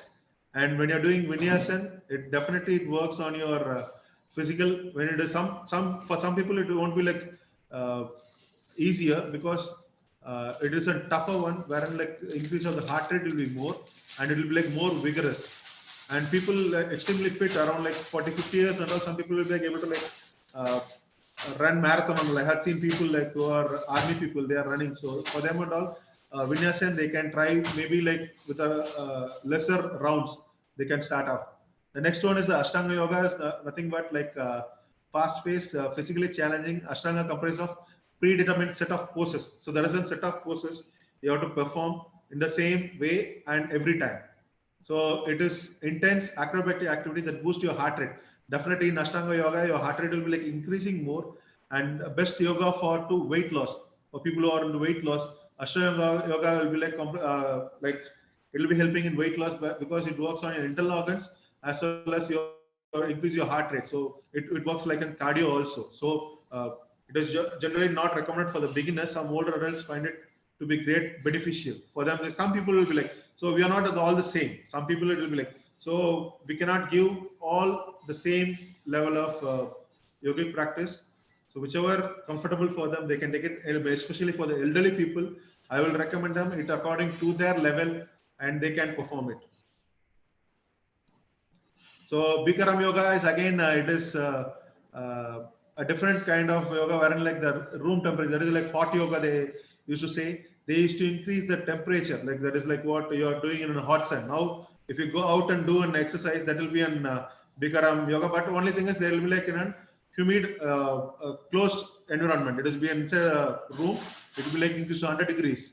So 26 poses for 90 minutes they will be like performing, and that increases the toxins. Because you sweat a lot, they think it is like sweating out the toxins from your body. So it is again like it depends upon like whether you want it, which kind of yoga. And Kundalini, you know that like yoga of awareness. So Kundalini can be like appealing to the seniors who are keenly interested in spiritual. So mostly Kundalini like, you have like more of meditation and breathing exercise and chanting. So it combines of all the thing, but it's more of like spiritual related to. So people mostly adapt like Kundalini. So these are the different types of yoga. So in that, like for senior people, they can select according to their ability and they can have their lifestyle changes. So you know the benefits of yoga, like it is general for everyone who are doing yoga, cultivates the mind-body connection, combining stretching and strengthening postures with deep breathing and relaxation. Obviously, like when you do yoga, your body will get relaxed faster, and it can recover from any injuries also. Because in training principle, when we say no, like off season, when an injury happens, we don't want them to be in a complete rest. We ask them to be in an active state. So that time, if they are able to like do a yogic posture, which will not harm their joints, which is injured. So they also keep themselves like in an mind-body connection, and they will be able to like bounce back to the events faster. And mostly like yoga practice invest generally focus on physical fitness. They don't invest, no, they only practice for the physical fitness. But in India, it is more of like it is related to spiritual, but it is not like that. People of all faith and belief system can benefit from participating in yoga nowadays. Like if you see, like all the GCC countries have started, you know, like after this World Yoga Day celebration from our Modi ji, like this has increased in GCC also in Saudi, like in Mecca, like in some mosques and all, they started doing yogic practices. So it is again generally it is going to be like generalized for people who want to be like physically fit and be healthy. They can do yoga. So asanas can easily modified and adapted to suit of individual. That's what I said. It is not a compulsion. It is a way of life, and you can do it according to your level. Suppose you are able to like do bend only a little bit, you continue with it. As you do perform it for a longer days, you will see the difference and you will be like reaching your more flexibility level. So in fact, it is an excellent way to keep your body strong and healthy without joint stress. Again, like, because when you're talking about physical activity, when you're running a lot, you're actually like doing and creating an impact on your joints, wherein like in yoga, it is not creating an impact. It is, but still it works on your muscular system, and it will be like working on your interlock also. It's a connection of both, wherein like physical fitness, it is more of like I'll say like it works more on the muscular system. This works on your internal organ, because like without internal organs there is no muscle. So that will be like helpful in this. So benefits for seniors. Okay, for them, what is especially it will do? So as I say, like better balance. So that is the foremost thing. Like when they are getting older, they will feel inconfident. Okay, so they cannot move around. So they will say like, I am not having the better balance, I am falling down, or they will fall and they will break the bones. Okay, so that is because when they are inactive, automatically your muscles signals will be like reduced, so that the signals from your muscles to your brain will be like reduced. So that's what, like, they don't have that capacity. So sometimes they don't have the sensory feeling also. Sometimes you touch, they will slowly turn and look at you, or like when you call them, they will not respond it. That is because of their sense organs, of like even the skin, all it's connected. So that will start at deteriorating. So that will create an impact on their balance. But when you're performing in yoga, you will be like gaining your balance. So it is not like you have to straight away do Ekapadasana or like a different tougher balancing exercise. You can go with an easier version, like a modified way. You can stand close to the wall and you can do it. So that will increase the better balance and improved flexibility. Again, the range of motion. As you are getting older, your range of motion to move your joints will be like reduced. But in yoga, it definitely increases the range of motion, because it relaxes and loosens the tissues, connective tissues. And in fact, the research of Internal Journal of Yoga Therapy has shown that regularly engaging in yoga can dramatically boost the overall flexibility of an older adults. So people think here they have a mindset, okay, I'm older, I should not do any activities. I'll be like sitting and relaxing. I'll read newspaper. I'll watch news. This is what. But it is not like that. When you are doing in physical activity, suppose you're sitting for a longer time. Only thing is you have to be sitting in a conscious way. That is yoga. So you should be like conscious. You should be connected with your body. You can see people like they will be like sitting. They will not be connected. They will be like thinking somewhere. So that is what, like, yoga. It is in all forms. If you are sleeping down, balasana is there. So everything, like here, when I'm talking about yogic to our children, they are very much uh, astonished and like eager to know more about their postures, because for the schools we started this year, and they were happy to like do it, perform it, and they're performing it at home also. So think of like same thing, like can start with the elderly people. Definitely they will enjoy the benefit of yoga. So enhanced breathing, same thing, like as you're getting older, first thing is the breathing. Because of the respiratory issues, people will find it difficult to like climb up the staircase or even walk for the. So breathing control, again, practices in yoga, pranayama can increase this one.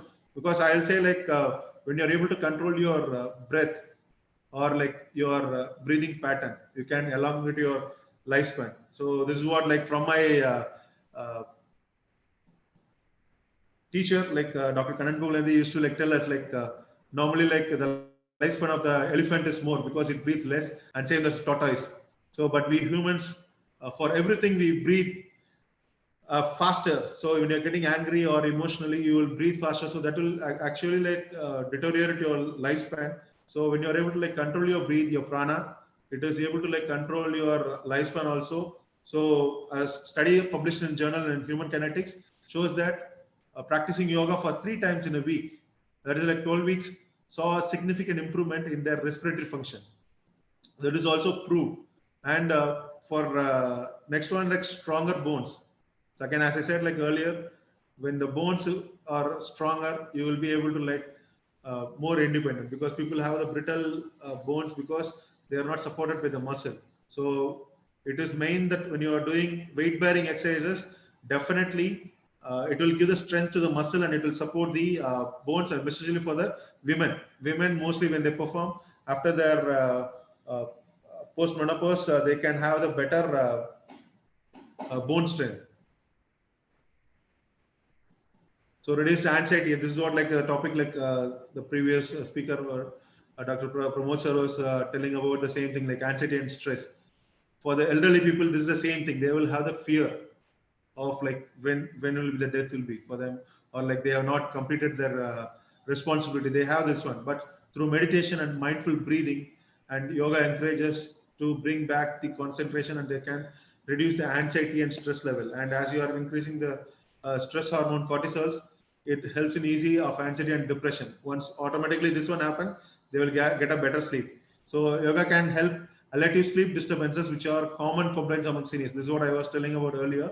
So people of insomnia, when they have practiced yoga twice a week, underwent daily sessions at home.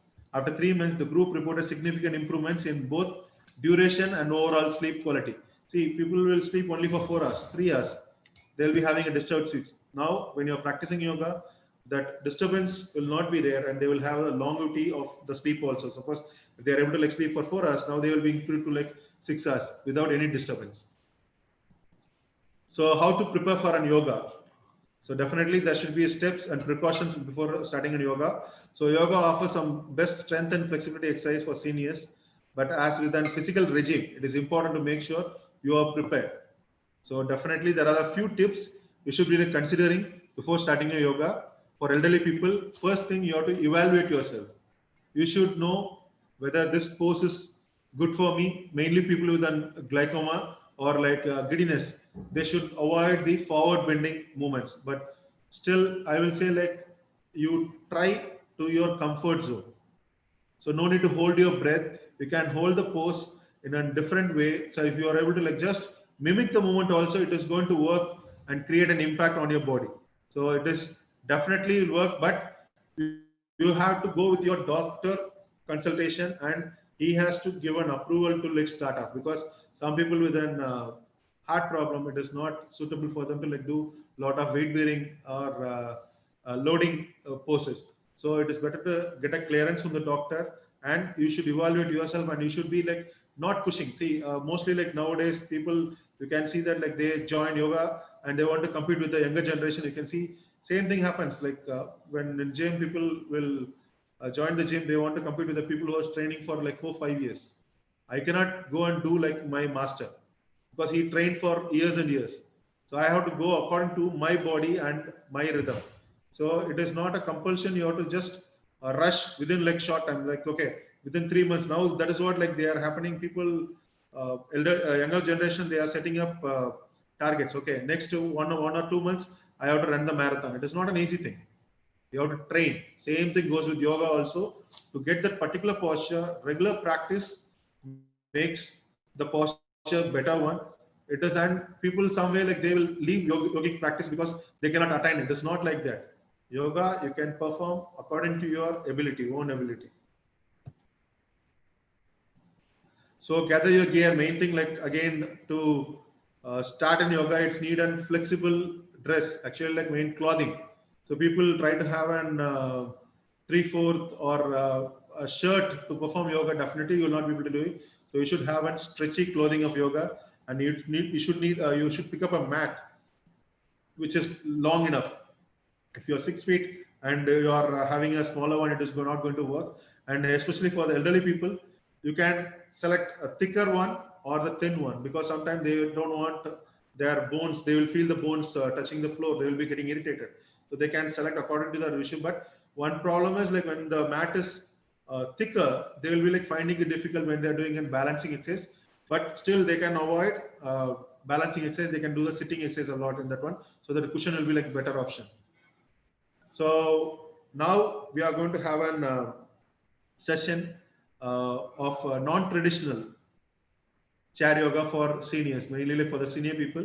And it is not everyone is comfortable with an up and down movements. As I said, no, there is a limitation for everyone. So chair yoga is now the new one is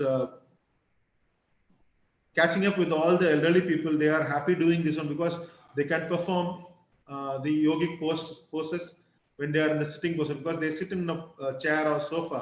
They can do their yogic posture in that one. So there are a huge number of poses. If you check, it is there. But I will say like basic movements of your body movements. That is what you say, like it is more of your functionally your forward bending, turning, twisting. This is a functional movement of the body. So for that, you can select the poses and you can use the chair as a medium, or even the sofa, or even the bed. Mostly people will be like lying on the bed, it's fine. But still, you can, in the lying down pose also, you can do all the yogic posture. You have to select it. Even a few, it will be like helpful.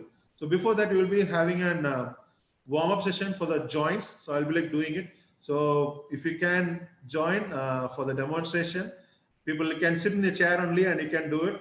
So I said no flexibility level. You can see me like flexible. So I'll be like around 120 kgs. You don't believe me, okay? But I can run, walk, everything I can do it. So still the flexibility level comes only through yoga for me. So I love to be more flexible. So it is not about the size or the age. Yoga you can perform at any age, any shape. But only thing is it's a way of life. So Sabha sir, you can stop the sharing, sir. I'll stop the share. So we will have a session now. So you can okay. I'll be like performing. You can see the chair I have made like setup. Sir, am I visible, sir? Yes, sir. Yes, sir. Okay. If it is there, you can just tell me. So we are going to like do some basic postures in the chair so that you can use it. Am I too far? Can I come a little closer? It's fine, sir. You can see me full? Yes, sir. Full view, sir. Okay, fine, sir. Okay. Okay, sir. So basically, when you're starting and yogic practice, you should be like doing a warm up. Same thing like when you're standing and doing also, we do the neck rotation. Same thing. Whatever the joint movements, mobility exercises, you can start off with that one. So you can start with the basic breathing of like. So when you're sitting, I'll just put in a little angle way so that you can see.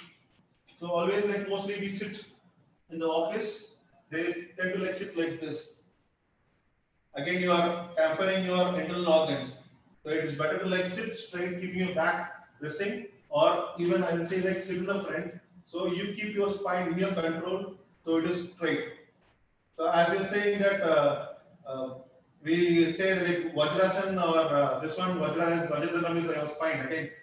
So make your spine stronger. You should be like recruiting that spine instead of like just going and taking the support of the chair. Just sit straight so that your internal organs are like clear to have function and your lung is getting space to breathe.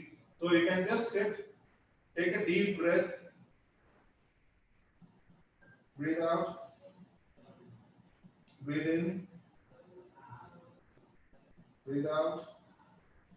So I'm going to like do it only lesser repetition because I'm not going to like do it more. So time constraint. So you can just relax. You can do few times, like 2-3 times. I'll be like doing it. You can do it more also. So as much as you are ready to like just start up. So breathe in.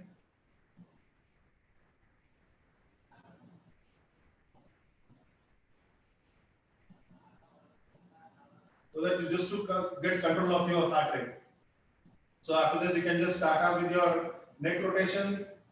So slowly you can start with a half rotation because in physical activity, we say like in medical this, you're not supposed to do a full rotation, but in yoga it is there. But for elderly people, see, I'm prescribing because I work with a geriatric condition, so they may have that vertigo problem. So it is better to have a half circle, so relax without closing their eyes. Mostly when you close your eyes, they don't have the control. So always keep your eyes open, just roll your chin side to side.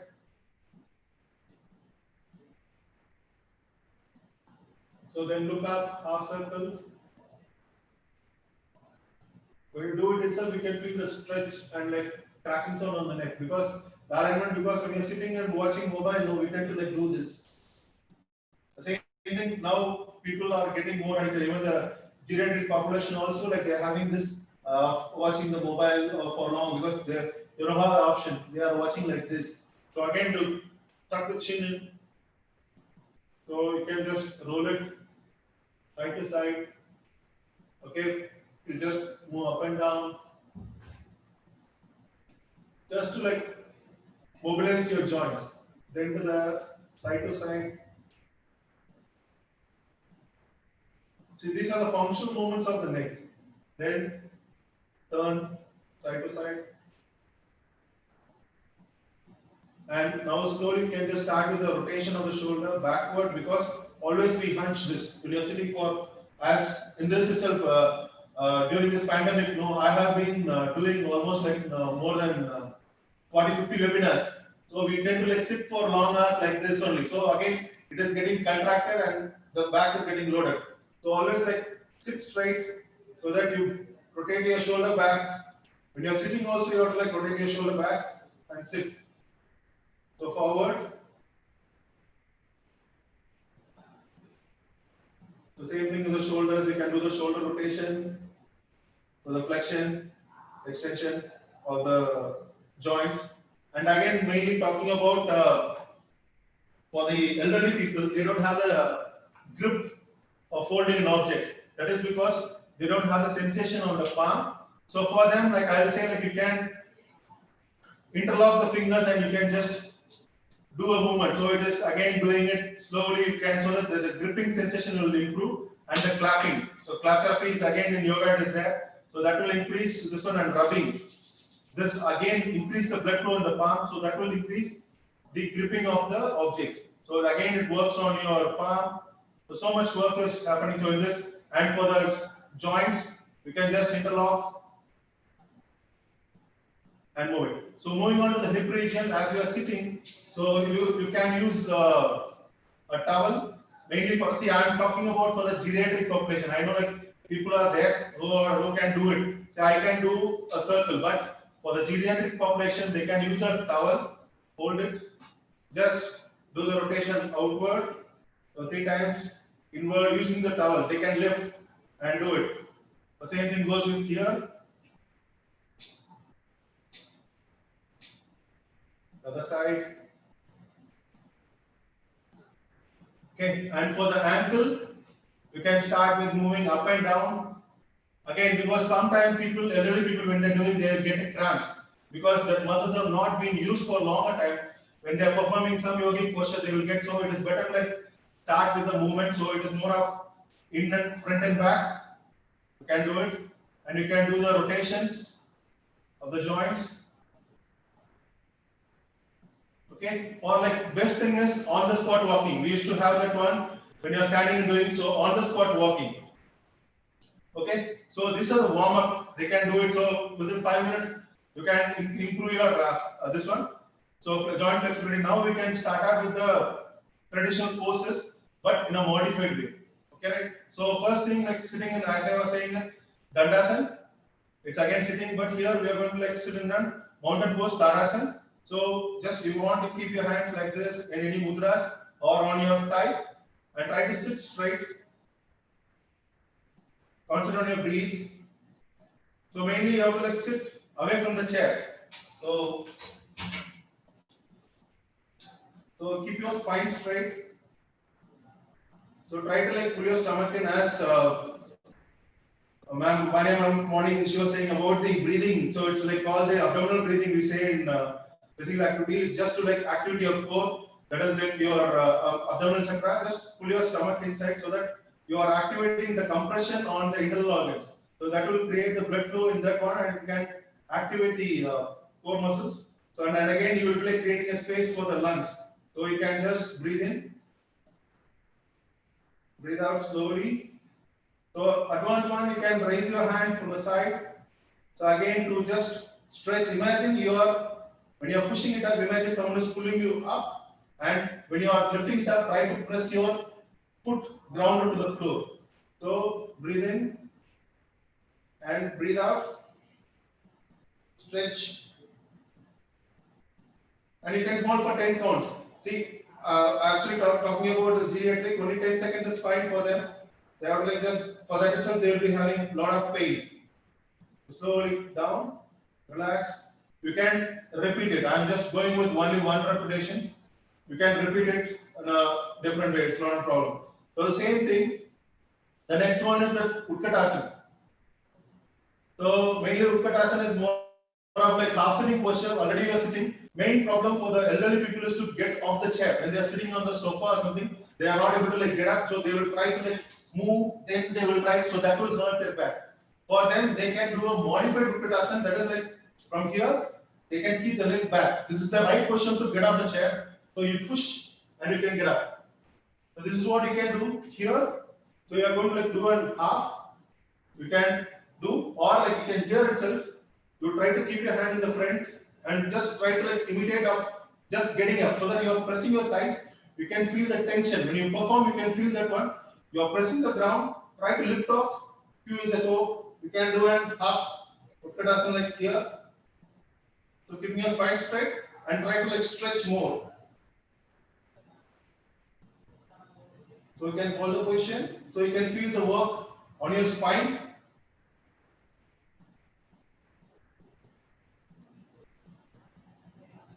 Okay, and relax.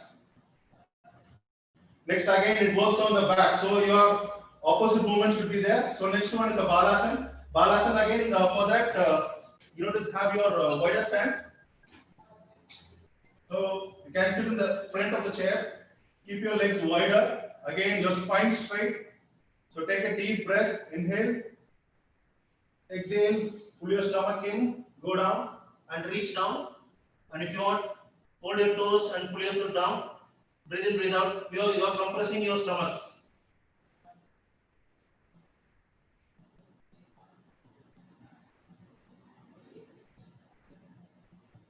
Maybe 3 to 5 breaths. You can just stay there and slowly come back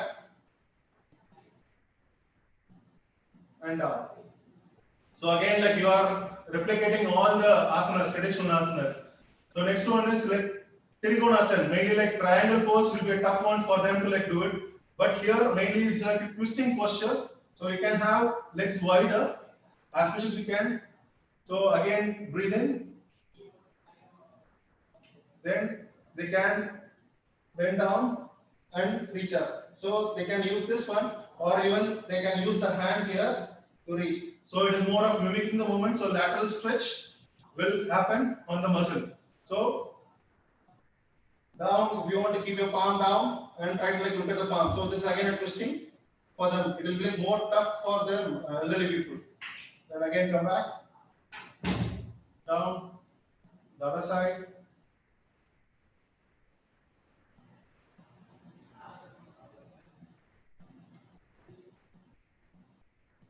Okay, come back. So as much as you can perform, it is fine. You can feel the work on the particular muscle. So Seated Trikonasana is done, and Ardhakati Chakrasana, that is in half wheel posture. Same thing, we will stand and do it. So you can sit in the chair. You can take the support of the chair. One hand you can take the support. You can hold it so that you are not falling. Because when you are doing a chair yoga, you should not have any arm rest. That chair or a stool will be better. So other hand, you hold it for balance. So again, breathe in. Keep it close to your ear. Then slowly bend down the side. So again, it lengthens the muscle here on the side.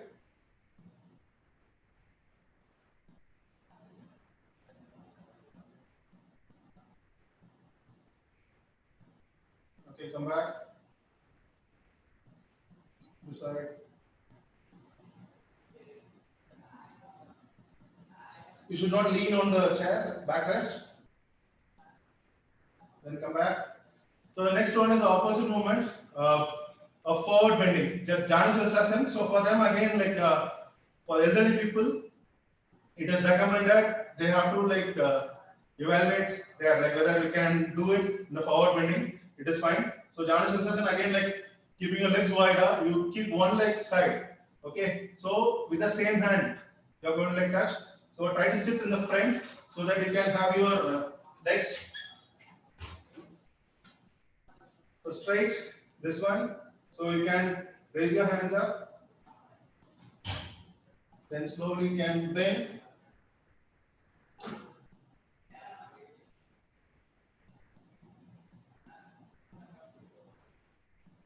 Come back. Yeah, I'm doing it fast, but for them like, they can use the three breath count or like 5 breath. So other side, wider.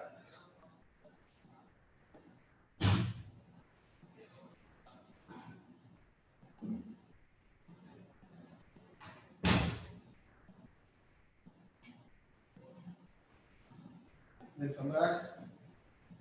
Next one is the pigeon pose. Same. So Ekapada Rajakapotasana. That is like for the glute stretch. We use it for athletes. So the same thing. You can just ask them to like cross the leg on the thigh. Try to sit and try to press. This itself enough. If you are more comfortable, you can hold the leg and slowly bend forward. And stay in the position. You can feel the work stretch. Same thing like on the floor. How you're doing the same version. You can do it. Relax. Other side.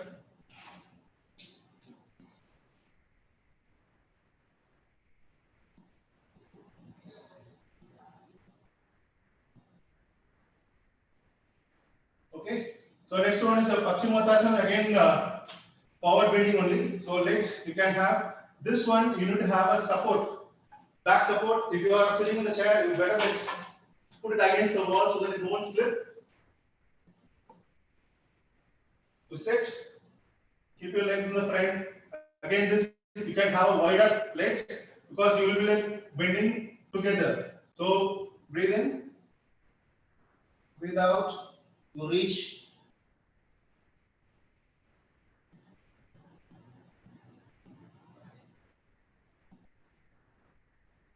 Then slowly come back.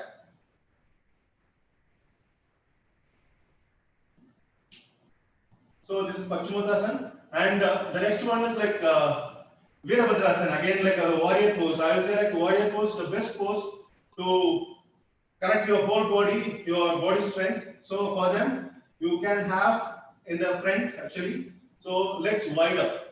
They can have the legs wider. This leg goes down, back. So this leg goes down, back. So they can have the warrior pose straight. So with the support of the chair. So if they are capable of doing the second variation, they can go. They can do it. In this, you can feel the stretch happening here, and you are actually like not loading your legs joints. You are still supporting the chair, and you can bend if you want. That is for people according to your level. Then again, go down. Then the other side.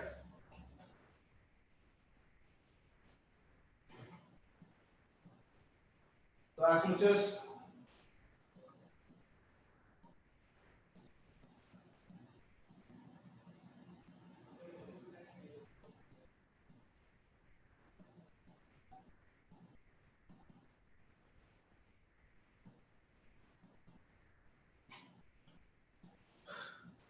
okay. So as I was talking about the balancing exercises, they can start with the Ekapadasana. They can do Adho Mukha Svanasana for the back stretch. So they can have a chair, they can stand at the back, so they can have the hand here.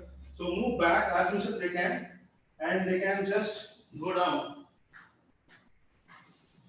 So in this again the same stretches will happen for the body.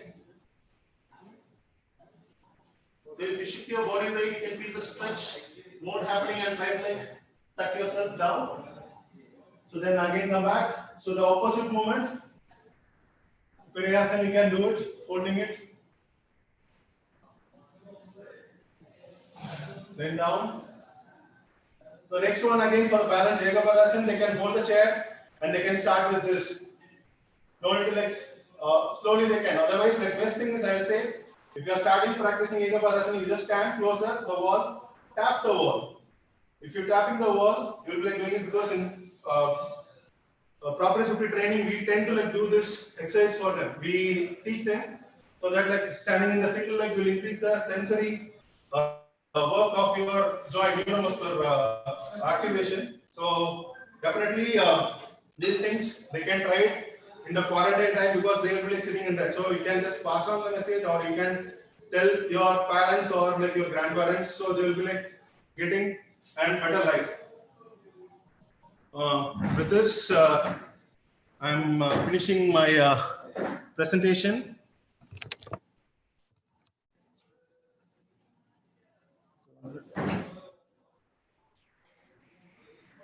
I over to Elin ma'am. Yeah. So thank you so much, Sava sir, for giving the opportunity to like just do it. And I'm not the best, but still I love yoga and I'm trying to like perform. So thank you so much. Thank you so much for Patanjali College of Yoga and the organizers. Actually, we don't have words actually to say, because obviously it is 2 days program, and we are having actually from 8:40 and now almost we are reaching 1 o'clock.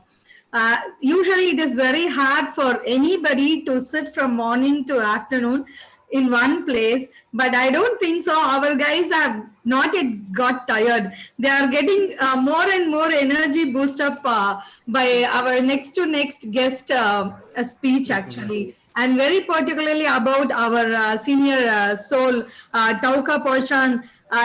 Really, she is the most inspiring woman soul for everybody, who made all our lifestyle into a different way. And the way you explained about our all Hatha Yoga, Yin Yoga, and Vinyasa, Ashtanga, Bikram, Kundalini. So it is actually to say it is a combined of power pack, because yoga adds years to our life and life to our years. So in such a way, it was a very perfect thing, as well as yoga is like a practice with the holistic combination poses with mindfulness, breathing, asanas, mobility. So which helps us to self-discover from all our health issues. And very particularly, we can say this pandemic situation, very particularly geriatrics, obviously all the people are into their sufferings with more health issues, and this pandemic time which pushed them more, because many people are in home and few people are in old age homes also. So they're all the way, they're all getting into too much of sufferings because they can't move out, they don't get any relaxation, they don't physically as well as mentally, they face too much of problems, health issues. Because of that also their anxiety and depression is being increased. So in this way, we have analyzed, as per you said, the research, they have been fallen into too much of cardiac problems, then stroke and surgery. But now many people are not going to the hospital, because if we go and even go and check for a blood test, immediately they will say corona positive, they will be admitting us in the hospital. Ma'am, actually like people are not going to get the diabetes medicine also. They are not going to get the medicine. They are without the medicine, they are living happily for like almost this many months. They are surviving. That's exactly true, because as we are just getting the reports from our people, they say, ma'am, we are not going for the treatment. So we feel that many people are not undergoing with the cardiac problem, no stroke, no surgery and all. And even they don't prevent from falls. And even people those are having saying arthritis pain, is it all okay? We can manage. Go to the hospital and we pay something. And many people, only problem is, I think many people have lost their sleep actually. Insomnia has been, it is not only for the geriatrics, for each and everybody, even the kids, they were very happy because there is no school in the morning, so we can able to sleep for a longer period. So sleep quality has been increased in everybody. So we hope the instructions, how we have to perform and what are the steps we have to follow, and the practically which was done by you was really awesome, and that was the inspiring for all the people to make them to get into practice. I hope this will be each and everybody to get their lifestyle in a better way without any health issues. They will be stay safe and staying healthy in all the way. So thank you very much, sir. Best Thank you wishes so much, ma'am. Thank you so much, ma'am. and have a good day. Thank Yeah, you. thank you.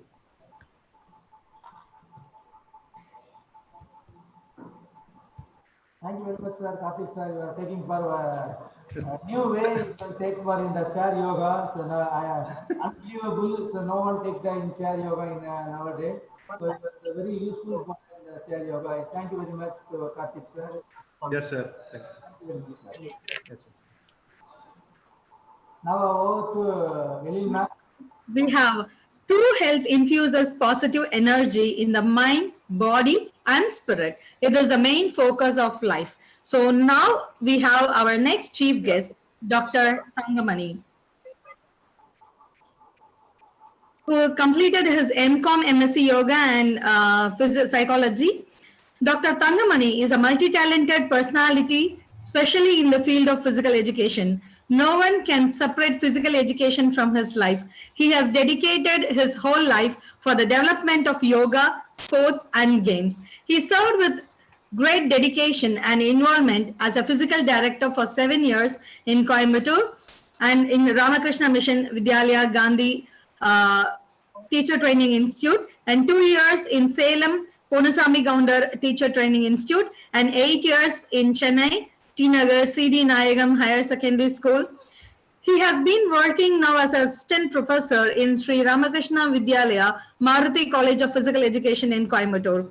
He has been practicing as a yoga instructor for more than 20 years, and in this regard, he has organized national and international level conferences and seminars. He is a key person in bringing out distinct textbooks for the physical education in school education under Tamil Nadu Textbook Corporation.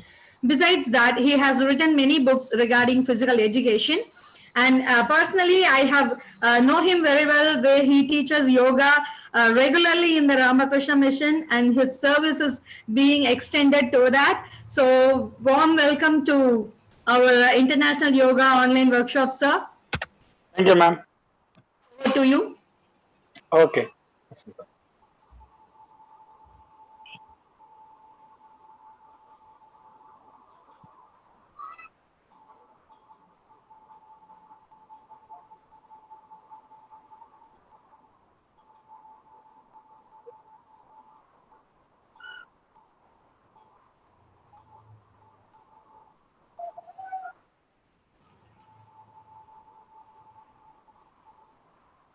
Yeah, you're visible. Yes. Yes. Okay. Good afternoon, everyone. My humble thanks, Dr. Sabapathy sir, and brief introduction about for me, Mr. Selilarasi, and dear friends. Today, we are discuss about something in higher dimension of yoga. That yoga means the Sanskrit terms huge, that means join, unit. That's a different types of meanings, different authors given. The human beings, Jivatma with God, Paramamsa, to merge soul with God. That's the experience of that yoga. Patanjali says that yoga siddha vriddha nirodha. We are all those things is very know all the persons. The aim of yoga is the all round process in human life, physically, intellectually, and spiritually. That's a meaning. Concept of yoga. The concept of yoga is teach the means by which a human soul may be completely united supreme spirit, providing that universal thus absolutions. Yoga helps to the secure purity of the body, mind, and soul for the final communication with God. The scope of yoga plays the important role in the physical education and sports. Yoga can be treated as a yogic exercise. Yogic exercise can be prevented, the cured through the yoga therapy. Disease like heart attack, blood pressures, similar can be treated with the yogic exercise.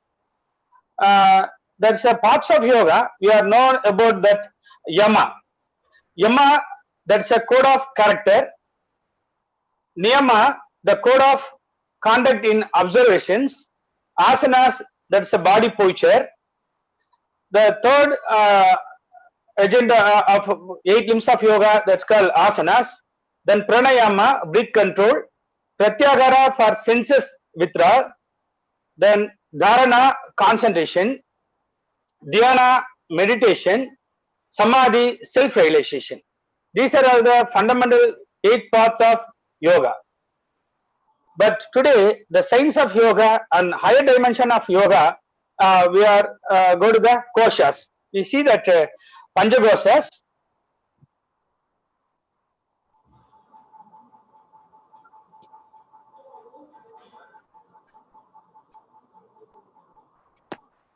Panchakoshas, the 5 layers of kosha states. So different types of consider as the 5 koshas layers. The first one is Annamaya kosha.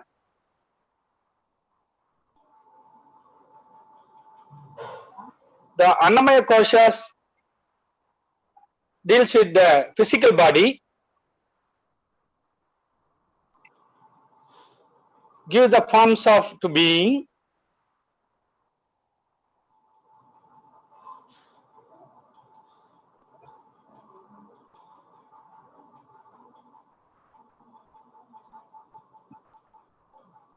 This Annamaya koshas, asana, satkriyas, diet and exercise. Pranamaya kosha.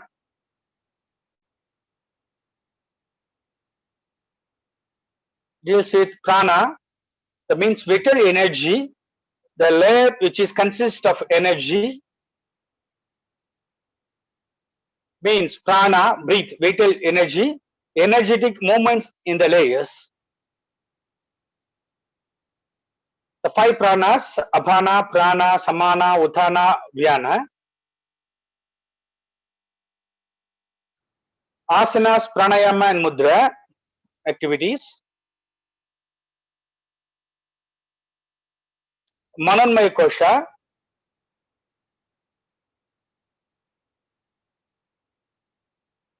Mana means mind, the layer which is consists of mind. That's called, that is senses. Mind, gathering sense like thoughts, feeling and emotions. Impression, from senses. 10 mantras. Concentration of techniques. Pratyahara. Vijnanamaya kosha.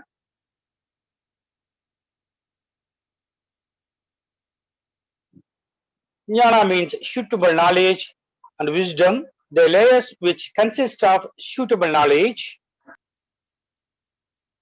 intelligence, wisdom, reasons, discriminant.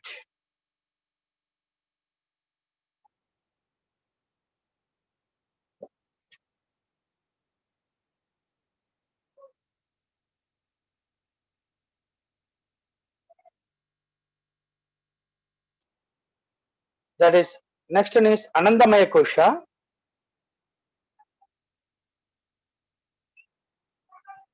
Ananda means bliss, bliss body, that's a layer which is consist of bliss.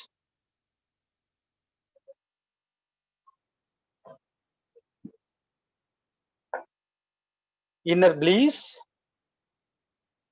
love, spiritual aspiration and sanskars. Concentration and meditation.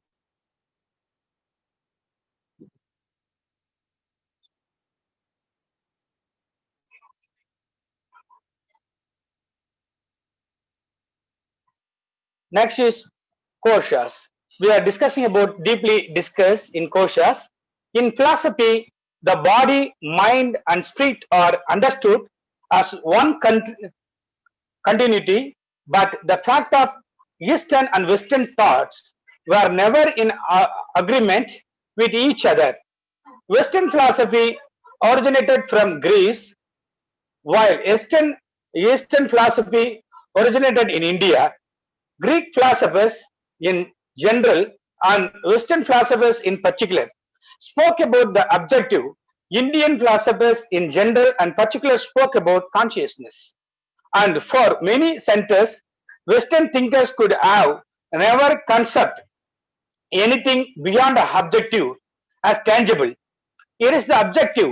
I can see, I can touch it, and therefore is it. However, in yoga, in Vedanta, objectives in consciousness and interpreted. In fact, modern science, what you call physics, speaks in exactly the same way of yoga. Both the modern physics and ancient yoga move absolutely parallel to each other in explaining the reality of matter and consciousness. Body, mind, and spirit are interconnected, interrelated, and interpretations. Therefore, a person is a combination of three things. Firstly, the gross body. Secondly, the shuttle or the astral body. And third one is causal body or unconscious. There are bodies consist of everyone, but they are gross divisions, board of classification. Each body has a dimension and layer. You can call it is field. Just as you say electromagnetic field or radionic field, this exactly same way they are field in your body. In Vedanta, there are known as the koshas, which means shades. The koshas are 5: Annamaya, Pranamaya, Manonmaya, Vinyanamaya, and Anandamaya. And there are the further subdivision of 3 bodies, which is represented the 3 shades of the everyday life. Every day you have 3 types of experience. One is the walking experience, in which you experience through your senses of mind. The second experience is dream. In dream, you do not experience through the senses, but through your subconscious mind. The third experience is sleep, in which there is no knowledge of time and space, no knowledge about yourself and about anything in sleep. But when you get up the morning, you know that you sleep well night. So every day the individual self undergoes these 3 experiences alternately. This experience related to the particular field. Whenever you individual self goes on the particular realm. Annamaya kosha. The first kosha in Annamaya, the physical body. Annamaya kosha can be sattvic, rajasic, or tamasic. The word sattva means harmony, the balance of tranquility, where you are creating a balance between activity and peace. Rajas means dynamic activities, violent. Tamas means dual, inherent. Through the health yoga satkriyas, you have developed the sattvic Annamaya kosha, and your Annamaya kosha became a sattvic, then bouncing of energy much greater. In modern science, it is said that all the time, the whole day and night, automatic energy bouncing in and out from the physical body like pendulum. Of course, you cannot see it, but scientifically, it has been seen that just like a pendulum swing from left to right, right to left. In the same manner, every body is emitting or throwing away these atoms. The swasic body creates a longer bouncing. The tamasic body perhaps no bouncing at all, while rajasic body has bouncing, but it is no limitation. These are all the main important points of Annamaya kosha. Then we are going to the Pranamaya kosha. The second kosha is Pranamaya. The kosha composed of prana or life force. This prana is the part of cosmic life. Each and every creature and everything is the word, is the part of cosmic life. Prana is the force of energy for all kinds of motion. Prana is the Sanskrit word meaning the movement, motion or vibration. The pranic energy is the consist motion throughout life. It is not only the human beings, animals, herbs and trees, not only the ocean and mountains, minerals and bacteria. The transit part of atom as prana, thus prana both visible and invisible. We need not talk about the invisible prana now. Visible prana is meaning manifesting before you. Where we are, there is a prana, there is the movement, growth, change and activity, and where there is no prana, there is no activity. When we are die, the body disperses because it is to become completely benefit of prana. Prana is the one item of your total conception, and soul also delight in yoga. If the prana are exhausted or there is a pranic imbalance, there is an imbalance everywhere. To understand prana, you need to know the little about positive and negative atoms. The prana are the atmosphere in from the positive and negative lines, which keep on bouncing, migrating the red gathering.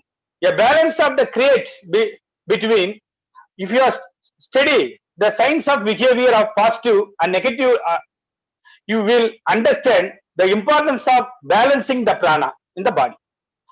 Because prana represents the positive energy in the body and mind, represents the negative energy. When there is a balance between positive and negative energy, then you can see the illumination of everything in our harmony.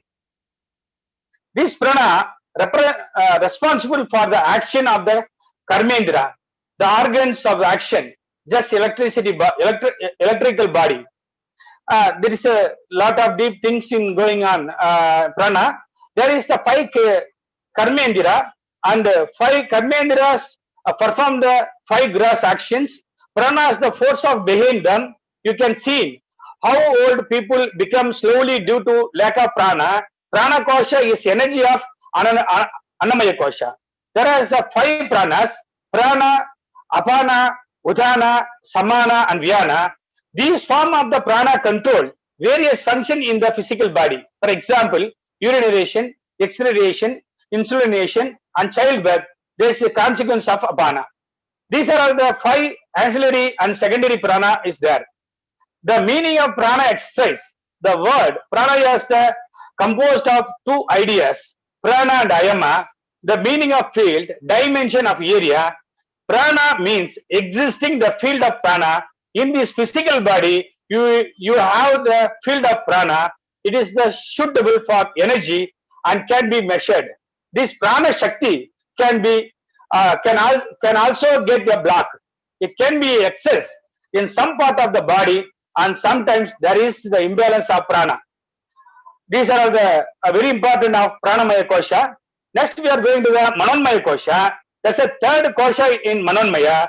The kosha composed of the mind. Mind is the consciousness. It is a field of energy by itself.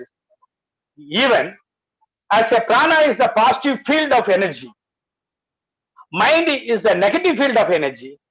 In Sanskrit, the mind is known as the manas and has 3 dimensions. In fact, of Sankhya philosophy, these say that the mind has 10 dimensions. Here, they mean of mind of everyone, not only of a human being, but of lower animals, the vegetable of kingdom, the mind of each and everything in the world. There are the 10 stages in the elevation of the mind from the most pure of the most fine. If you want to study the 10 stages, you should read about the Samkhya Sudra. However, out of these 10 stages of mind, there are known as the human beings, the unconscious mind, the subconscious mind, and the unconscious mind. Now, these are the 3 stages of division of the human mind. The literal meaning of manas, that by which you are gazing, perception, and understanding. Perception, cognition, and understanding are the basic preliminary qualities of the mind. This mind is connected with the time, space, and causality, what are past, present, and future. There are the three so-called divisions of the same mind. What is the form of mind? It is said that the mind moves at a greater speed. Do you know of the speed of objective? French train run at 240 kilometers per hour. You know the speed of sound and light. But do you know the speed of mind? If only you could create the mental train, the mind very subtle and unit. When it goes to subconscious level, it begins go to the unknown persons. There are so many things are going in Manonamaya Kosha. Let's be some time taken Vinyanamaya Kosha. The fourth Kosha is Vinyanamaya Kosha. Vinyana means psych. Jnana means the Sanskrit word from the prefix jnana, meaning knowledge or awareness. Inner perception or experience. Vijnana has two meanings, external signs and also inner experience. Therefore, whenever you have any experience which is subject in nature, in consequence of Vijnanamaya Kosha, whatever you are dreaming is the projection of Vijnanamaya Kosha. And in your meditation, concentration or mantra yoga, when you see light and flowers, figures, angels or saints, smells, performs or hear sound, it is the consequence or the result of Vijnanamaya Kosha. Vijnanamaya Kosha is related to very known, unknown part of universe, and it is linked or sudra between the conscious mind and individual mind and the universal mind. Universal knowledge comes to the conscious mind through the Vijnanamaya Kosha or the psychic mind. Vijnanamaya Kosha does not depend on time, space and constitution of fracture. You may note the scene picking, but Vijnanamaya Kosha can give you complete film or package because it is not a limit by time past, present or future. The mind as it is high on the object, but Vijnanamaya Kosha as it is high on the universe. And therefore, Hindus says the Vijnanamaya Kosha has 1,000 hands and 1,000 eyes, 1,000 hands and 1,000 feet. This means it can be aware of thinking anything. How can it get it developed? It can be developed through the Tantra, because Tantra is related to the Vijnanamaya Kosha. The Tantra practice act as the testicle because it is in you, just curd and butter or in my milk, but cannot be seen as the separate unless they are realized. A matter has energy in it, but when you look at matter, can we see the energy? No, you cannot. Even if you believe that there is a energy in a matter, still you cannot see. Then you adopt a matter, a separate of energy from the matter. That is the unclear energy is. All energy is the inherent in matter. In the same way, Vijnanamaya Kosha is the inherent within you, but it is the hidden of the like butter, is the hidden in the milk. You have the separate it, you have realized your Vijnanamaya Kosha. The last one is Anandamaya Kosha. The fifth organism, the Annamaya Kosha, it is not yet possible to translate the word Ananda. Some translate is the bliss or happiness, but Ananda is when there is no happiness and no unhappiness. In happiness, you are jumping. In unhappiness, you are dull. Sometimes low, sometimes high. So your mind is swimming. In Ananda, there is no swimming. There is a unified experience, and that experience does not change. Death cannot change that experience. Birth cannot change it. Love and heart cannot make your experience swing. When your mind as a become stay in experience and does not fluctuate under the conditions of ananda. So we call it homogeneous experience. This experience which you have in your life every day is not homogeneous. It is a divided, and it is why swimming have ananda in their name to remind them that they must achieve the state of mind where there is no swimming. So Anandamaya Kosha means the kosha which is comprise homogeneous experience. In many books, Anandamaya Kosha is translated by the blissful sage. But I have thought about Ananda for many years and have come to the conclusion that there is a state of mind which does not change despite anything that happens in life. With the state of mind, you can live with the conditions of life.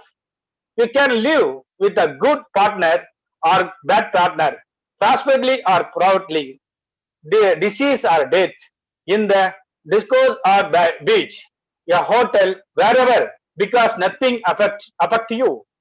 You are where you are, familiarly rooted in your own self, but at the same time, you can inherent with everyone. You can even fight, but still not be affected. These are all the higher dimension of yoga. Today we are discussing about. There's a great opportunities given by Dr. Sabapathy sir and other teams members. We are thanking about these wonderful opportunities, sir. Thanking for watching all the peoples. Thank you, one and all. Thank you, sir.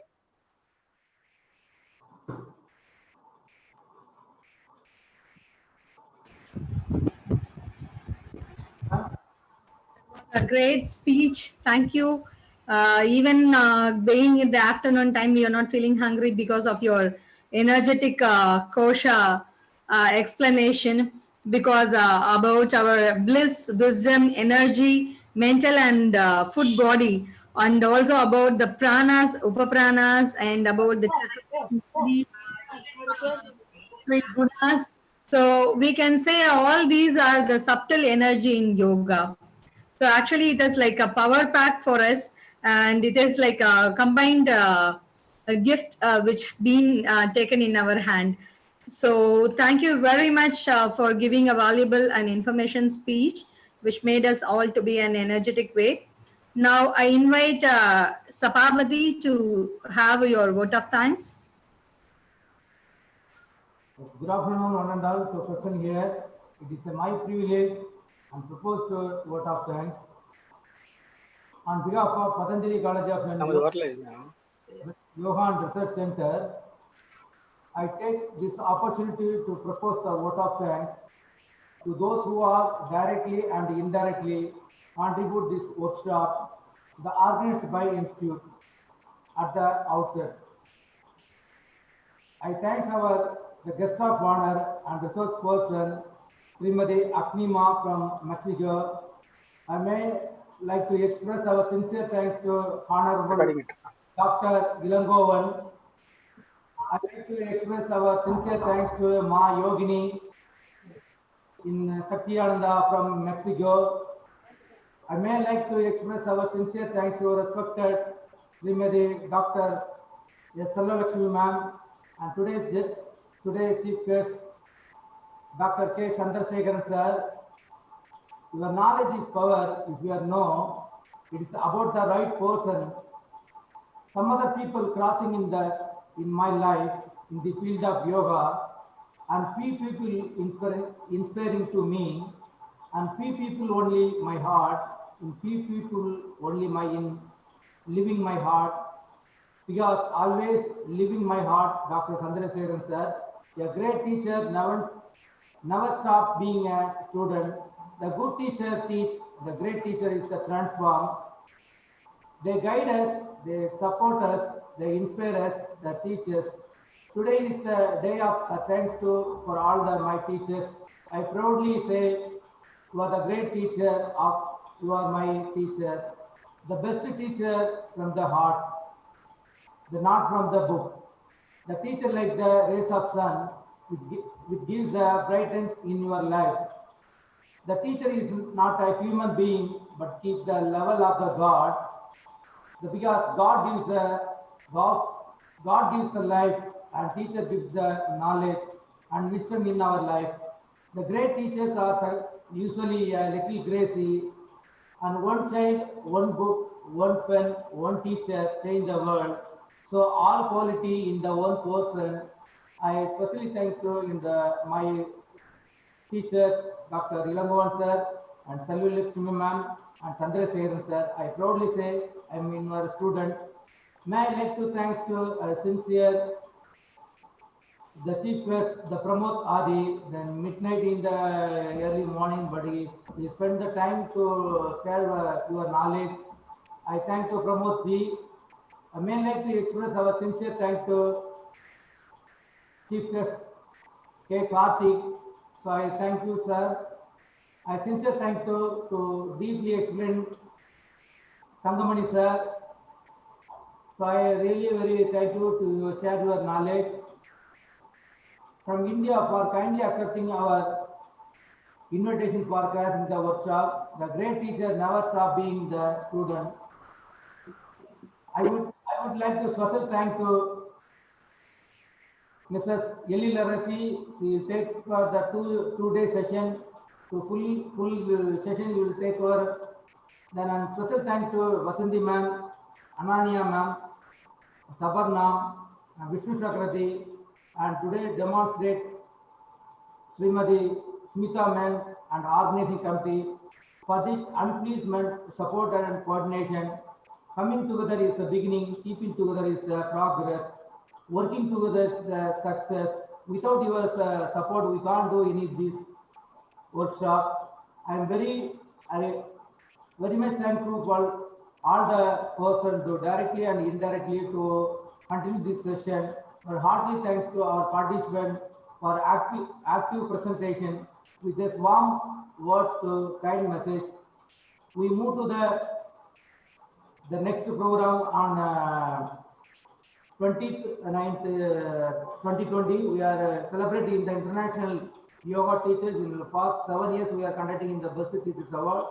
So one are eligible to participate this session. I thank you very much for once again for all of them to participate this workshop. I thank you very much.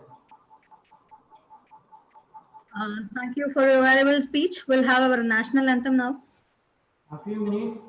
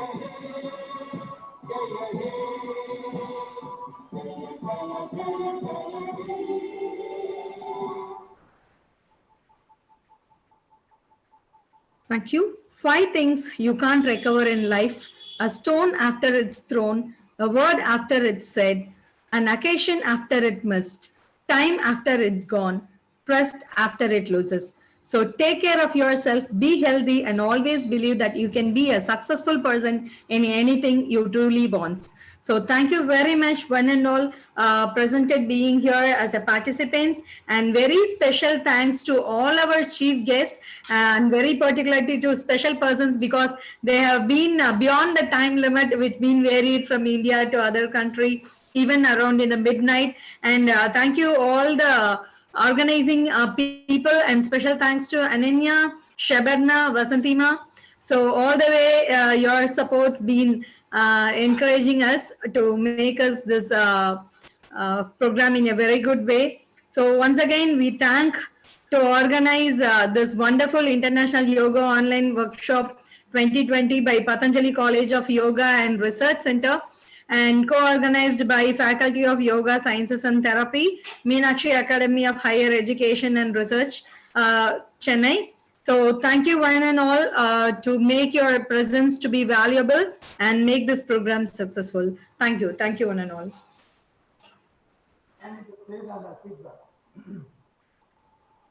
You'll be receiving a feedback link in your WhatsApp group, so you'll be getting it shortly.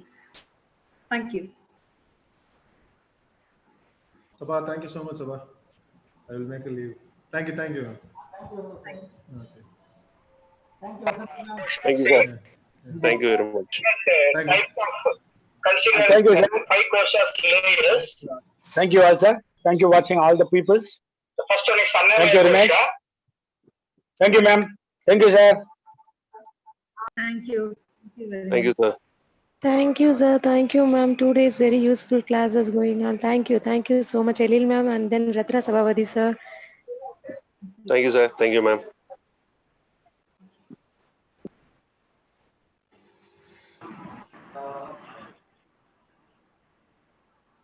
Thank you, sir. Sabapathy, sir, for inviting me especially. Thank you, one and all, for the wonderful class.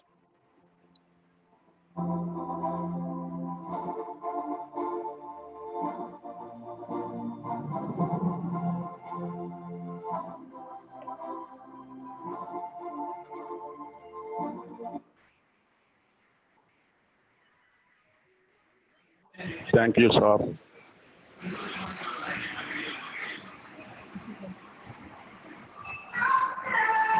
Edelman? சொல்லுங்க. Okay, thank you. Thank you very much for the valuable introduction. Yeah, really, it was a very nice program. Thank you. Thank you. Sir, thank you, sir. Hello?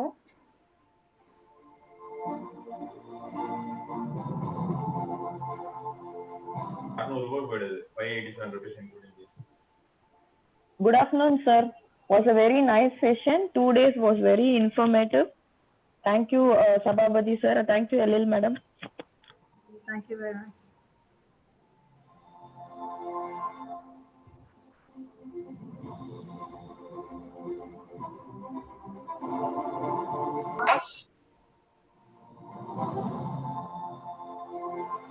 Thank you, ma'am. Thank you all.